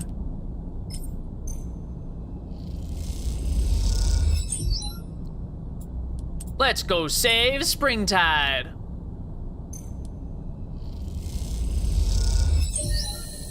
We did it. Oh, I got an upgrade point. Hell yeah, dude. You watch from the docking bay's viewing window as the crumpled, vast hull of the Springtide is finally welded shut by a score of bright torches, flickering against its side. Malik, experienced water hauler captain. Everywhere I look, I see a crisis. The voice comes from beside you, and you turn to see a man floating there, watching the repair work. You don't recognize him. I saw you out there, helping the crew. He turns to you with a serious look. The far spindle needs that water. You aren't wrong, he pauses, watching you carefully. I haven't seen you in the spindle before. What, if I may ask, is your business here? I'm running a crew. He nods. I see. Springtide is my ship. His face remains impassive. At least, I am her captain. I do not own her. The Lotic Syndicate, my employer, was the one to put her into service. Glad to meet you. Bows his head gently. You have my thanks for assisting with the repairs. We were caught by some autonomous convoy munitions. He looks out at his ship. The Wellspring run is getting more dangerous every cycle. And after Hexport, he pauses. I do not expect things to improve. You both quiet for a moment. The loss of the station still inspiring silence in anyone who mentions it. Tell me, Maliki Tirai, as a sleeper, do you feel you have advantage over others, or does your particular condition provide only weaknesses? I don't know, there's many downsides. Of course, but you are stronger, hardier, and more capable than most humans. He gestures toward the Springtide. Your work on my ship only evidences your abilities. You far outperformed even my own crew. He looks to you, angling his head in deference, in conditions that are usually deadly. Sadly, despite even your good work, our losses have been great, and the administration at the Far Spindle are not happy. We are to be impounded here until the Lotic Syndicate fulfills the agreed water freight. He frowns at the crumpled-looking ship. This war continues to pressure the belt. What will you do? This is where you are needed, Sleeper. Malik folds. No, this is where you are needed, Sleeper. Malik folds his arms. My crew tells me you have a ship. You have workers. This is what I need. As we fled from the Conway attack, our navigator registered something of great interest. A water-rich asteroid, one I believe is previously unknown to the syndicates. He comes a little closer. For now, I have sworn him to secrecy, as I must you. But if this asteroid could be surveyed, its value confirmed, it would more than make up for the shortfall of the Springtide. He pauses thoughtfully. I'm gonna let him continue. I want you to survey the asteroid for me. It is a simple enough job, but its location, so close to the edge of the wash, is problematic. Very problematic. We canceling that shit, dude. However, you have shown yourself to be very competent. If you are careful, there is no reason you should have problems with Conway, or any other hostile party for that matter. Hostile party? Malik shrugs. The Wash is where the orbits of the Inner System and the Starward Belt conspire to bring vessels, objects, and all kinds of wanderers together. It is a territory of opportunists. I will, of course, reimburse you with a portion of the fee the Far Spindle administration are withholding from me. Ooh, 250 cryo. How will your employer feel about that? The Lotic Syndicate only cares that its water is delivered and its fees paid. I am free to make sure this happens in a timely and efficient manner as I see fit.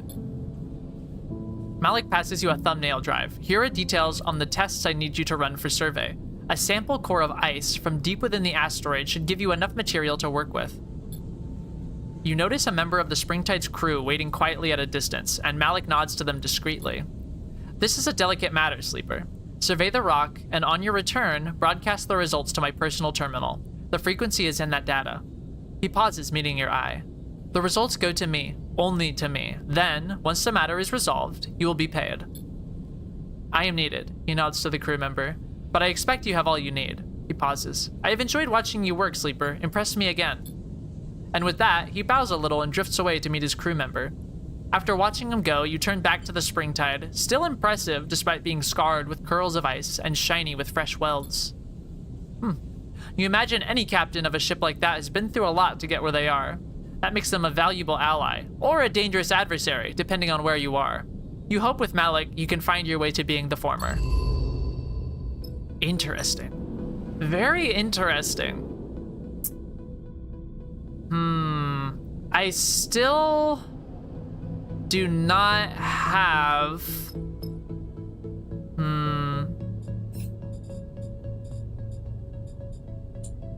I still need to diagnose my frame.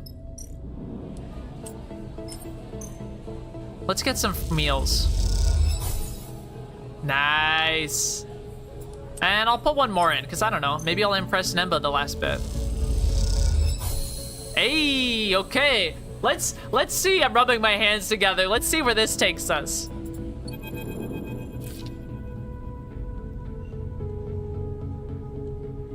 Sleeper, Nemba wants to see you. You nod to the other volunteers as you wipe off your hands and clip your cutlery to the magnetic rack. You drift out of the improvised canteen on your way to the kitchen in the back. It was a busy shift, and each shift seems busier than the last. That makes sense, of course. You've seen the steady flow of refugees arriving from the inner system, and most of them, with barely a chit to their name, end up in the underhang. As you cross into the kitchen, you can still hear the rumble of the refugees' conversations through the hatch. The other chef leads you past the rehydrators and the hand-built centrifugal oven to a small office unit at the back of the kitchen. They knock on the door for you, then glide away to finish their own meal, leaving you to wait by it.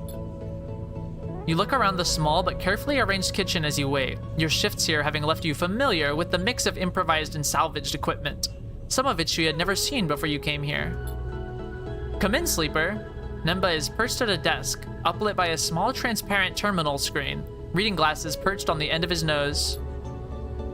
You've seen Nemba before, but not as much as you'd imagine you would while working at a place called Nemba's Kitchen. Even though there isn't a proper sign out front, everyone in the underhang knows its name. The man himself is more of a mystery. Apart from the occasional barked order in the busy kitchen, he's a little more than a blur to you. Why do you work here? He barely looks up from his terminal screen, the scrolling text reflected in his lenses. The food is good.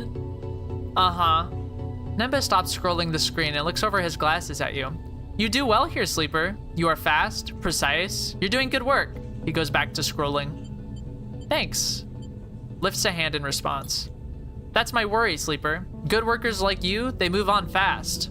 He leans back and looks at you. Well, yeah, I'm a busy bot. I got shit going on. I got irons in the fire. I'm being hunted. 10 cycles, maybe more, maybe less, and then they are gone. And the team? The team gets used to having them here, gets used to working at that pace. Then suddenly they have to work differently. They have to pick up the slack, change jobs, change stations, and a few of them think, well, maybe it's time I moved on too. So what I've found is, good workers are trouble, especially those who come and go, like you. He pauses, watching you. I'm gonna let him speak. This place, it runs on consistency, Sleeper. Those that turn up every cycle, good or bad, they get the people fed. He takes off his reading glasses, inspecting them for smudges. Let's be honest, that ain't you. So let's cut to it. I can't use you in the kitchen anymore. You're done. She shrugs. He shrugs. Sorry. But this place also runs on all those machines out there, on the suppliers I can rope in. I'm literally being fired for being too epic at my job. Can you believe this shit? Feeding refugees from the inner system is logistics as much as it is chefing. He shakes his head, which is why I'm cooped up in the back. So maybe you're gone. I never see you again. Okay, thanks for coming. We'll soldier on without you. But maybe you still want to be useful. Maybe I heard you have a ship. Yeah, maybe I heard you chatting. And maybe I have a little something held up in a place only a ship like yours can reach. Ah, so many irons in the fire. I still need to get that doohickey, man. I just need some gosh darn fuel. And also supplies. I need to get back to the flotilla. I negotiated the purchase of some valuable inner system spores from a group that came from there, but they somehow ended up at the depot in Greenbelt. Nemba sighs. So, if you head to Greenbelt and you find the delivery and you bring it back, well, that would be helping. That would be the kind of helping a good worker, even an inconsistent worker, might be able to offer me. Nemba squints at you. Seems like the kind of thing that someone genuine, someone who wants to help for real might do, don't you think? He doesn't wait for your reply. But it also seems like the kind of thing that might sit on a list of priorities for so long it disappears and never gets done. I've seen that happen too. Looks at my 4 active drives. Really?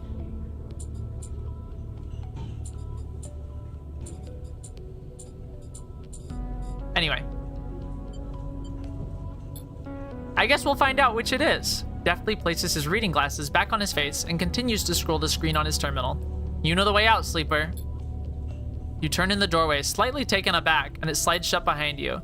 You glide out through the kitchen, through the improvised canteen, and the people eating and chatting there, and into the cold underhang passageway beyond. All the time considering what you might do next and recalling that persuasive glint in Nemba's eyes. Intriguing. Interesting. The spores, and then that's the process, the scrap. I wonder what's gonna happen with the processed scrap, honestly. I think let's sleep. I still would like to explore the rest of the spindle core, if I can.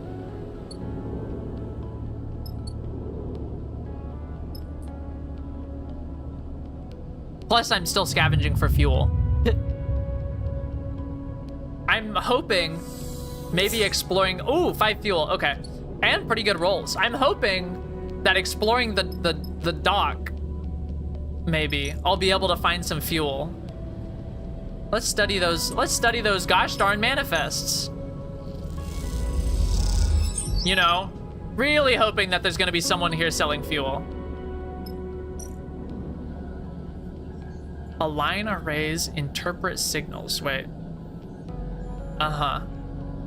Synchronizing them is specialist work. So is this like really good money or something? I mean, why would I do this otherwise?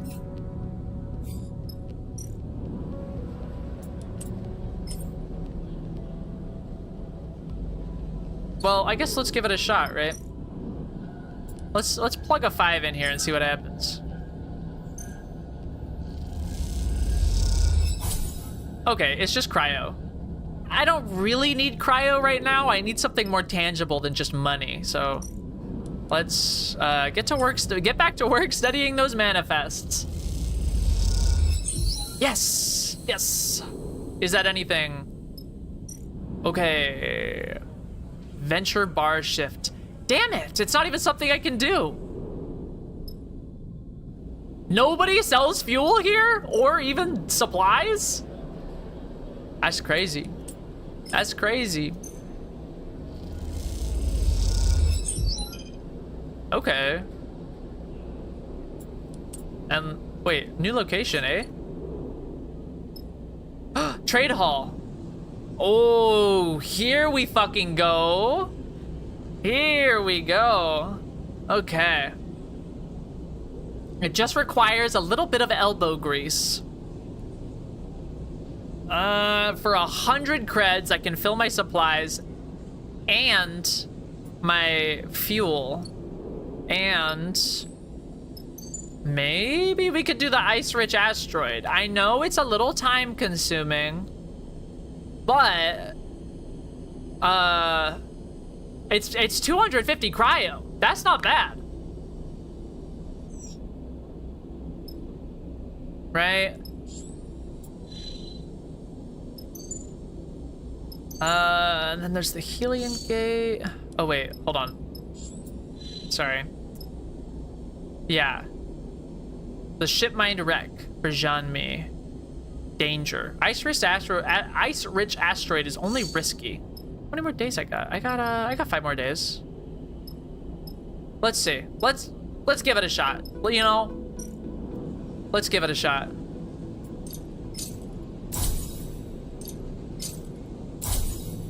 This could be huge. This could be quite a payday.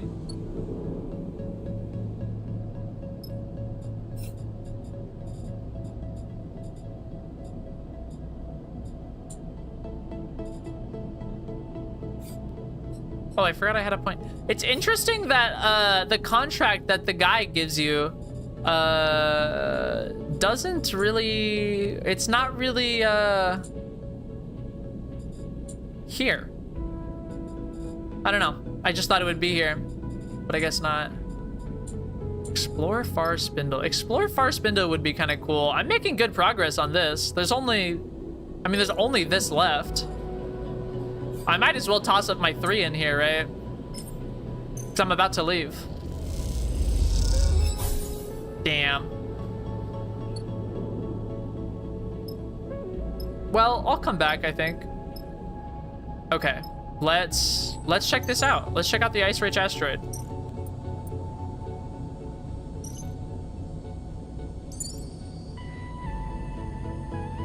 Oh wait, I only have bliss. So I don't get Seraphim then. That's interesting.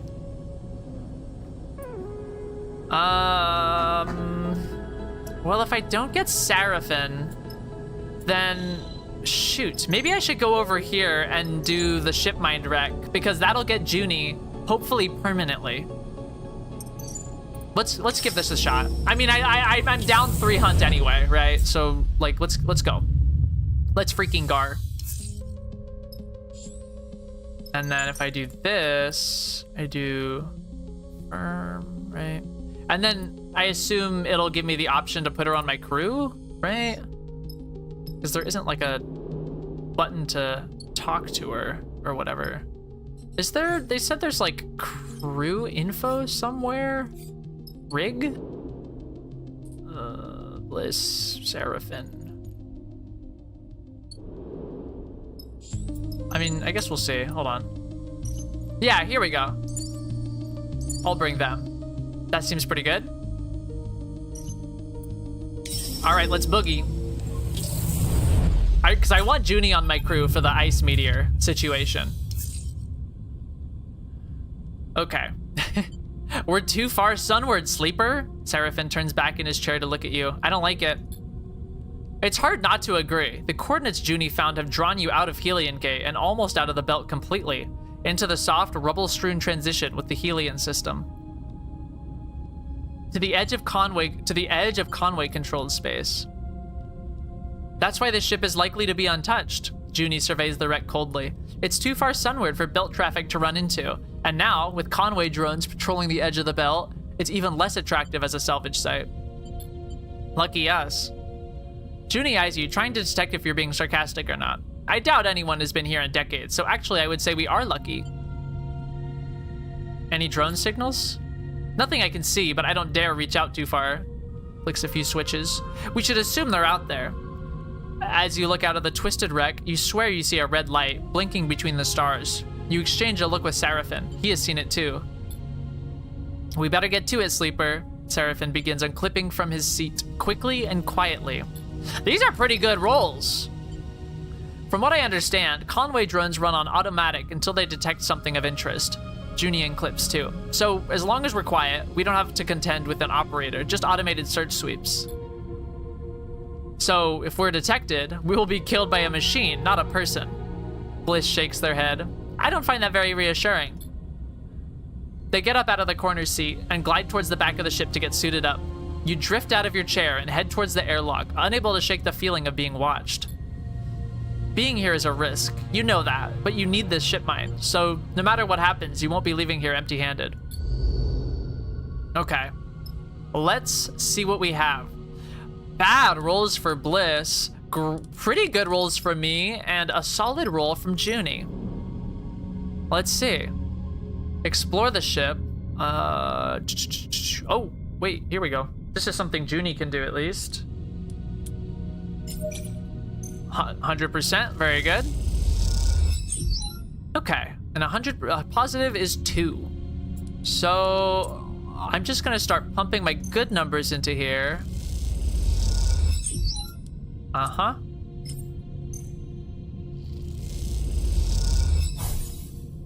Yikes. Don't like stress. Hate stress.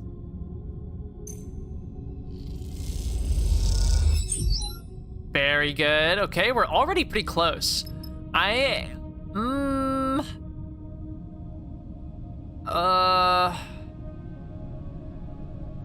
know what? I am gonna push this to a 5.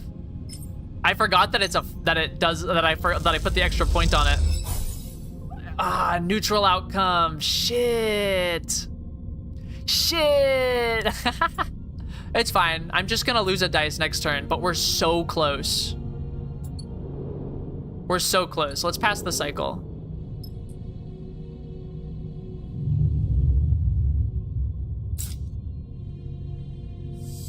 Goodbye. Oh, okay, I didn't. I just took damage from another one. These are solid rolls too. Wow, these are great rolls. Holy shit. Okay. Let's do this. Because this should get us there. Perfect.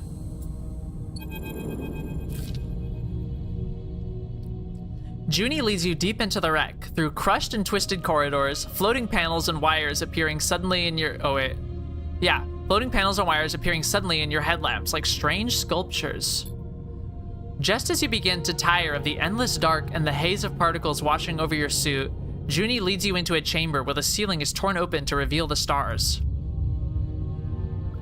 At its center lies a cylindrical object, half your height, but raised on a complex pedestal, from which countless thick cables... Wait, does stress work by, it's like, at this point, if you roll a 1, it takes a health away, and then this is like, if you roll a 1 or a 2, it takes a health away? Is that how that works? I really wasn't sure what was happening. Last time I was building so much stress. Okay, that's how it works. I was building so much stress so rapidly that I wasn't really paying attention, but okay, that makes a lot of sense. That makes sense. Because that is what happened. I did lose this 1, and the 1 is there. Okay. Oof. Don't worry, we're doing it. We got through the first check pretty quick, and we've got plenty good rolls on the horizon. At its center lies a cylindrical object half your height, but raised on a complex pedestal from which countless thick cables snake off into the dark like braided hair. 1 or 2 of them float freely, waving back and forth with glinting severed ends, but most of them disappear into the floor and walls, or twist and curve out of sight. Beautiful, isn't it? Junie stares at the prime ship mine, the stars reflected in her faceplate. Not bad. Junie glides over to the pedestal, pushing her way delicately through the wires. As she takes out her terminal and looks for an access port, she talks, softly, her voice carried through the suit comms. These cables lead off to every one of the ship systems. Engines, life support, navigation, lighting, networking, you name it. ShipMind has hardwired access to them all. When an old ship like this was running well, the ShipMind would distribute itself, some of its protocols running freely in different sections. It would be less like a single governing mind, and more like a load of systems clumped together to form a complex living machine. That's pretty interesting, honestly. Think of a plant rather than a being. A plant with incredibly rapid processing power and a much more accelerated response time than your average tree. I don't know, I think plants are fast. You watch as she finds an access port and slips a cable inside, slotting a translucent screen onto the top edge of her deck. Let's see here. Oh. Junie's screen fills with bright scrolling data. Incredible, there's so much here. She hits a few keys. I'll start copying this over. It's everything I need. You watch as Junie starts rapidly tapping at her keyboard, her attention sucked into the data she's extracting. Junie, the ship mind? She snaps out of her trance. Sorry, yes, let me check. As I thought, she sighs. So, like I was saying, the protocols inside the ship mind are distributed. So, when the ship mind is shut down unexpectedly, the protocols are rarely all contained in this unit. She places a hand gently on the cylinder.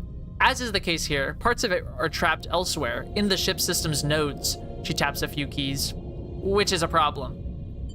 Why does it matter? If we rip this thing out now, with parts of its protocols elsewhere, it's probably going to destroy itself the moment we turn it on. It doesn't matter what we're going to wipe the whole thing anyway. It'll be too late. The mind inside the ship mind will be broken. But if we find the nodes housing the distributed parts, power them up, and then disconnect them, the protocols will be sent right back into the ship mind here, and we can take it out clean. How do we find the nodes? We either ask the cradle very nicely, or we spend the next cycles following these cables to see where they lead. I've got an incoming signal. Seraphine's voice suddenly cuts through on comms, urgent and nervous. If you're lighting up the systems and networks down there, time to stop. You hear a click as Junie disconnects from the cradle, and the two of you exchange nervous looks, instinctively backing off from the ship mind. Oh, fuck. Suddenly, a faint red light glitters in the dark beyond the broken ceiling. You hold still. The moment stretches out, and you hear Junie's breathing through the comms. Ooh. The light flashes, pauses, and then fades. You take a breath. Too close. Whew. Conway drone, Junie whispers, sniffing the network. We're clear, Seraphine chimes in again. I've turned off almost all the rig systems, but we need to be careful. Keep network activity to a minimum. Understood, Junie cuts in. But we will need to access the networks to get the ship mind out quickly. Then I hope you're feeling lucky. There's a click as Seraphine closes the line. You and Junie look at each other again, and then at the ship mind encased in its cradle, wrapped in cables. This isn't going to be easy. Let's see. We've got rolls on rolls on rolls. And Bliss cannot help us. It's fine.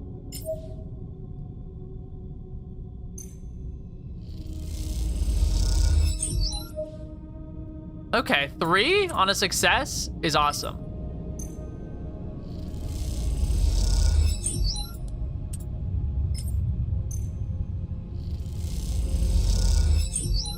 Hell yes, dude.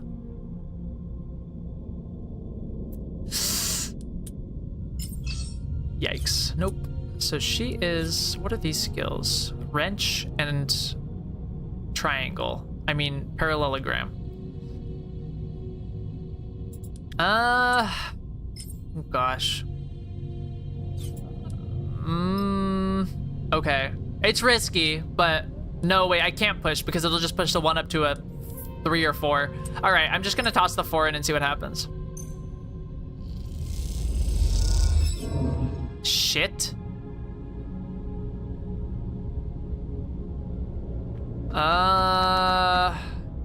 Hell.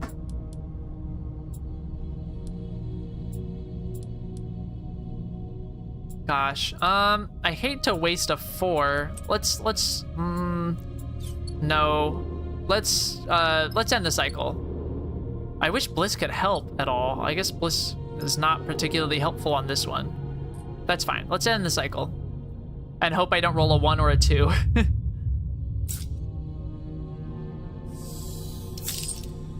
Oop, okay, got a 1 or a 2 on there. But we have enough. I think we have enough for what we need.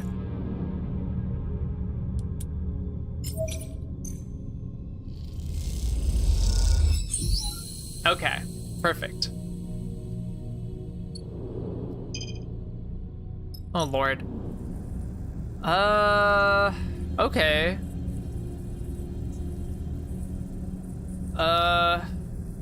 Fuck me. Okay, this is actually fine. Because I've got this. I've got this on fucking lock, dude.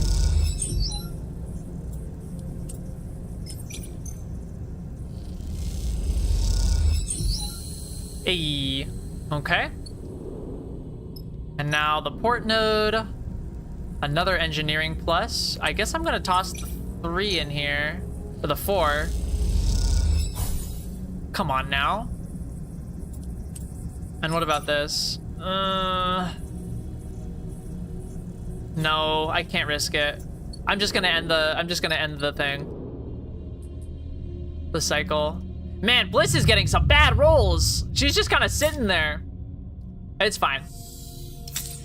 We're gonna figure this out. Oh my god.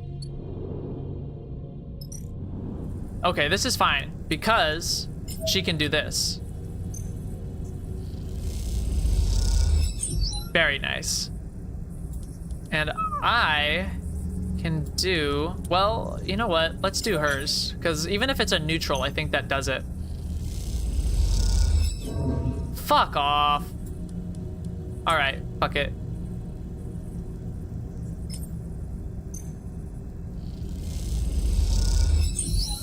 Okay. Let's see if that's all we needed. It's ready, sleeper. Junie's voice comes quietly through the comms. You look over to her, floating beside the cradle, uplit by the pale screen of her deck. She gives you a reassuring nod.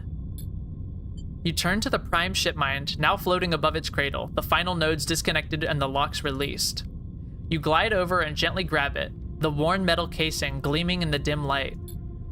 As you do, you feel a strange sensation of something moving around inside, like a creature in a box, the weight shifting this way and that under the pressure of your grip.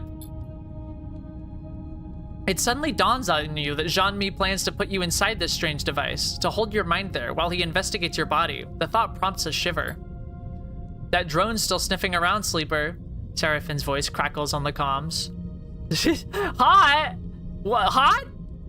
So if you have what you need, let's go. Akagi, you're cracked, man. You feel Junie's hand fall on your shoulder. Come on, sleeper, don't overthink it. She pats you gently. There will be plenty of time for that later. You look up and see a faint red light glittering in the dark beyond the broken ceiling. Time to leave. When did chat turn upside down? When I made me upside down. Oh, extract the prime ship mine without alerting Conway. I got an achievement. All right, let's get the heck out of here. There's no time for rest, right? Yeah, let's get the fuck out of here. Map, right? Yeah, leave. Did it. Simple as. Stressless. Unstressed. In my lane. One dice. Only one dice down. You're not that unobservant? You are, because that's when it happened. When I turned upside down, I was like, haha, I'm gonna make the chat upside down too. Arriving back at the Helion gate, as lonely and cold as it is, feels like a relief. There was a tension in the rig as you came back out of the inner system, a watchfulness for errant signals and glinting red beacons that choked the conversation. But now, floating in the comforting shadow of this vast ruin, the sense of relief is palpable. That's one prime ship mine, condition unknown, retrieved. It's not gaslighting. It's in the VOD, you can look. Sarathon runs the engine shutdown protocols as he speaks. I'd mark that as a success. Agreed, thank you. We're a crew, we work together. Sleeper, can I speak with you? Junie asks from the back of the cockpit. Of course. She leads you out into the passage, tucking herself against the wall. She looks small, even in this compact space. Thank you for taking me with you. I hope I proved I'm trustworthy. I never doubted you. That's nice to hear. Thank you. In my time here, in the belt, I haven't found it easy to make friends. She falters, tripping over her words slightly. But you, sleeper, well, I hope you consider me a friend at least. You know what? I would consider her a friend. Wait, it was an hour ago? Really? There's no way. I've been streaming for 4 hours. There's no way it was only an hour ago. That can't be the case. Almost 5, yeah, I've been streaming for almost 5 hours. Nani the hell? I'm glad, she says. Then I would like to ask you something, she pauses.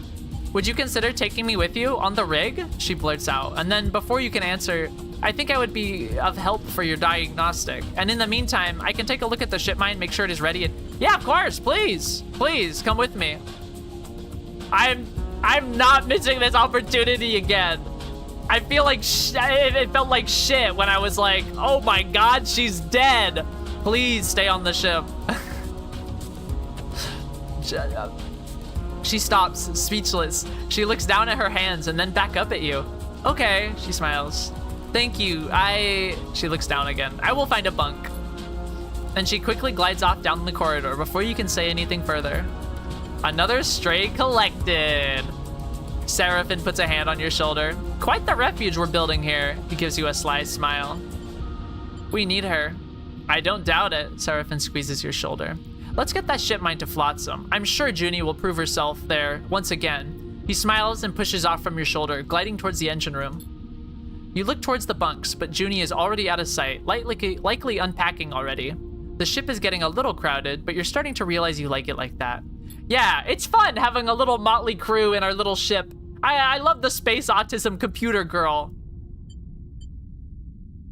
This is some prime, like, you know the meme where it's like, you best not mess with my crew or you'll be messing with Oopie Gloopy, the Munchkin Man, Lil Jim Bob, and worst of all, Larry. This would go hard on this. I'm gonna have to pull some screenshots of these creatures and see if I can make that edit. You pause for a second, appreciating the warmth, the hum of the rig and its inhabitants. The ship, you think, is starting to feel like home. Recruit Junie to your crew. I just got the achievement. Okay, so I've got really good rolls, so I guess I'm just gonna hit some data scraping, you know? Right? I think that's the only thing I could do that wasn't endurance. Yeah. All right, let's scrape some fucking data.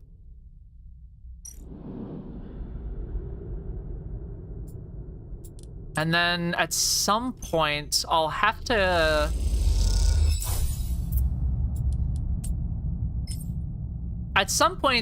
get back somewhere to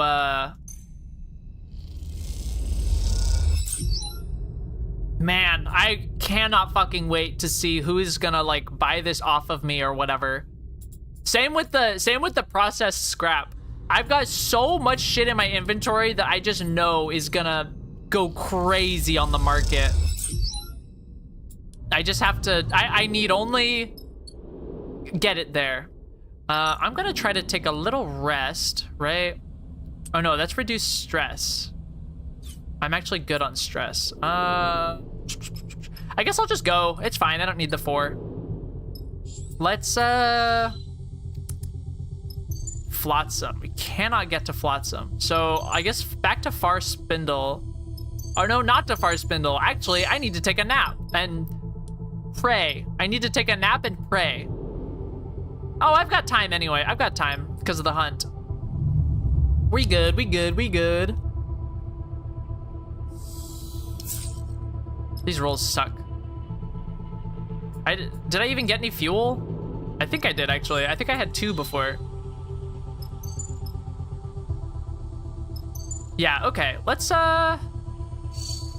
I had better rolls, I'd say let's hang out here a bit. But they're all kind of shit. So let's just get to Far Spindle.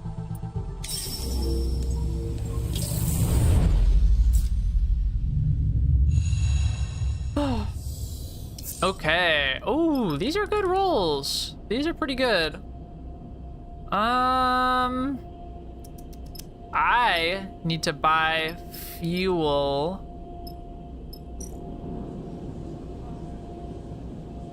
Yeah, I need to buy fuel. We're kind of good on supplies. But we're here anyway, so I want to explore a little. I probably should have used... No, never mind. I only have 6s and 3s. Ooh, upgrade point. Okay. And a continue. Because I completed the explore the situation. Far Spindle lives up to its name, its tall stature making it a real effort to travel from end to end. The local solution to this problem are the transit tunnels, massive tubes bolted onto the outside of the spindle that allow for rapid passage from bottom to top. As you find yourself in one of these cavernous passages, bulky cargo haulers rushing by, you start to wonder if braving them is worth the effort. Back up! The shout rattles down the bare transit corridor like a gunshot and is rapidly followed by a crunching impact. You spin back, pushing yourself against the side of the wide cylindrical passage. As you do, a hauler glides past, sending a rippling wave of air across you in its wake. Whoa. Cute! Spiky airbike courier. Whoa. When the roar subsides, you hear a string of expletives coming from nearby. A spiky-looking figure, clutching some oddly shaped open-frame object, gestures wildly at the vehicle as it glides by. Dickhead! He spits an impressive glob of saliva down the tunnel, and it spirals in 0G. She turns to you in her anger. You see that? Tried to slam me into the wall. Total dickhead. She nods firmly. No shit, haulers hate us. She sniffs and looks you up and down. Not supposed to be in the transit system without a vehicle, she squints. Not like I care, but maybe you do? What about you? She shakes the open frame in her hand. What does this look like to you? She rolls out one of her shoulders, stretching it out. You're new here, right? Yeah. She shrugs sympathetically. Figures. Let me give you a tip. Sniffs and looks you up and down. Sniffs you up and down. Vibe check passed. Let me give you a tip. She begins checking her open frame vehicle, tightening bolts and untangling pipes. Avoid the haulers. Dickheads, the lot of them. Especially the water haulers. Think they're better than anyone. Don't mess with the stevedores, though. Stevedores, though. They're good people. Get treated like shit by everyone else, just like us. She rapidly plugs and unplugs a series of connectors. They'll show you the shortcuts. She looks up. And never ever get in a Spindlejack's way. She smiles, spinning the vehicle in her hand. Thanks. She nods. All right then. She pauses, considering something. Then suddenly she reaches into one of her many pockets and pulls out a small transparent rectangle punched with holes. Text glints within it, reading, Cadet, Stripline Express. You take it. Cadet, she flexes proudly. That's me. Stripline is my outfit. Kamal's the dispatcher. Small outfit, but we punch above our weight. Wow, she's so cool. She's so awesome. Dispatch is here in the Spindle's core, but I run the transit tunnels up and down the Spindle 10 times a cycle. You need anything moving on the Spindle? Data, tech, messages too hot for the hardline? Come find me. You're a courier? Got it in one. She kicks off the wall and mounts her bike, triggering a small burst of compressed air to keep herself steady in the transit passage. Cool. Oh, I see it now. It is kind of a bike, isn't it? There's a seat right there, and the frame, and little handlebars, and a little... looks like a jet. You hear a buzz of distorted speech from what you assume is her dispatcher. Cadet angles her head to her communicator and mutters back into it. Got a hop, sleeper. She looks over at you, and something flickers in her eyes. An idea? Or perhaps just a realization? Let me take a drink of water.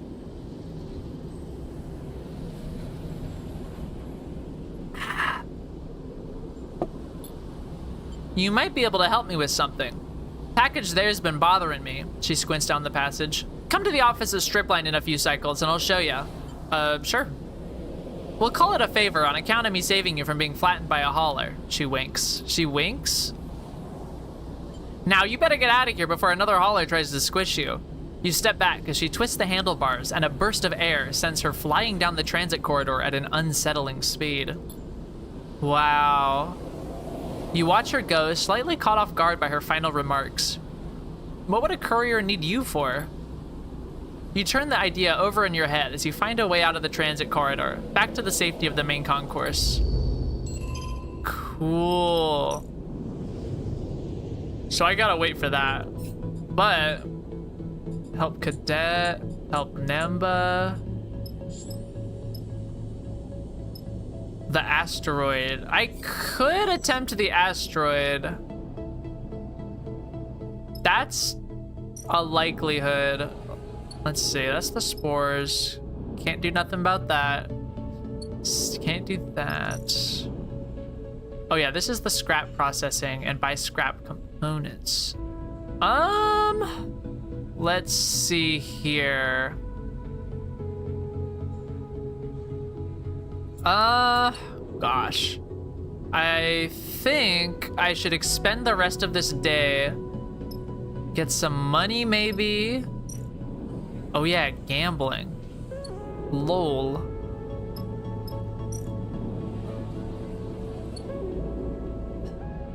Let's work a shift and see what happens.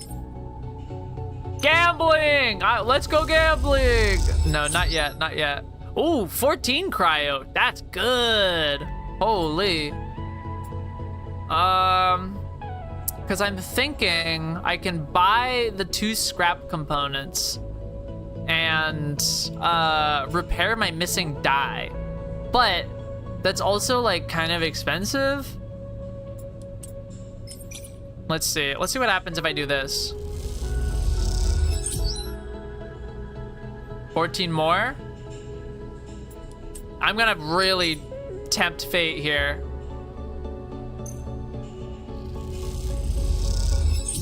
Oh my god. Okay. I'm gonna buy the 2 the 2 scrap components then.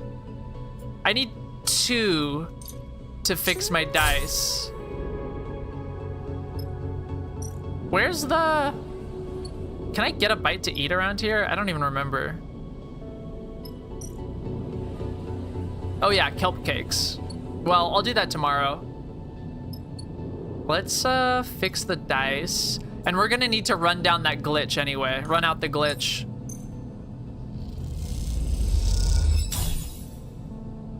Damn, 6 glitch? Yeah, anyway. Okay. Let's scavenge some fuel. Or, well, try to scavenge some fuel. Monster Hunter benchmark came out an hour ago. Lucky. Ooh, 3 fuel. That's very nice. And we expended half of my glitch. That's good.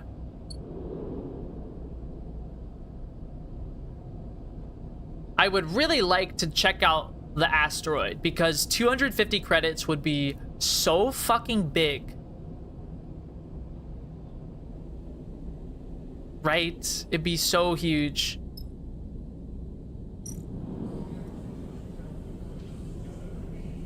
Venture bar shift. Oh no, you don't gamble. You're you are working at the casino.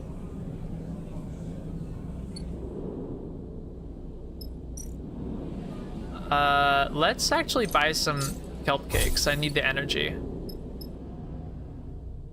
Gosh. Okay. I'll try it. Just this once. It's about what I expected.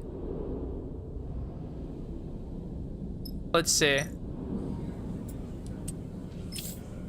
20% positive. Bad. Bad cryo outcome too. Let's try it again.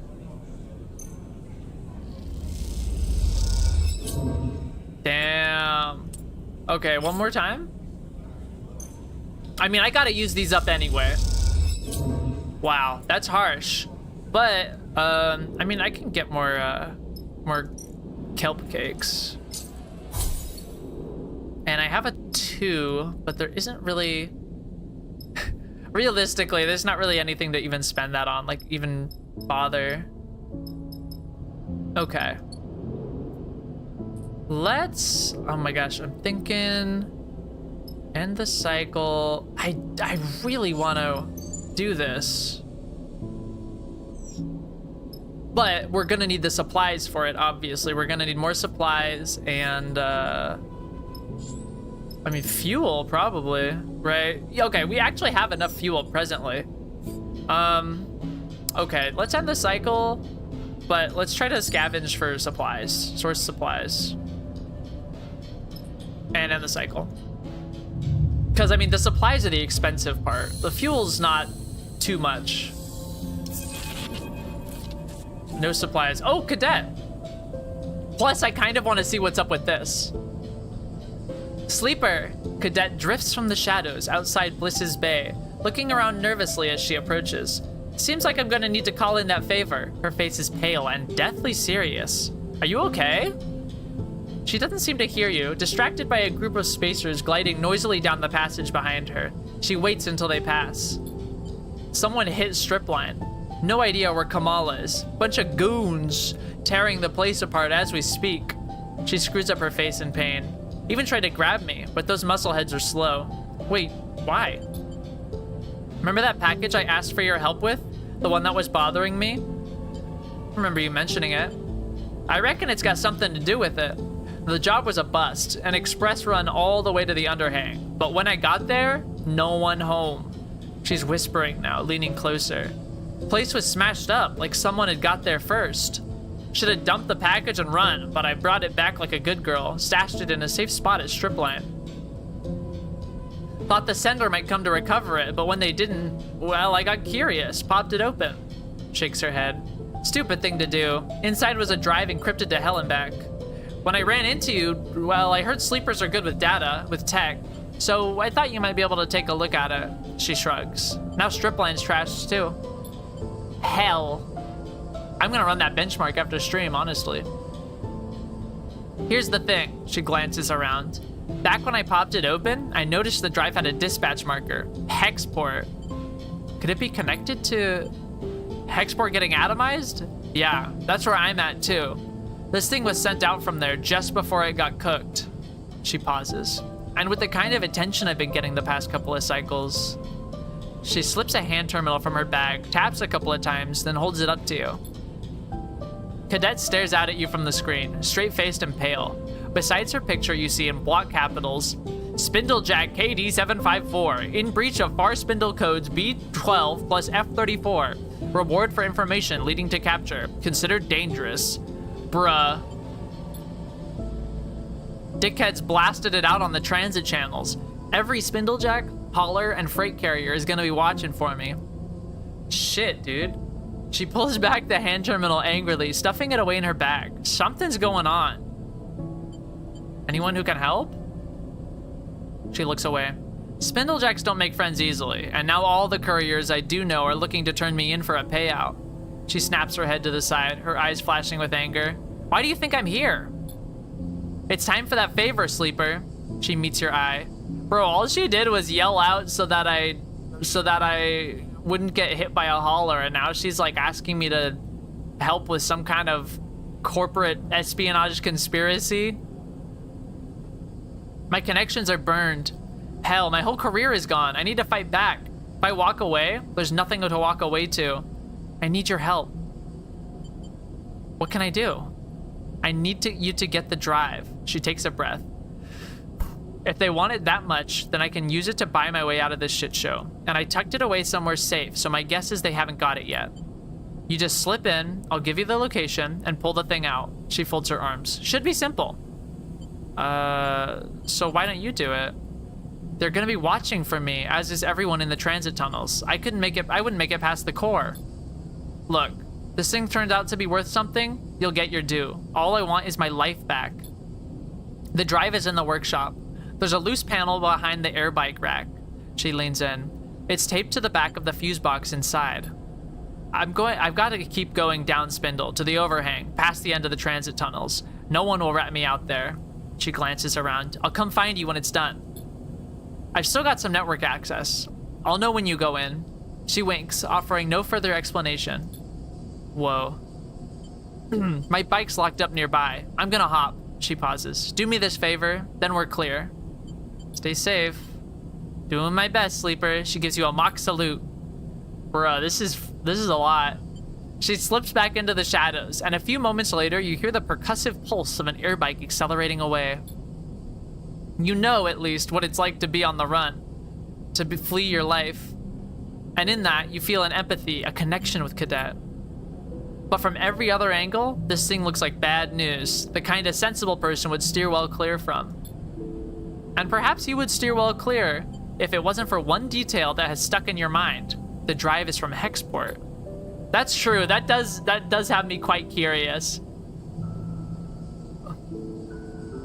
Is all that enough to send you down to Stripline in search of that drive? Only time will tell. Well, I mean, let's see what's up. Let's see what happens, right? Where is it? Oops, wrong. Oh, here it is. Cut your way in. That's pretty good. Scope security. Well, let's just do this right off the bat, because this seems solid. Very nice. Fuck it, man.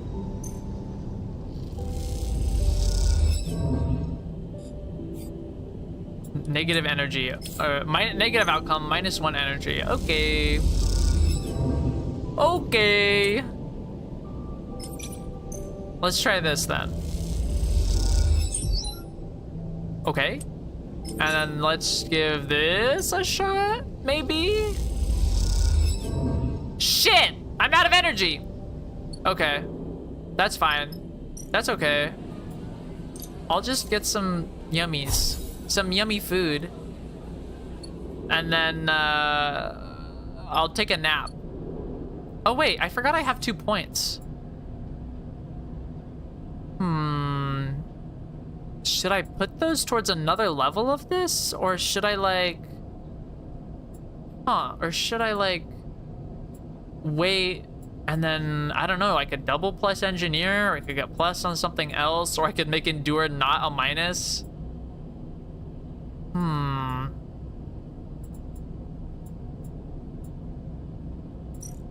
Let's just do this for now. I think I'll probably complete this tree really quick, and then we can start going for stats.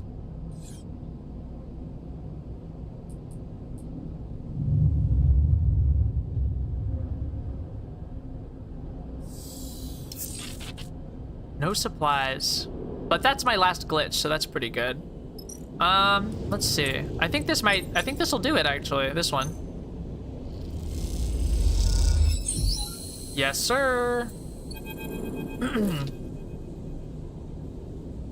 You slide the loose panel away from the wall, letting it float there beside the air bike rack. Behind it, in the dark, you see the blinking lights of the fuse box. A noise nearby draws your attention for a moment. The scrape of a sliding door, maybe? Or just some old system cycling in the walls. It took long enough to gain access to the Stripline Express bike garage, and longer still to find a safe route to the air bike racks. But you're almost there. You've seen and heard the hired muscles searching and guarding this place, but have been lucky enough not to come face to face with them. Yet. You turn back to the darkness behind the panel. If what Cadet said is right, the drive is taped to the back of the fuse box in front of you. Whoa. Okay. You reach through and around, slowly, carefully, and your hand settles on something cold and metallic in the dark. It is taped firmly to the box. You pull at it, but it doesn't budge. A quiet rattle echoes from the dispatch office next door, and you freeze for a second. It seems Cadet was a little too enthusiastic with the tape. I guess we'll try into it, because engage is, like, obviously not gonna happen.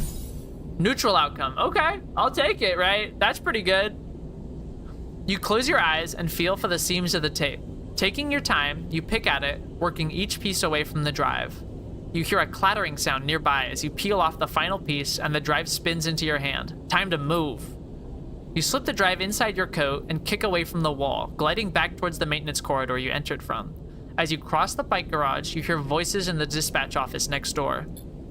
Just as you tuck yourself into the cool darkness of the maintenance corridor, a screech indicates the opening of a door from the office next door. Voices rumble through the room, and you quickly and quietly push yourself deeper into the guts of the building. Too close. Barely daring to breathe. You don't have to breathe, bud.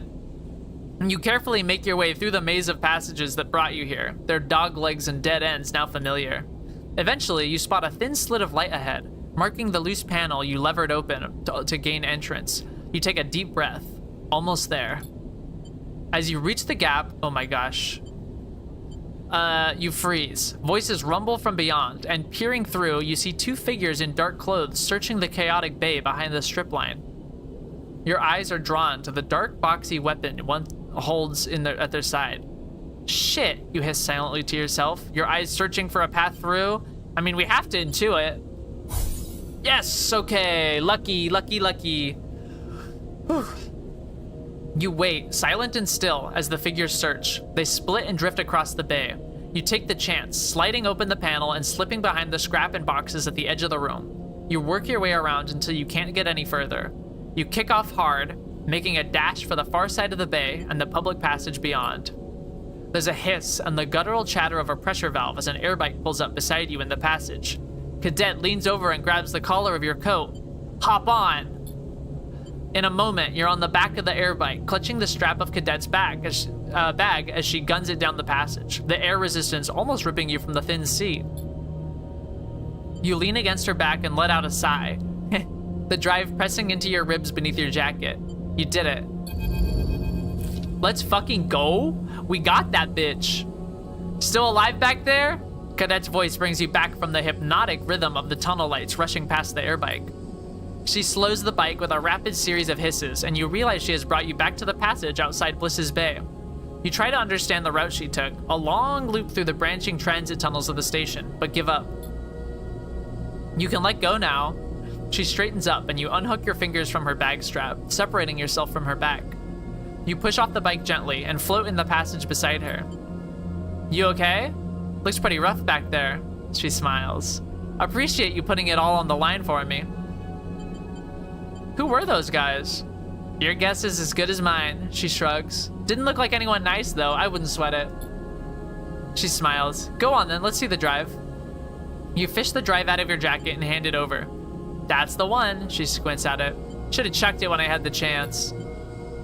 You get your first good look at it, and there's not much to see. A small lump of solid-state memory with a few markers on the case. You spot a yellow hex among them. Hexport. What now? She winks, sliding her bag around her shoulder to the front and slots the drive neatly into a pocket. I know someone in the scatter yards who can crack anything. She'd be my first port to call to crack this thing open. She stretches her shoulders. And I should make myself scarce from the spindle anyway, before those dickheads catch up with me. Come with us. Appreciate the offer, but I think it's best if we go our separate ways for now. Two targets are harder to track than one. She cycles the pressure valve on the bike impatiently. Cadet leans away from the bike, squinting out of the viewing window at your ship behind.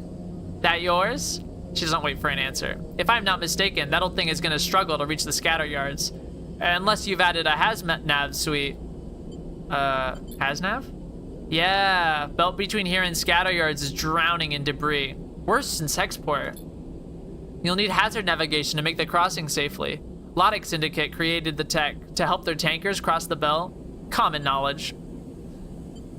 Cadet nods at your ship. Maybe if you head up to Wellspring, you can barter or steal a suite, she adds casually.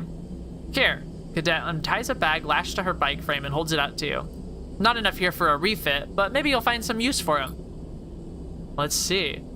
Hi, Goopy. Are you the Eeper? Oh, no, wait. This is the Eeper. I'm playing the Citizen Eeper. Hi, how are you?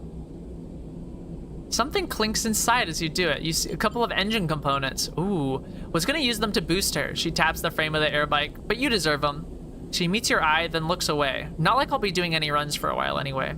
Thanks. Nothing. Like I said, you deserve them. She flexes her fingers on the bike's handles, eager to be away. You're cold. It's cold. It is pretty cold. It's darn cold out there, man. It's gosh darn cold. Cadet's airbike stutters and purrs, trembling in the air like an arrow ready to be loosed. Look at this girl I met. She's so cool. She rides a bike. She rides an air bike. She's a courier. She winks and guns the throttle, zipping off down the passage with a pulse of air that ripples through your clothes. You stare after her as she goes, the bag of components still hanging from your hand. You wish you were her? You could be a bike courier. You're in New York. You could do that. You realize as you look down the passage that you never asked how Cadet plans to get to the scatter yards. That question, like a score of others, will have to wait until you run into her next. Although, you have a feeling she will find a way to slip away before you can ask them next time, too.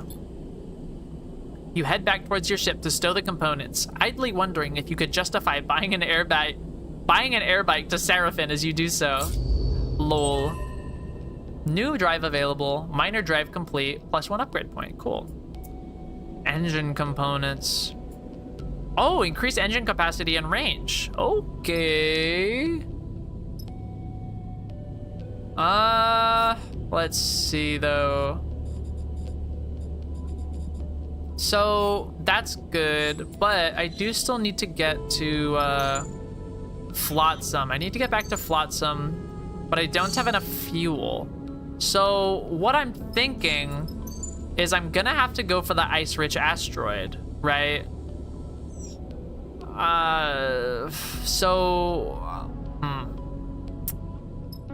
Was it this one? Yeah, so I'm gonna...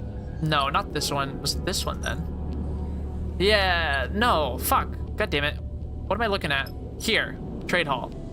Okay, I'm gonna spend basically the last of my credits buying some supplies, and then actually if I could get like 3 more credits, that would be awesome. Then I could fill my supplies, and then we're gonna go for that asteroid, because 250 credits would be fucking awesome. It would be so good. We could buy more supplies, more fuel, get to Flotsam, do the other thing, expend the engine components maybe. I don't know. Let's try this. Okay, 12 cryo. That's what I wanted. I'm gonna buy the supplies, and then we're gonna head to the asteroid.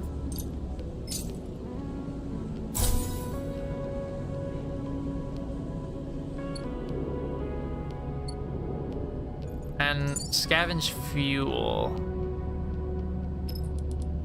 Yeah. Okay. What do I do with the engine components? I know it says valves, lines, and pumps for increasing engine capacity and range, but I don't know what I'm actually doing with those yet. So it's fine. We'll figure it out. Why not simply buy a space bike? Right? Once I have all those credits, I'll just buy a space bike. Would much rather be a cool space bike courier than a dweeby moped burrito taxi dodging SUVs. Yeah, that's true. It's not a space bike though. It's very much for use inside a space station. Let's see.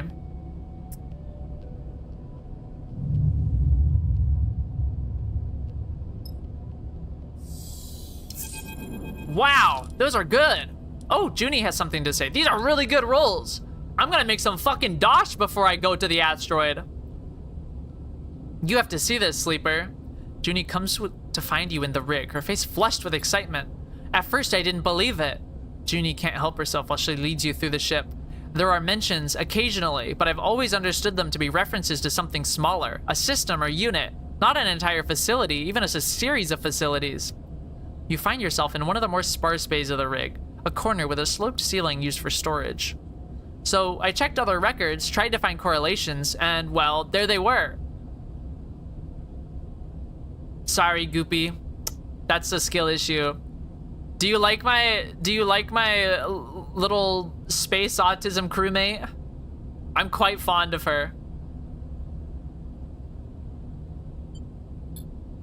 You see Junie approaching what looked like a clump of scrap components when you entered. Now, looking closer, you see it's actually a section of the core you extracted from the Solheim derelict, the one Junie was so eager to acquire. She sees you looking curiously at what remains of the core.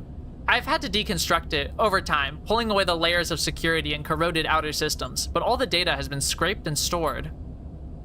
I used data from the derelict near Helion Gate, too. That was the key to cracking the cipher. She looks very pleased with herself. She's pretty chill, honestly.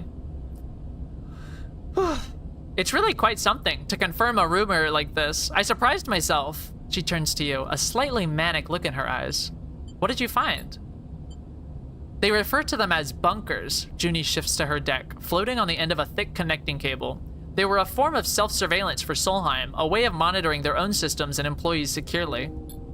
They were hidden, mostly automated, linked into the network by arrays, intended for vast amounts of data capture to be poured over by a small staff. Junie taps a few keys on her deck. Most were understood to have been purged in the collapse, shut down, depressurized, even sent on collision trajectories with other bodies. She pauses. Though I suspect that that last one is a little too far-fetched. I've heard people deny they even exist, that they were misreading the data, that the evidence doesn't hold. Junie turns the deck screen to face you.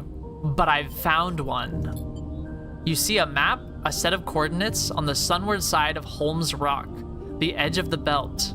Huh. Why are these bunkers so important? We're talking masses of records from the collapse, the kind lost to bit rot everywhere else in the belt. The bunkers are what they sound like, closed facilities intended to preserve data. Any one of these bunkers is a gold mine, Junie pauses. At least from a data archaeologist's perspective. She sees your reaction. I don't remember, Goop. Did you say that you've played the first game, the first Citizen Sleeper? And Junie adds, hoping to convince you. In truth, we don't know what else is in there. There could be Solheim's tech, blueprints, data never before seen in the belt. We should take a look. I'll give Seraphin the details, she smiles. We could be making history here. You have it though? You should really play it. The first one's really good, and honestly, this one is... It's so much better. It's awesome. It's really good. Thank you, Sleeper. Junie bows her head a little. I never would have found this without the core you gave me. I understand that was a sacrifice on your part. Now is the time to claim the rewards. Do you think she'd be interested in all this Solheim data I have? That I've scraped a ton of? I don't even know what I'm supposed to do with this. You leave Junie in the storage bay, working obsessively through the data. It's hard to know through all the excitement what the real value of one of these bunker facilities might be, but if they are as well hidden as Junie said, there must be a reason. I'm liking this one a lot. Oh, when there's time, you hope to find out what that reason is. New contract on map. Sweet. New drive available, eh?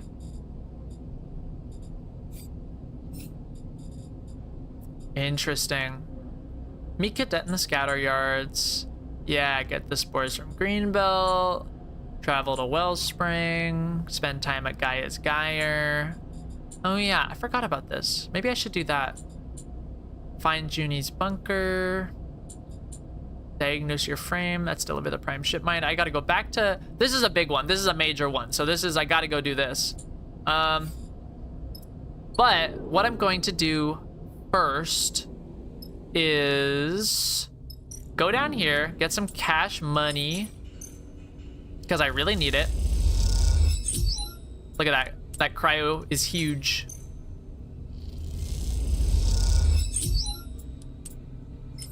This is awesome. Really need this cheddar.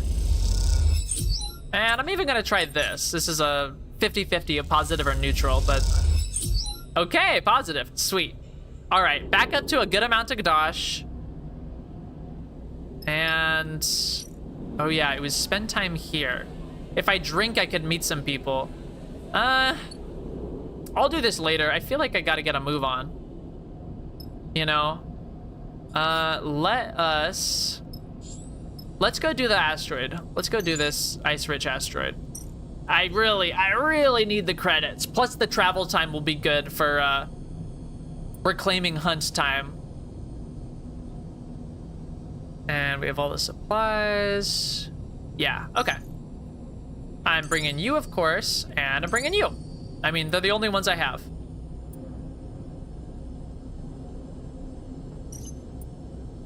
Confirm. Need more crewmates. I hope Seraphin gets better soon. The rig. Look at this big old asteroid. Yeah, it looks ice-rich for sure. It looks like it's fucking made of this stuff entirely. The asteroid looms large in the cockpit's glass. But yeah, the first Citizen Sleeper isn't a too terribly long game, but this one feels like it has a much larger scope and will be a lot longer than the first one, which is awesome. I like that a lot. Did you ever play, Goopy, did you ever play, I think it was called In Other Waters? That was this developer, it was this developer's first game. They made In Other Waters and then they made Citizen Sleeper. I've like seen it Like, I've seen the Steam listing and I've heard about it, but, or I haven't heard about it is the thing. I've seen the Steam listing and the screenshots look interesting, but I've never played it or anything.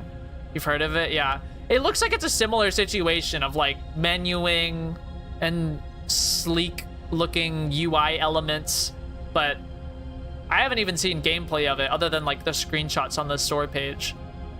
But I don't know, I might play it at some point because it could be good. Man, look at these dog shit rolls. What the fuck is this? Are you kidding? Anyway, the asteroid looms large in the cockpit's glass. Light glints off the sheets of surface ice, the same glint that must have caught Malik's attention when he was fleeing the Conway countermeasures that damaged the springtide. Yeah, piloting a submarine through interface type, it's something like that. It's like Iron Lung. There's been no sign of Conway drones or mines, but that hasn't stopped Seraphin being cautious in his approach. You have to admit, you found yourself searching the black void of space for a telltale blinking red beacon too. We're close enough to jump down to the surface. Seraphin locks down the engines. I don't see anything on the scope, but I'll keep her warm just in case. Thanks.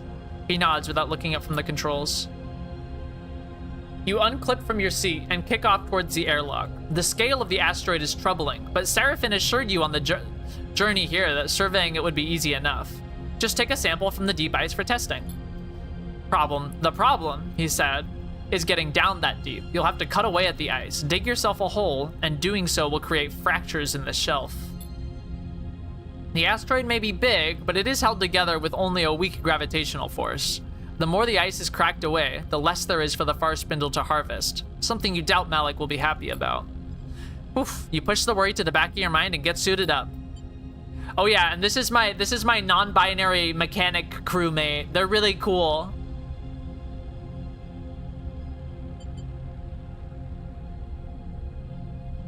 This game is definitely going on the woke repository if it's not already. Something on your mind? Bliss drifts up beside you and pulls a suit from the rack. Just hope we don't mess up. Me too, they shrug. I don't want to jinx it, but it seems simple enough. Broccoli hair. Don't you just love it? Don't you just love broccoli hair? I like a floofy hair. Can't say rock, or in this case, ice cutting is my usual strength, but it's gotta be simpler than slicing a hole without touching any of the internals. Bliss zips up their suit. We'll be fine. What? You zoomed in? Bliss's reassurance that they don't have any experience with the job you're about to do doesn't exactly calm your worries, but their nonchalant attitude helps, especially when you consider the volume of ice you're about to start cutting into. Well, it was either Bliss or nobody, so, you know, I'll take Bliss. Cheer up, Bliss punches you on the arm as you get into the airlock. Might never happen. The lock cycles and you find yourself staring out at the glinting surface of the asteroid. The first one got woke for contains overtly anti-capitalism and overtly pro-LGBTQ+ messaging. The game's setting is the ruins of interplanetary capitalism. Yeah, Sabine is non-binary and referred to using they-them pronouns. So true.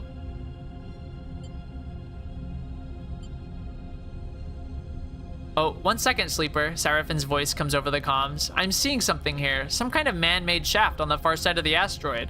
Ooh. That has to be Solheim. Junie has stood beside you on the airlock, but in this vacuum, you only hear her through the comms link. This region is full of bunkers and bases from before the collapse. This could be a listening post. We have to check it out. Junie looks at you through the glass of her helmet. This is a great opportunity. Just hold up. Seraphin's voice cuts through. The survey is our first priority, and the integrity of the water ice. Hunting for history comes dead last on the to-do list. You can almost hear his eyes roll through the comms link. Don't get distracted. You squint at the rock and spot a dark recess just over the curve of the asteroid.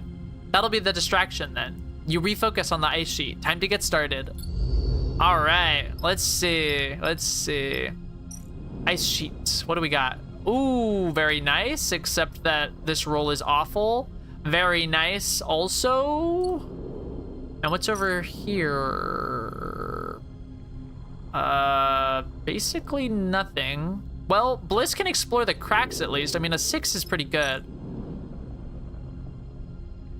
Okay. I'm gonna hit this. Good. Very good. This is gonna take a while, but it is what it is. Gosh. That's gonna take so long, and that's really just the first objective. This one is comparatively much easier. Woof. I think I'm gonna, I think Seraphine's right. I'm gonna focus on this.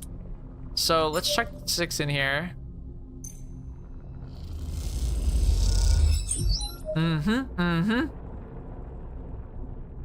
Oh, Judge. Oh, that's true. It is so late. It's like midnight and a half for you. Oh my gosh. Yeah, you better go get some sleep. This seems like a bad idea. Well, I'll do it just this once. I mean, it's Junie's stress on the line. Night-night. Thanks for hanging out. Neutral outcome. Hey, I'll take it. And literally 6 ones. What? Time for a nap.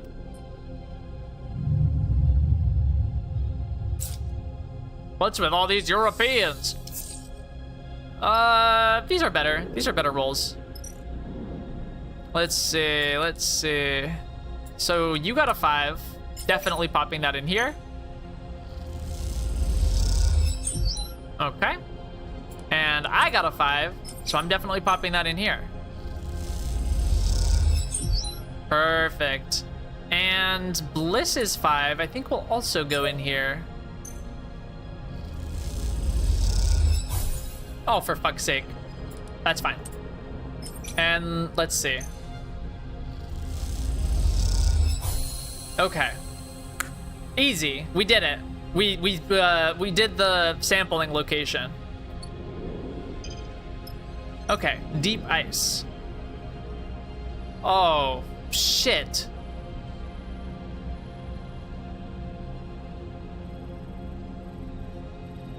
Fuck.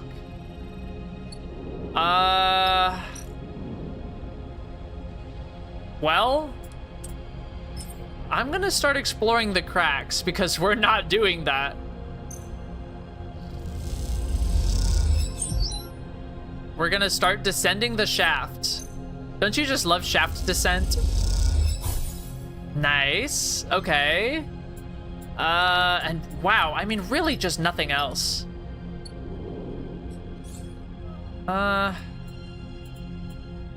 Yeah, plus one, okay. We just gotta sleep again.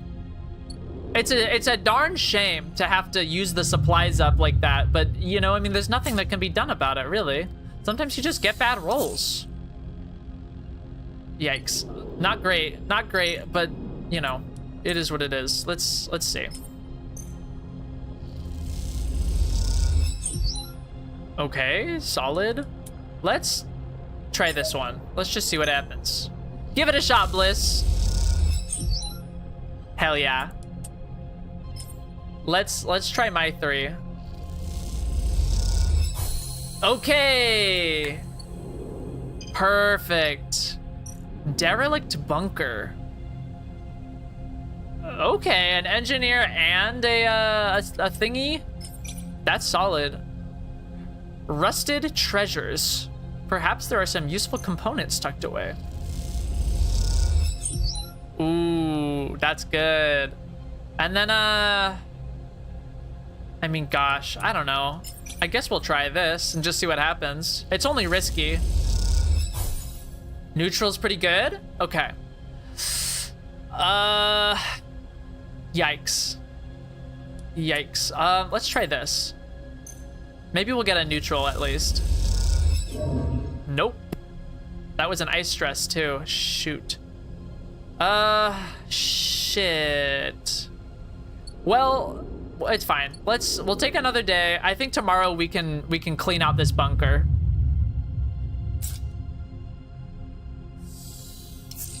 Oh my lord. Incredible stuff.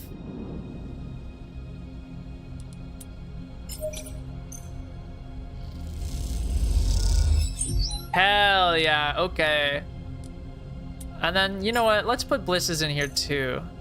See what we can get. Shit.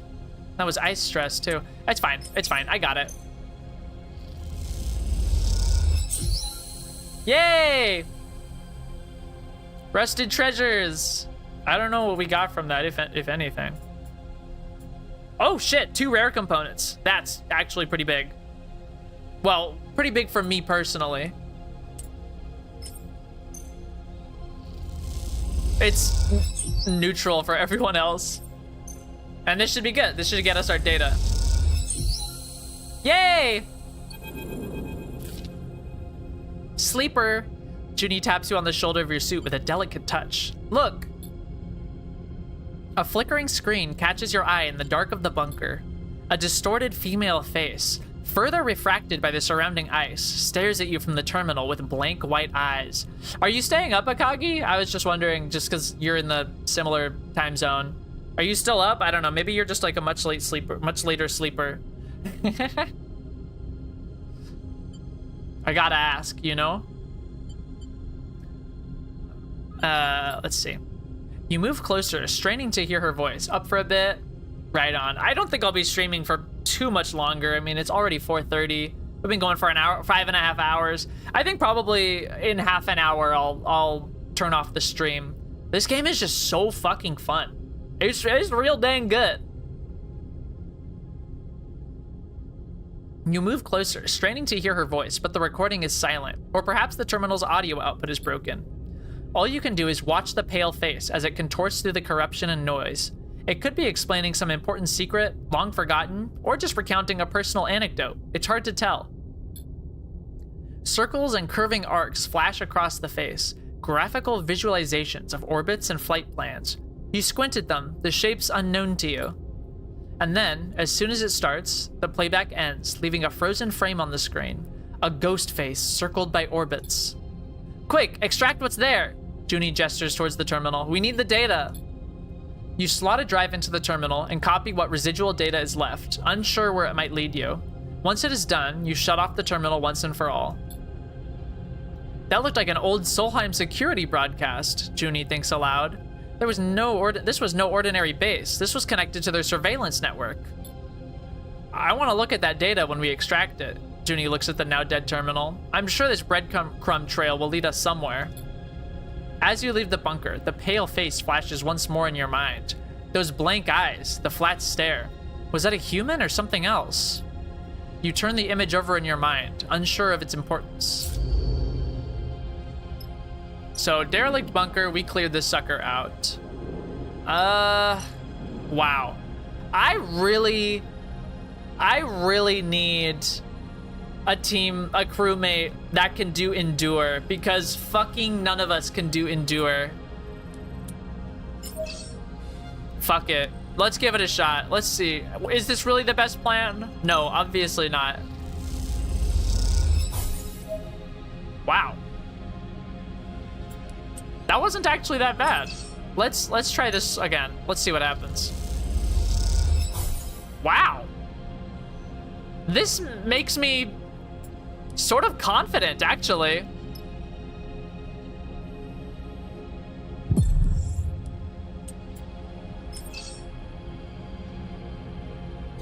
Wait, why are you 6?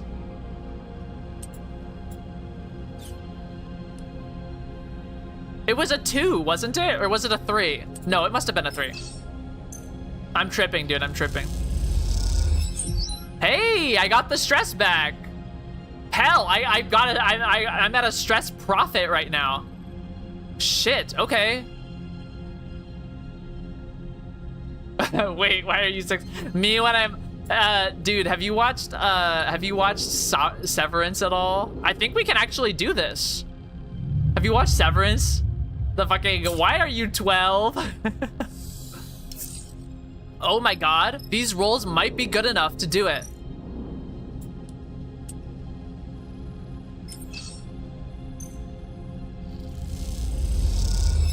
Okay. Let's see. I know, but let's see. Oh my god! Yeah, dude! Yes, yes, yes! They said it couldn't be done! They said it couldn't be done! The sample core, a long and weighty cylinder of cloudy ice, comes up out of the borehole cleanly. It glows in the sunlight, catching the rays in its frosted interior. Nicely done, Sleeper, Bliss chirps through the comms. I've never cored an asteroid before, but the result is pretty. Let's just hope it's drinkable. Let's not melt it down for liquid refreshment just yet, Seraphine chimes in. It's likely packed with unpleasant impurities. The question is, are they the kind of impurities the far spindle can filter out? Let's get it up to the ship, and we can run the analysis on the trip back. Seraphine pauses. And before you get any ideas about digging around on the asteroid some more, remember that if we break away any of the ice, Malik will likely dock our pay. Oh, you don't have to worry about it. We already scraped this fucker for scrap and data. We're good. As you do, you look back. Oh, you start the journey back up to the ship, dragging the sample core with you. As you do, you look back down at the asteroid, wondering if it might be the bargaining chip Malik has been looking for. You'll know soon enough. I can't believe we did that. That was incredible. And I got an achievement. Extract the ice core without spoiling the hull. That was wild.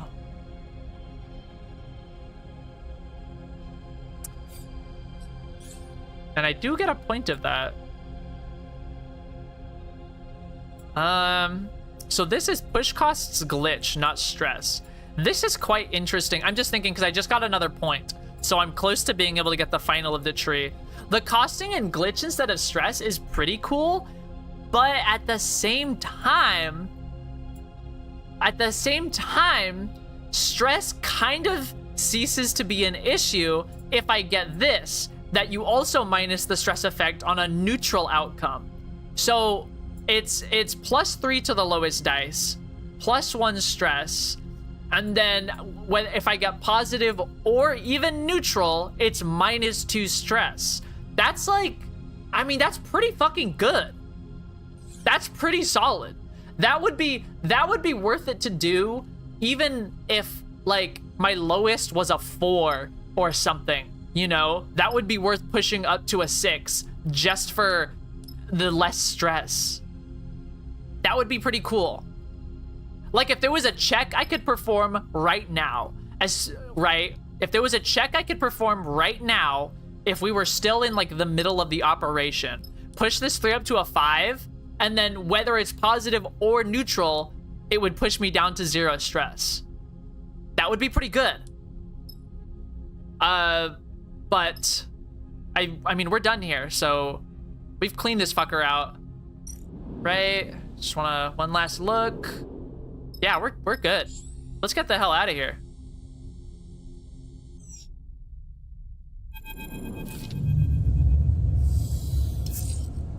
Oh my god, look at these rolls. On the journey back from the asteroid, you pored over the tests Malik had given you to run, improvising the necessary equipment from your mess. Each one produced spools of data, much of which you couldn't parse. Arriving into the vicinity of the far spindle, you broadcast these strings of data to Malik's personal terminal on the Springtide, as instructed. Despite all this preparation, you are still surprised when you find Malik standing at the far side of the docking tunnel as you leave the rig. Sleeper, he nods neatly at you. I thought it was better if I'd come down here, away from my crew, to discuss your findings. And the findings were straight to the point, he clasps his hands. Good. As I suspected, the asteroid was indeed rich with water ice. Thankfully, the contaminants can be dealt with. He speaks matter-of-factly, betraying little emotion. With the data you provided, I should be able to convince the Far Spindle administration of its worth. Then we're good? That remains to be seen. Before I make payment, I would like to ask, in person, if you saw anything else of consequence. Anything to share with me that might affect my dealings with the Far Spindle. He holds his arms across his chest. I would prefer not to have any surprises when they go to retrieve the water. Nothing that affects the water? There was a shaft. There was a shaft. Interesting, Malik smiles. It is likely of no consequence, but if there is something of value there, it could play to my benefit. I will mention the potential of additional salvage to the Far Spindle administration. Given the data, it doesn't seem to have impacted the ice. Malik reaches into his pocket and produces a stack of cryo chits, bound carefully with a strip of paper. 250 cryo, as agreed. You take the chits and quickly tuck them away. With that, our business is concluded, Sleeper. Malik nods lightly. I must speak with the administration to negotiate the release of my ship, and then prepare for immediate departure. The Syndicate will be eager for my successful return. Thank you. Malik bows and turns. Should our paths cross again, I will see that it will be to your benefit. Let's go! We're fucking rich! We're fucking rich! Yes! Whew. How about some celebratory drinking? Oh, it gives me energy too. Yeah, you know what? Let's just do this. No, you know, I'm just thinking if I want to also try to make some cash. I do though want to max my fuel out. Well, maybe not yet. Maybe not yet. I don't know. What's this at? This is already at 2. So we could wait another cycle. I could get a little money. Yeah, you know what? Let's just drink a little.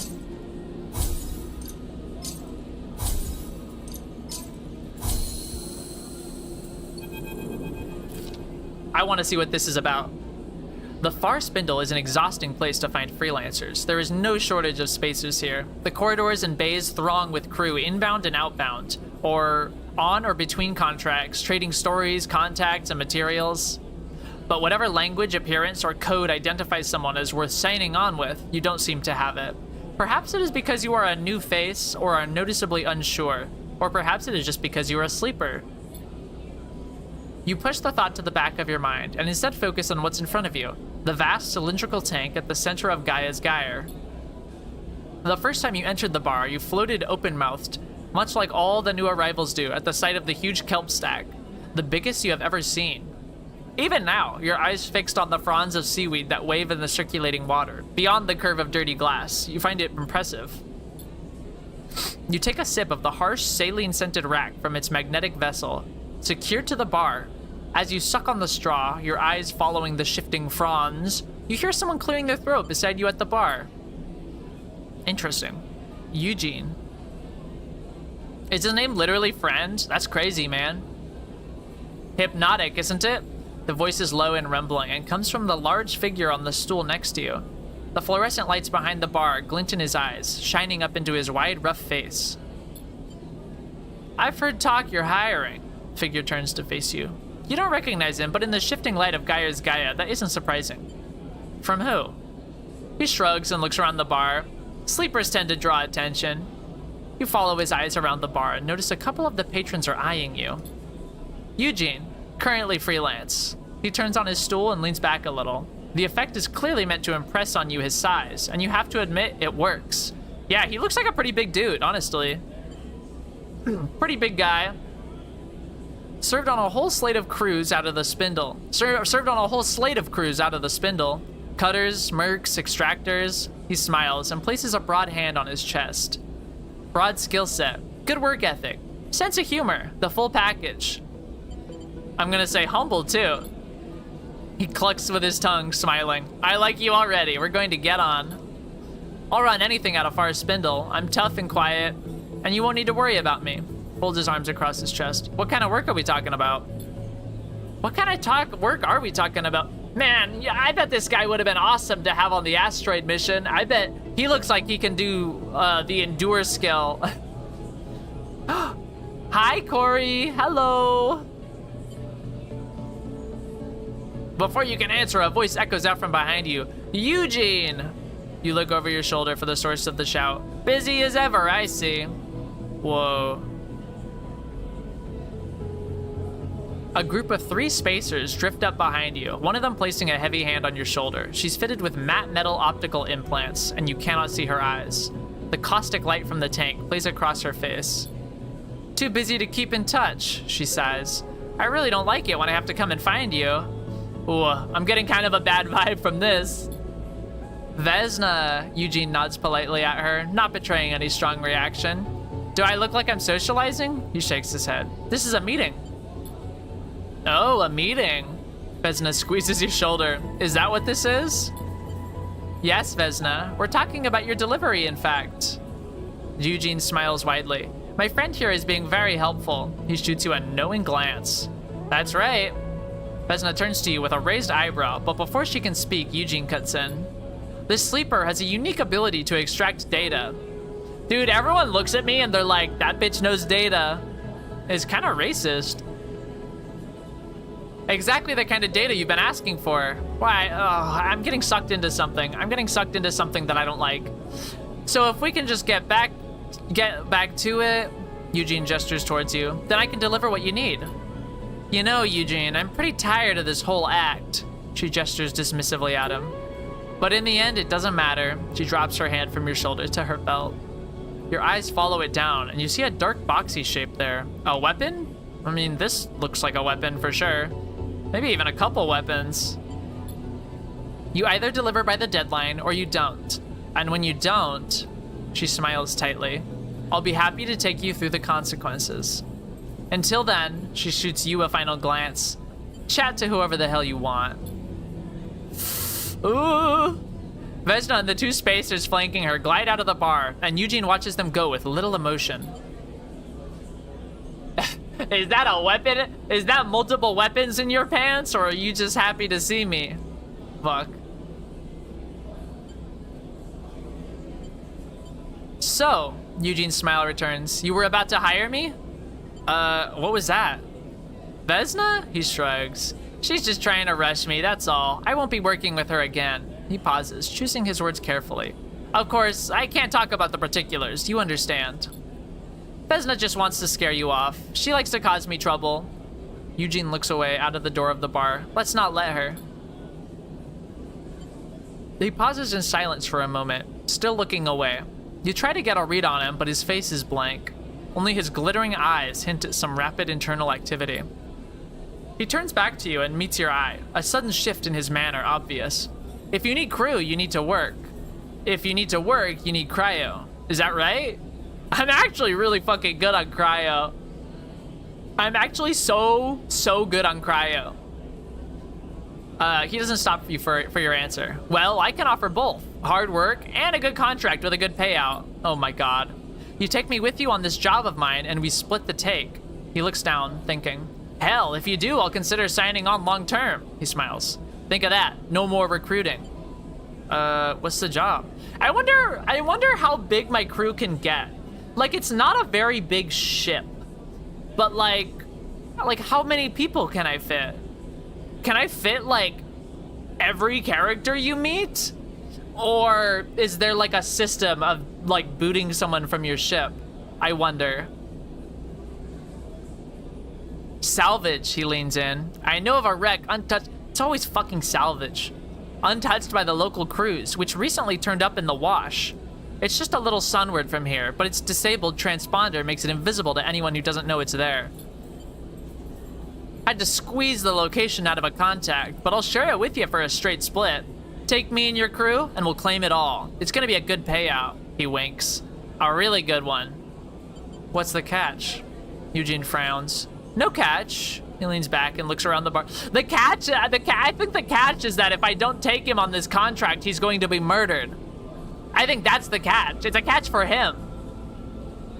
The catch is I don't have to do this. Happy to take the offer elsewhere. I just felt like you were the right captain for this one. I'll be ready to go whenever you like. Eugene pauses. As a show of good faith, I'll also fly out with you on any job from the far spindle. But I'm not leaving the station with you yet. Not till we get my job done first. After that, we can talk flying together. No need to rush into it. If he does have the physical skills, all of my crewmates are like thinkers. So if this guy does have physical prowess, this could actually be pretty big. He can be our token cishet dude. I mean, that might be Seraphin. I don't know what his deal is, but he doesn't look cishet.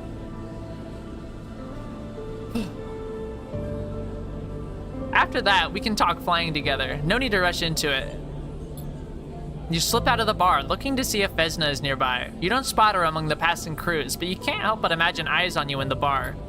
You shake it off, having become familiar with the feeling of being observed. What matters is you have found yourself a crew member and a contract. Whether either will come good, however, remains to be seen. Okay. Whoa. Oh yeah, I got the, oh, look at that. Huge, huge, huge, huge, massive. Very good. Now we focus on skills.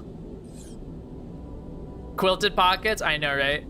Okay, so recruit Eugene, explore the hidden wreck. So that's here. I need 2 fuel for it. It's risky.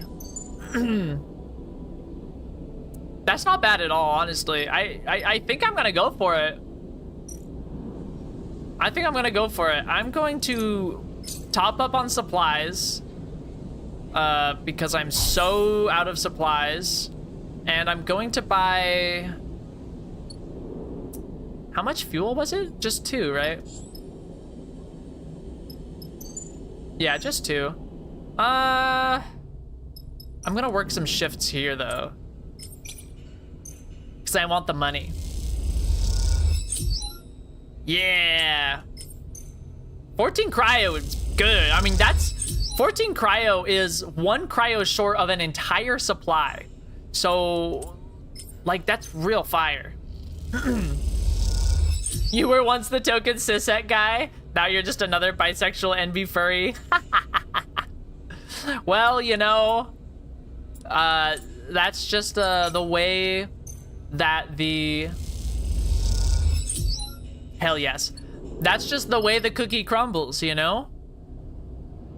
Now I'm basically back up to 300. I think I made all my money back from those supplies. So, I'm gonna buy 2 fuel. And then I guess we'll be on our way. Like, yeah, fuck it, let's go. This will bring our chase back down to 0 because it's at 2 presently. Okay. Man.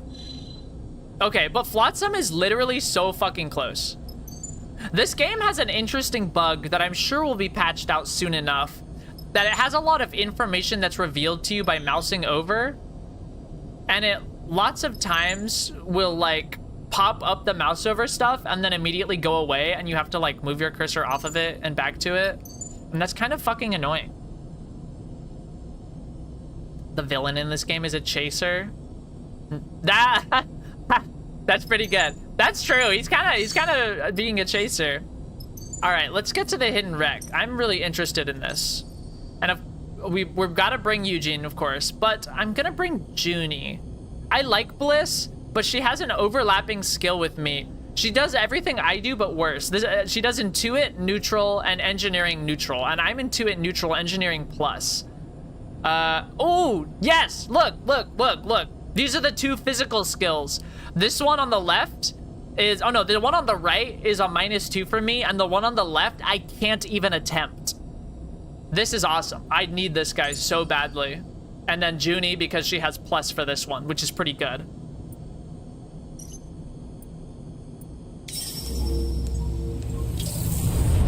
Space Alamede. Okay. This is not what you promised, Seraphin turns to Eugene with a raised eyebrow. Looking out across the field of debris scattered around the small asteroid whose gravity has kept them there, you have to agree. Where do you even start looking? Yeah, like what the hell is this? Eugene shrugs, unfazed. I said the wreck was hidden, transponder off, no flight records. I didn't say it was intact. The double arrow one Eugene has is like charisma, I think. That's good. Charisma and like physical exertion, that's really good to have. I'm literally locked out of charisma. I'm not allowed to charisma at all. I have L Riz. If it was an easy job, I wouldn't have come with your crew. Could have just grabbed it myself, he winks. We all earn our share. Looks like many, many wrecks, all pre-collapse from the design and the faded markings. Solheim, or a subsidiary. Junie speaks up from behind you. This is very unusual. Seraphin sighs. You really think there's something of value to be pulled from all that? I know there is. My tip-off is good. We just need to find the right part. He looks out at the wide field of debris of the right ship. Any clues? What I know is that a wreck with an item of great value is out there. That's it. He unstrapped from his seat. Are you all afraid of some hard work? Is that it? I mean, I'm a little afraid of hard work. L-Riz in her L-Wagon. That's true. I do be kind of driving an L-Wagon. And would you believe me if I told you that both of my initials are L? I'm fucking drowning in L's over here. Seraphin starts laughing. So you're telling me we don't know what we're looking for, where it is, or what it's worth? Trust me or don't, Eugene shrugs. This will be worth your while. This is a hot tip. Sleeper, please. Seraphin turns to you, exasperated. Suddenly, a percussive beep interrupts the conversation. All of you turn your attention to Seraphin's terminal. You only have a wagon because you be wagging your tail. Ha ha ha ha. Yeah, I be wagging my tail. Hands you an L. I'm instantly killed. All of you turn your attention to Seraphin's terminal. What the? He taps a few keys. We've got an incoming ship. The transponder just popped up. See, Eugene smiles. What did I say? A hot tip. We better claim it before they do. He jabs a finger at the readout. What have you got us into? Eugene looks innocent. I've given you a head start on a big haul. Don't waste it. Solheim wrecks often still have sealed bulkheads. If we can find a cipher, maybe in one of the smaller wrecks, we'll be doing well. Junie looks between you and Eugene. I guess I'll see you in the airlock. Ready, Cap? Eugene slaps you on the shoulder and kicks off through the cockpit door. All right, let's boogie. You follow, already trying to map the scattered debris in your mind. Let's see. Oh, shit. They're getting there in 2 cycles? Oh, scary. Okay. Engineer. Ooh, and this one. This seems solid. This looks like we can get this pretty quick. And this one is... Oh, Eugene can work on it, and I could work on this as well. And what about this one? Eugene can work on this too. Oh, analyze the debris. Okay, let's try this first.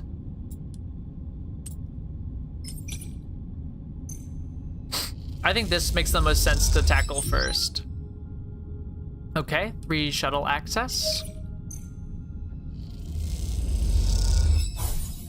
Okay, neutral.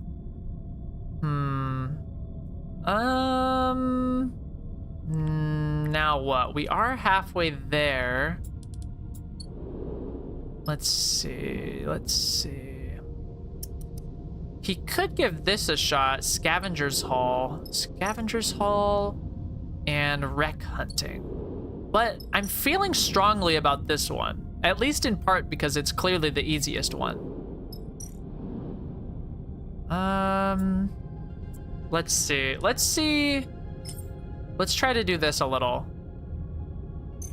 Let's see if we can't get a neutral. Okay, that's fine.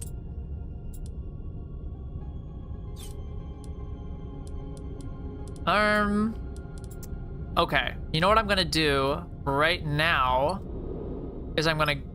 Okay, here's what's gonna happen. I'm gonna put my 6 in here to get a positive, a guaranteed positive. And then I'm going to... What am I gonna do? I'm gonna put the 1 in here because this seems solid. Okay, and then, watch this. I'm gonna push the 6, and I'm gonna put it on this. And then regardless, I guess it didn't even need to be 100% positive, but it's gonna bring me down 2 stress. So a 1 will still damage a die, but it's pretty good. It's pretty good. And that's next cycle, ideally, so there isn't any waste. The original Eaper is $6 right now. Guys, pick up the original Eaper. Pick up the original Citizen Eaper. It's so good. Next turn, assuming I get some 3+ rolls, I'm going to push a few times to get my stress back down. Oh yeah, yes. I still have the 3s from Eugene, so let's try these. Let's just see if we can get anything. Oof. Stress isn't great, but +2 Scavenger's Haul is quite good. So I'm gonna put another one on. Shit. Okay. That's fine. We still have lots of time.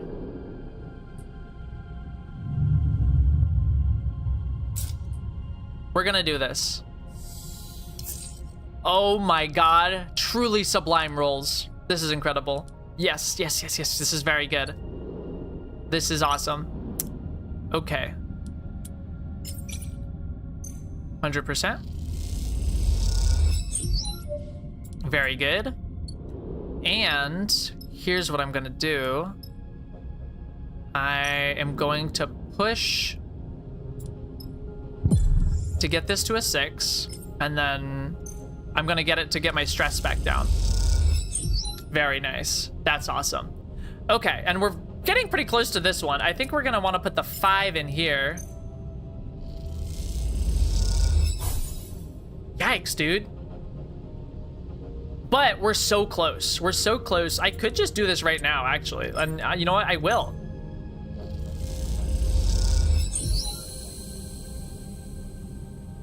Okay. I don't even know if this got anything for us. Oh, Cutter remains. Okay, okay. So this is gonna be a Eugene situation. And it's only 4, so that's pretty good. Now, back to this. I'm gonna give this a shot. Very nice. And I'm going to, I'm not gonna risk it. I'm gonna, well, hold on a second. I do have a 6. Maybe the 6 would be better spent over here. Yeah, let's try this. Perfect. And then right here, I still have the engineer, so positive or neutral, it's all good. A little bit of stress never killed anybody. Shuttle access. Getting into the shuttle will take some work, but you swear you see the blinking light of a terminal inside. Perfect. So now what's this? What's this? Okay. Okay, neutral-ish for me, but positive for Junie. And I do still have that 4. But, well, let's try it. Let's try the risky. You know, at least it's not dangerous. Okay, yeah. Wreck hunting, no stress. Simple as. And then, that's gonna be the cycle.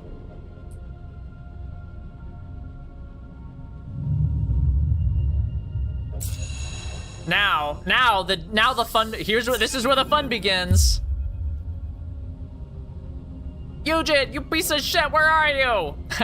The distorted voice rattles through the ship as you are all finishing your breakfast in the mess. Everyone turns to look at Eugene, Seraphin already shaking his head. Vesna, he says under his breath. You suddenly recall the steel-eyed captain who confronted Eugene in the gyre back on the far spindle. Open this airlock before I do something I'll regret. As her voice echoes through the room, you realize she must be at the rig's entry lock, using the comms panel out there to speak into the ship. Eugene? He shoots you a resigned look. We should let her in. You kick off towards the door, but Seraphin drifts between you and the exit. Sleeper, are you sure about this? You can see he's angry, but is also looking to you for reassurance. We're just gonna talk. All right, but the moment this starts to go south, he shoots Eugene a glance. We're booting them both out. Eugene follows as you glide down the airlock and hit the control for the exterior door. Let me handle it. Eugene gives you a nod. You've done enough. He looks away, annoyed, but drifts back a little. You watch as the airlock cycles, and you see the silhouette of Vesna through the viewing window as she removes the helmet of her suit. You prepare yourself for whatever comes next, hoping that Seraphin is somewhere nearby. Thank you. Vesna floats through the airlock door, her eye implants making it hard to read her expression. I prefer not to have to stand outside banging on the door. She turns to Eugene, seeing him behind you. But I also prefer it when my contractors don't try to screw me over. Let her talk to Eugene. Is this how you treat all your clients, Eugene? Promise to deliver the coordinates they helped you to find, and then instead, when you find out their value, go to another crew to try to steal the prize out from under their nose? I knew you were an amateur, she smiles, but I didn't know you were an idiot, too. Tell whatever stories you want, Vesna. Until I am paid, there is no deal. Eugene smiles. Did you pay me, Vesna? Vesna looks frustrated. You knew as well as I do that payment was on receipt of the coordinates. Well, sorry to say, I won't be able to deliver. He shrugs. Deal's off. You piece of shit. Vesna's hand goes to her hip. He is kind of a piece of shit, huh? Now, you're a guest on this ship. Seraphine's voice comes from somewhere behind you. Let's all remember that. You turn back to see Seraphine holding a whole bolter at his waist. A whole bolter. Its wide muzzle trained on Vesna. Vesna lets her hand go loose at her side, abandoning her threat. Of course, she sighs. I thought you might all see the breach of trust in this situation, but I was wrong. I don't want to escalate this. On that, we are agreed. She backs a little towards the airlock door. Eugene, she looks at the freelancer. Don't think I'll back off. My team can find this thing faster than any mongrel crew. She smiles. First to the prize takes all. Vesna slips back into the airlock and hits the control panel. The doors scissor shut. Eugene suddenly tumbles forward as something hits him in the side of the head. Idiot! Seraphine stands behind Eugene, having swung the heavy muzzle of the hull bolter directly into his head. If you ever put this crew in danger like that again... Stop fighting! Sleeper, you know I value your kindness and your patience, but this idiot almost got us killed. Seraphine is breathing heavily, his anger apparent. He still might. Eugene catches himself on the wall. It's okay. He wipes a little blood from his forehead. I get it. That was sloppy. Your whole thing is sloppy, Seraphine bristles. This is how you get yourself killed. For real, man. Stop this. Junie looks between the two of them. Not on this ship. Not while I'm here. You're surprised by her ferocity. Sloppy! Literally. We should leave. Seraphine slings the hull bolter onto his shoulder. Cut our losses. Now wait. Eugene wipes the corner of his mouth with the back of his hand. All this and you're going to give up and turn tail? Eugene is right. Shit, Seraphine says. You are right. All right. He glides over to Eugene and pats him on the shoulder. Time for you to prove your worth. I'll be watching. All right, let's boogie.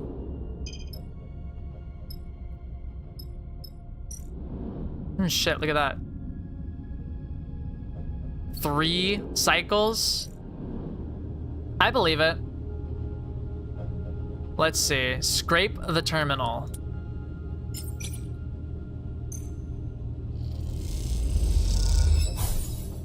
Neutral. Well, this is something that I can definitely work at. Hold on. A 3 and a 1? That's harsh. That's real fucking harsh. Well, let's see. Okay, that's not bad. Now, let's see about this. No, you know what? Let's put the 2 on here. Because even a neutral outcome isn't bad. Oh, wait, but it's something I can't do. Never mind, sorry. Let's put the 2 on this one, because this one's also risky.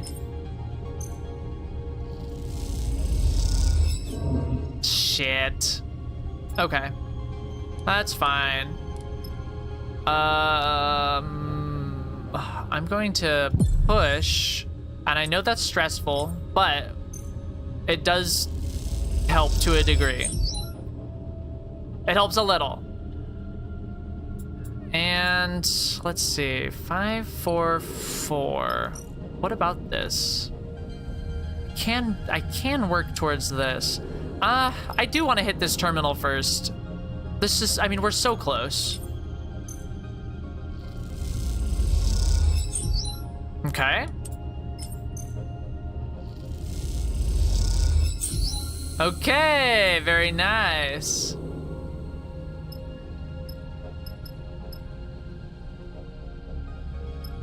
Oh, look at this. Unstable cipher. Okay. I wonder what exactly we're going to be using that for. I would like to hit this, but I mean, only Eugene can. I need him to roll good. I need some good rolls from you, Eugene. Fuck. That's fine. All right, another cycle. Shoot. Para amigo. Let's see. Oh, okay. Oh, wow. Real fucking good, actually. Holy shit. Okay. I mean, it's perfect. Very nice. And the other one. Very nice again. And let's see. I'm gonna put your 5 right here.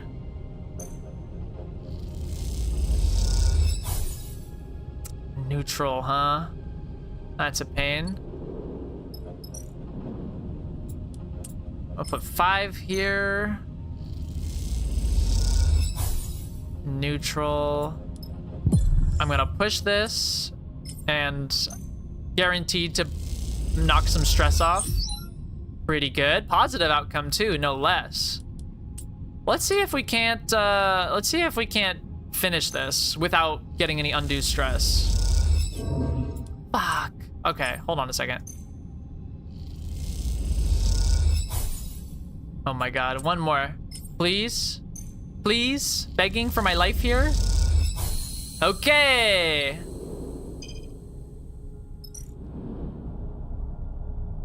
Oh, an unlock with the cipher.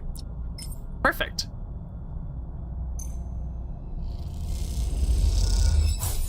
Nice. And now what is this? Ooh, engineering. Okay, engineering is really good.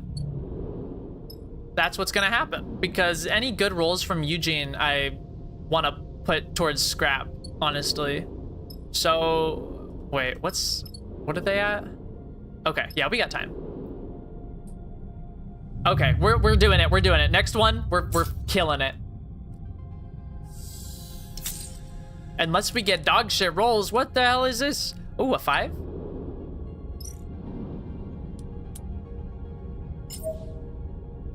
Okay, success, please, please. Okay, let's fucking go. I think that was scrap, right? Yeah, because now I've got 5 raw scrap. That's real good. That's really, really good. And then, okay, to the wrecked cargo bay. Oh, Junie can't do anything with this. That's unfortunate. That's okay. I got it. Sweet.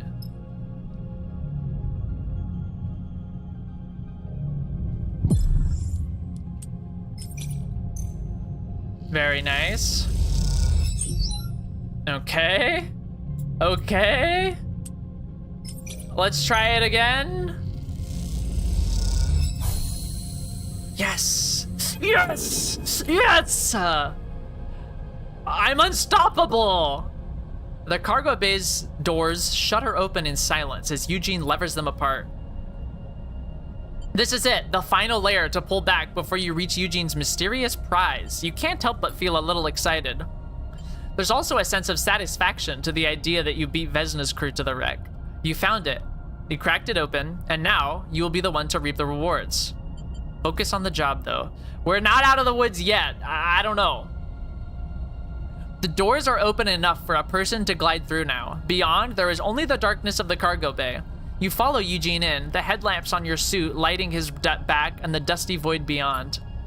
You see the boxes appear, as if by magic, out of the dark. Eugene glides past them. Does he not see them? You stop and take a look at the loot. Hold on a second. I'm gonna drink some more water. I think that was the last of my water.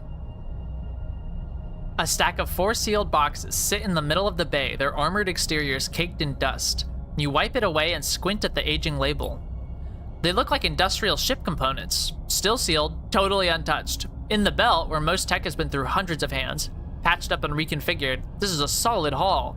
But not the kind of haul that gets crews fighting over it.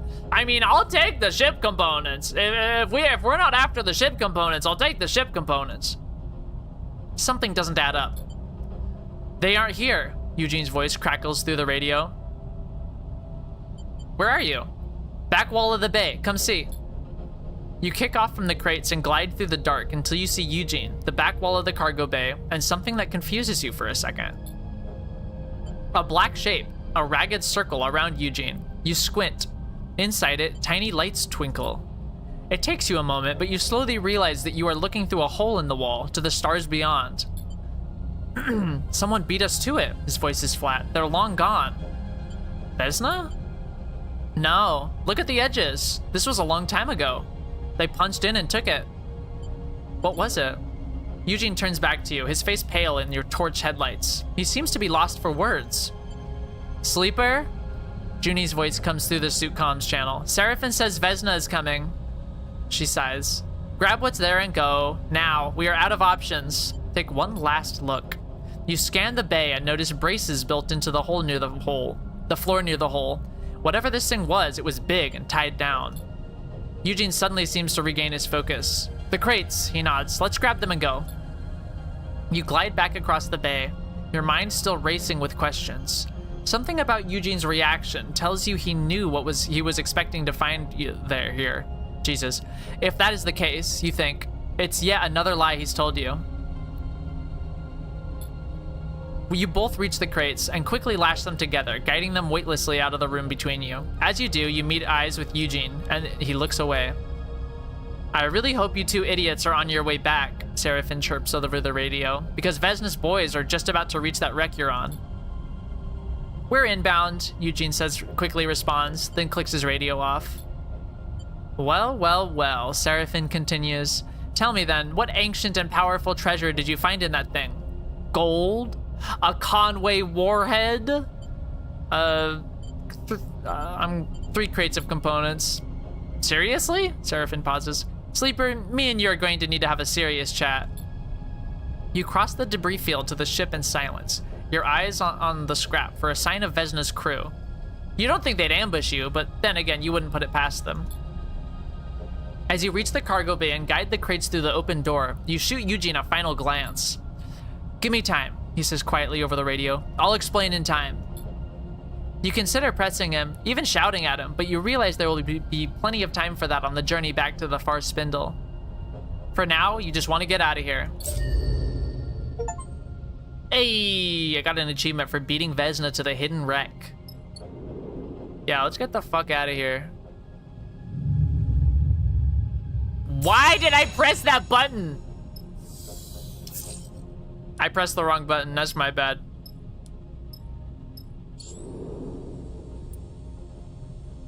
My fucking supplies! Whatever, it doesn't matter. Nothing matters. Eugene has spent the journey back to the far spindle, avoiding Seraphin as best he can.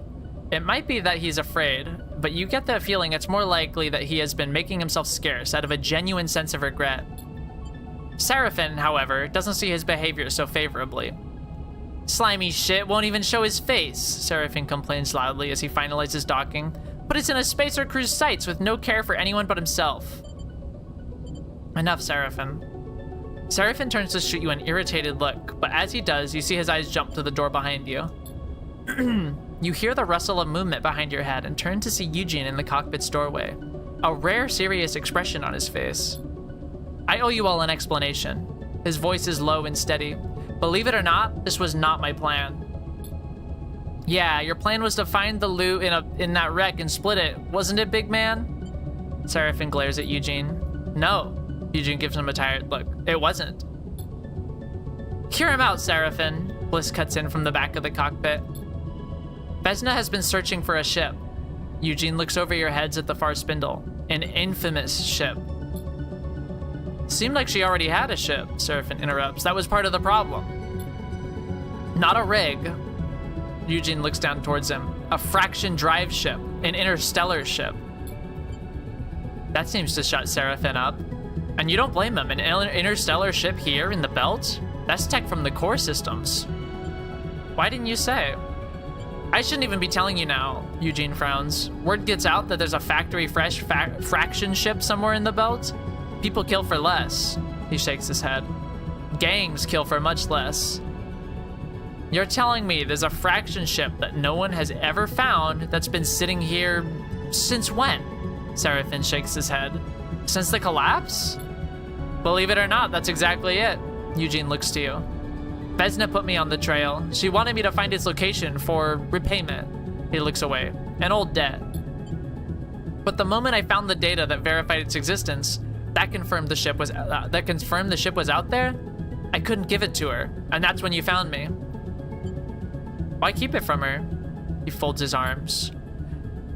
You may have met Vesna, but you don't know her. Eugene meets your eye. She's one of the last people in the belt who should have a ship like that. Well, no one has the ship now, if it even exists. Need I remind you that it wasn't there? Seraphin shrugs. Your data was a bust. No, Eugene shakes his head. It was there once. Those wrecks? Those were the ships that fought over the fraction ship. A bunch of Solheim corporates who wanted to get out of the system when it all came down, and that ship was their ticket. The Aphelion path. Aphelion? Eugene looks out at the far spindle. It was there, but someone moved it, hid it, long before we got there. Sounds like a fantasy to me. Leave the belt? Sign me up. Eugene laughs. You and me both, Sleeper. Eugene inhales, long and deep. I'm sorry, Sleeper. He looks at Bliss and Seraphin, and to you both as well. I wanted to keep this secret. I wanted to find the Aphelion path, and I knew that if I did, you would understand. Still, I was wrong to manipulate you. He bows his head. But I'm not done. He raises his head, his gaze hard now. I will find the ship, and I will leave the belt. How will you do that? Seraphin shoots him a sly look. With no ship of your own and Vesna at your back? Eugene ignores him and moves closer to you. Sleeper, I will uphold our deal. I will serve on your crew. And when I have news of the Aphelion, you will know. How can I trust you? Only you can answer that, Sleeper. Eugene sighs. I would give you my word if it was worth anything. Seraphin turns to you. I know. I always say it, but this time you have to listen, Sleeper. Seraphin gestures to Eugene. This guy is no good. I've known his type. Don't bring him. This can be your escape too, Sleeper. Eugene meets your eye. I mean, I know Seraphin says not to, but I mean, how can we turn him away? If nothing else, he's got good stats. You're in. Seraphin sighs, getting up from his seat. You've got a lot to prove. He passes close to Eugene as he leaves. You better get on with it. Eugene meets his eye, but says nothing. Once Seraphin is gone, he looks to you and nods. Thank you. He turns and leaves too. Quite the ragtag group we have here. Bliss nudges past you. I know you understand what a second chance means for you, Sleeper. They smile. But I'm glad to see you understand that others need the same. They slip out before you can respond. You stare out of the cockpit at the lights of the far spindle. You hope Eugene understands his mistake. And you hope even harder that Vesna doesn't hold a grudge, even though you know for a fact she does. Junie, what did I miss? Pokes her head in the cockpit. I was decrypting some data. She holds up her headphones and wiggles them. Couldn't hear a thing. You sigh. You're going to have to start calling for family meetings at this rate. Lol. Minor drive complete. +1 upgrade point. Hell yeah. Oh man, 6 rare components? Jesus. 3 engine components, blah, blah, blah, blah, blah. Bunch of stuff. Okay.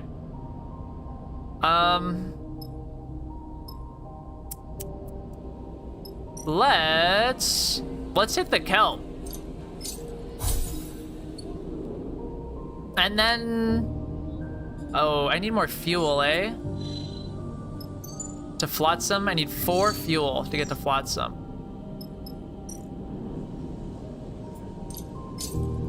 Well, you know what? Fuck it. It's only 50 to fill up. Hell yeah. And then I think with my good rolls, I'm gonna make some dosh, make some cheddar, make a little bit of scratch before we go.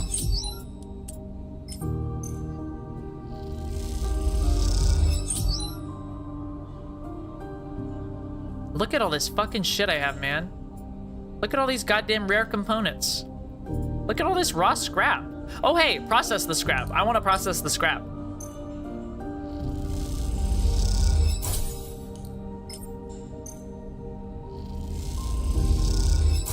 Hell yeah. Man, look at all this shit I have. 12 Solheim data, 6 processed scrap, 6 rare components, 3 engine components. This is good stuff. This is a solid inventory that we built. Let's see. Well, I mean, we've got time, right? On the clock. We've got time on the hunt clock. Maybe I'll give it a couple days, you know. Maybe I'll pass a day or two, right? I'll pass 2 cycles, you know, get some money. Well, that's not great. Oh shit, I had to scavenge for fuel. It should have been source supplies. Let's just get some cash and then we'll make the journey.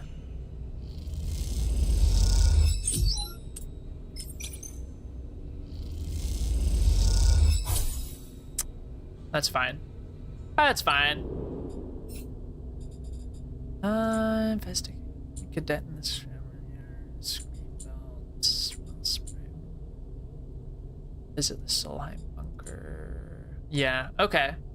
So there's still like, let's see. Alien Gate, Holmes Rock. I'll need the hazmat for Holmes Rock.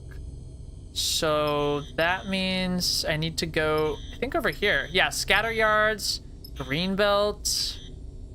Yikes.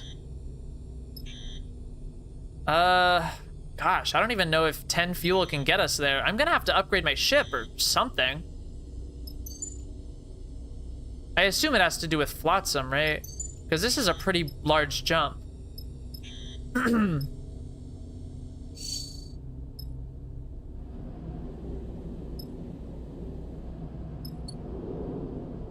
Okay. And the cycle, and then I'm gonna eat some frickin' kelp. Nice. I'm gonna eat some dang kelp. And then I'm gonna use just the 2 5s, and then because I don't really want to risk anything. I just want my cryo. And then I think we'll be on our way. Because yeah, back up to 300 cryo is quite nice. So here we go, over to Flotsam. Pretty good stuff.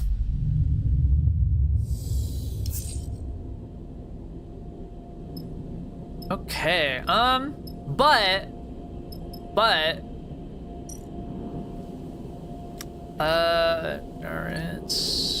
me look really quick. I don't remember exactly what's here.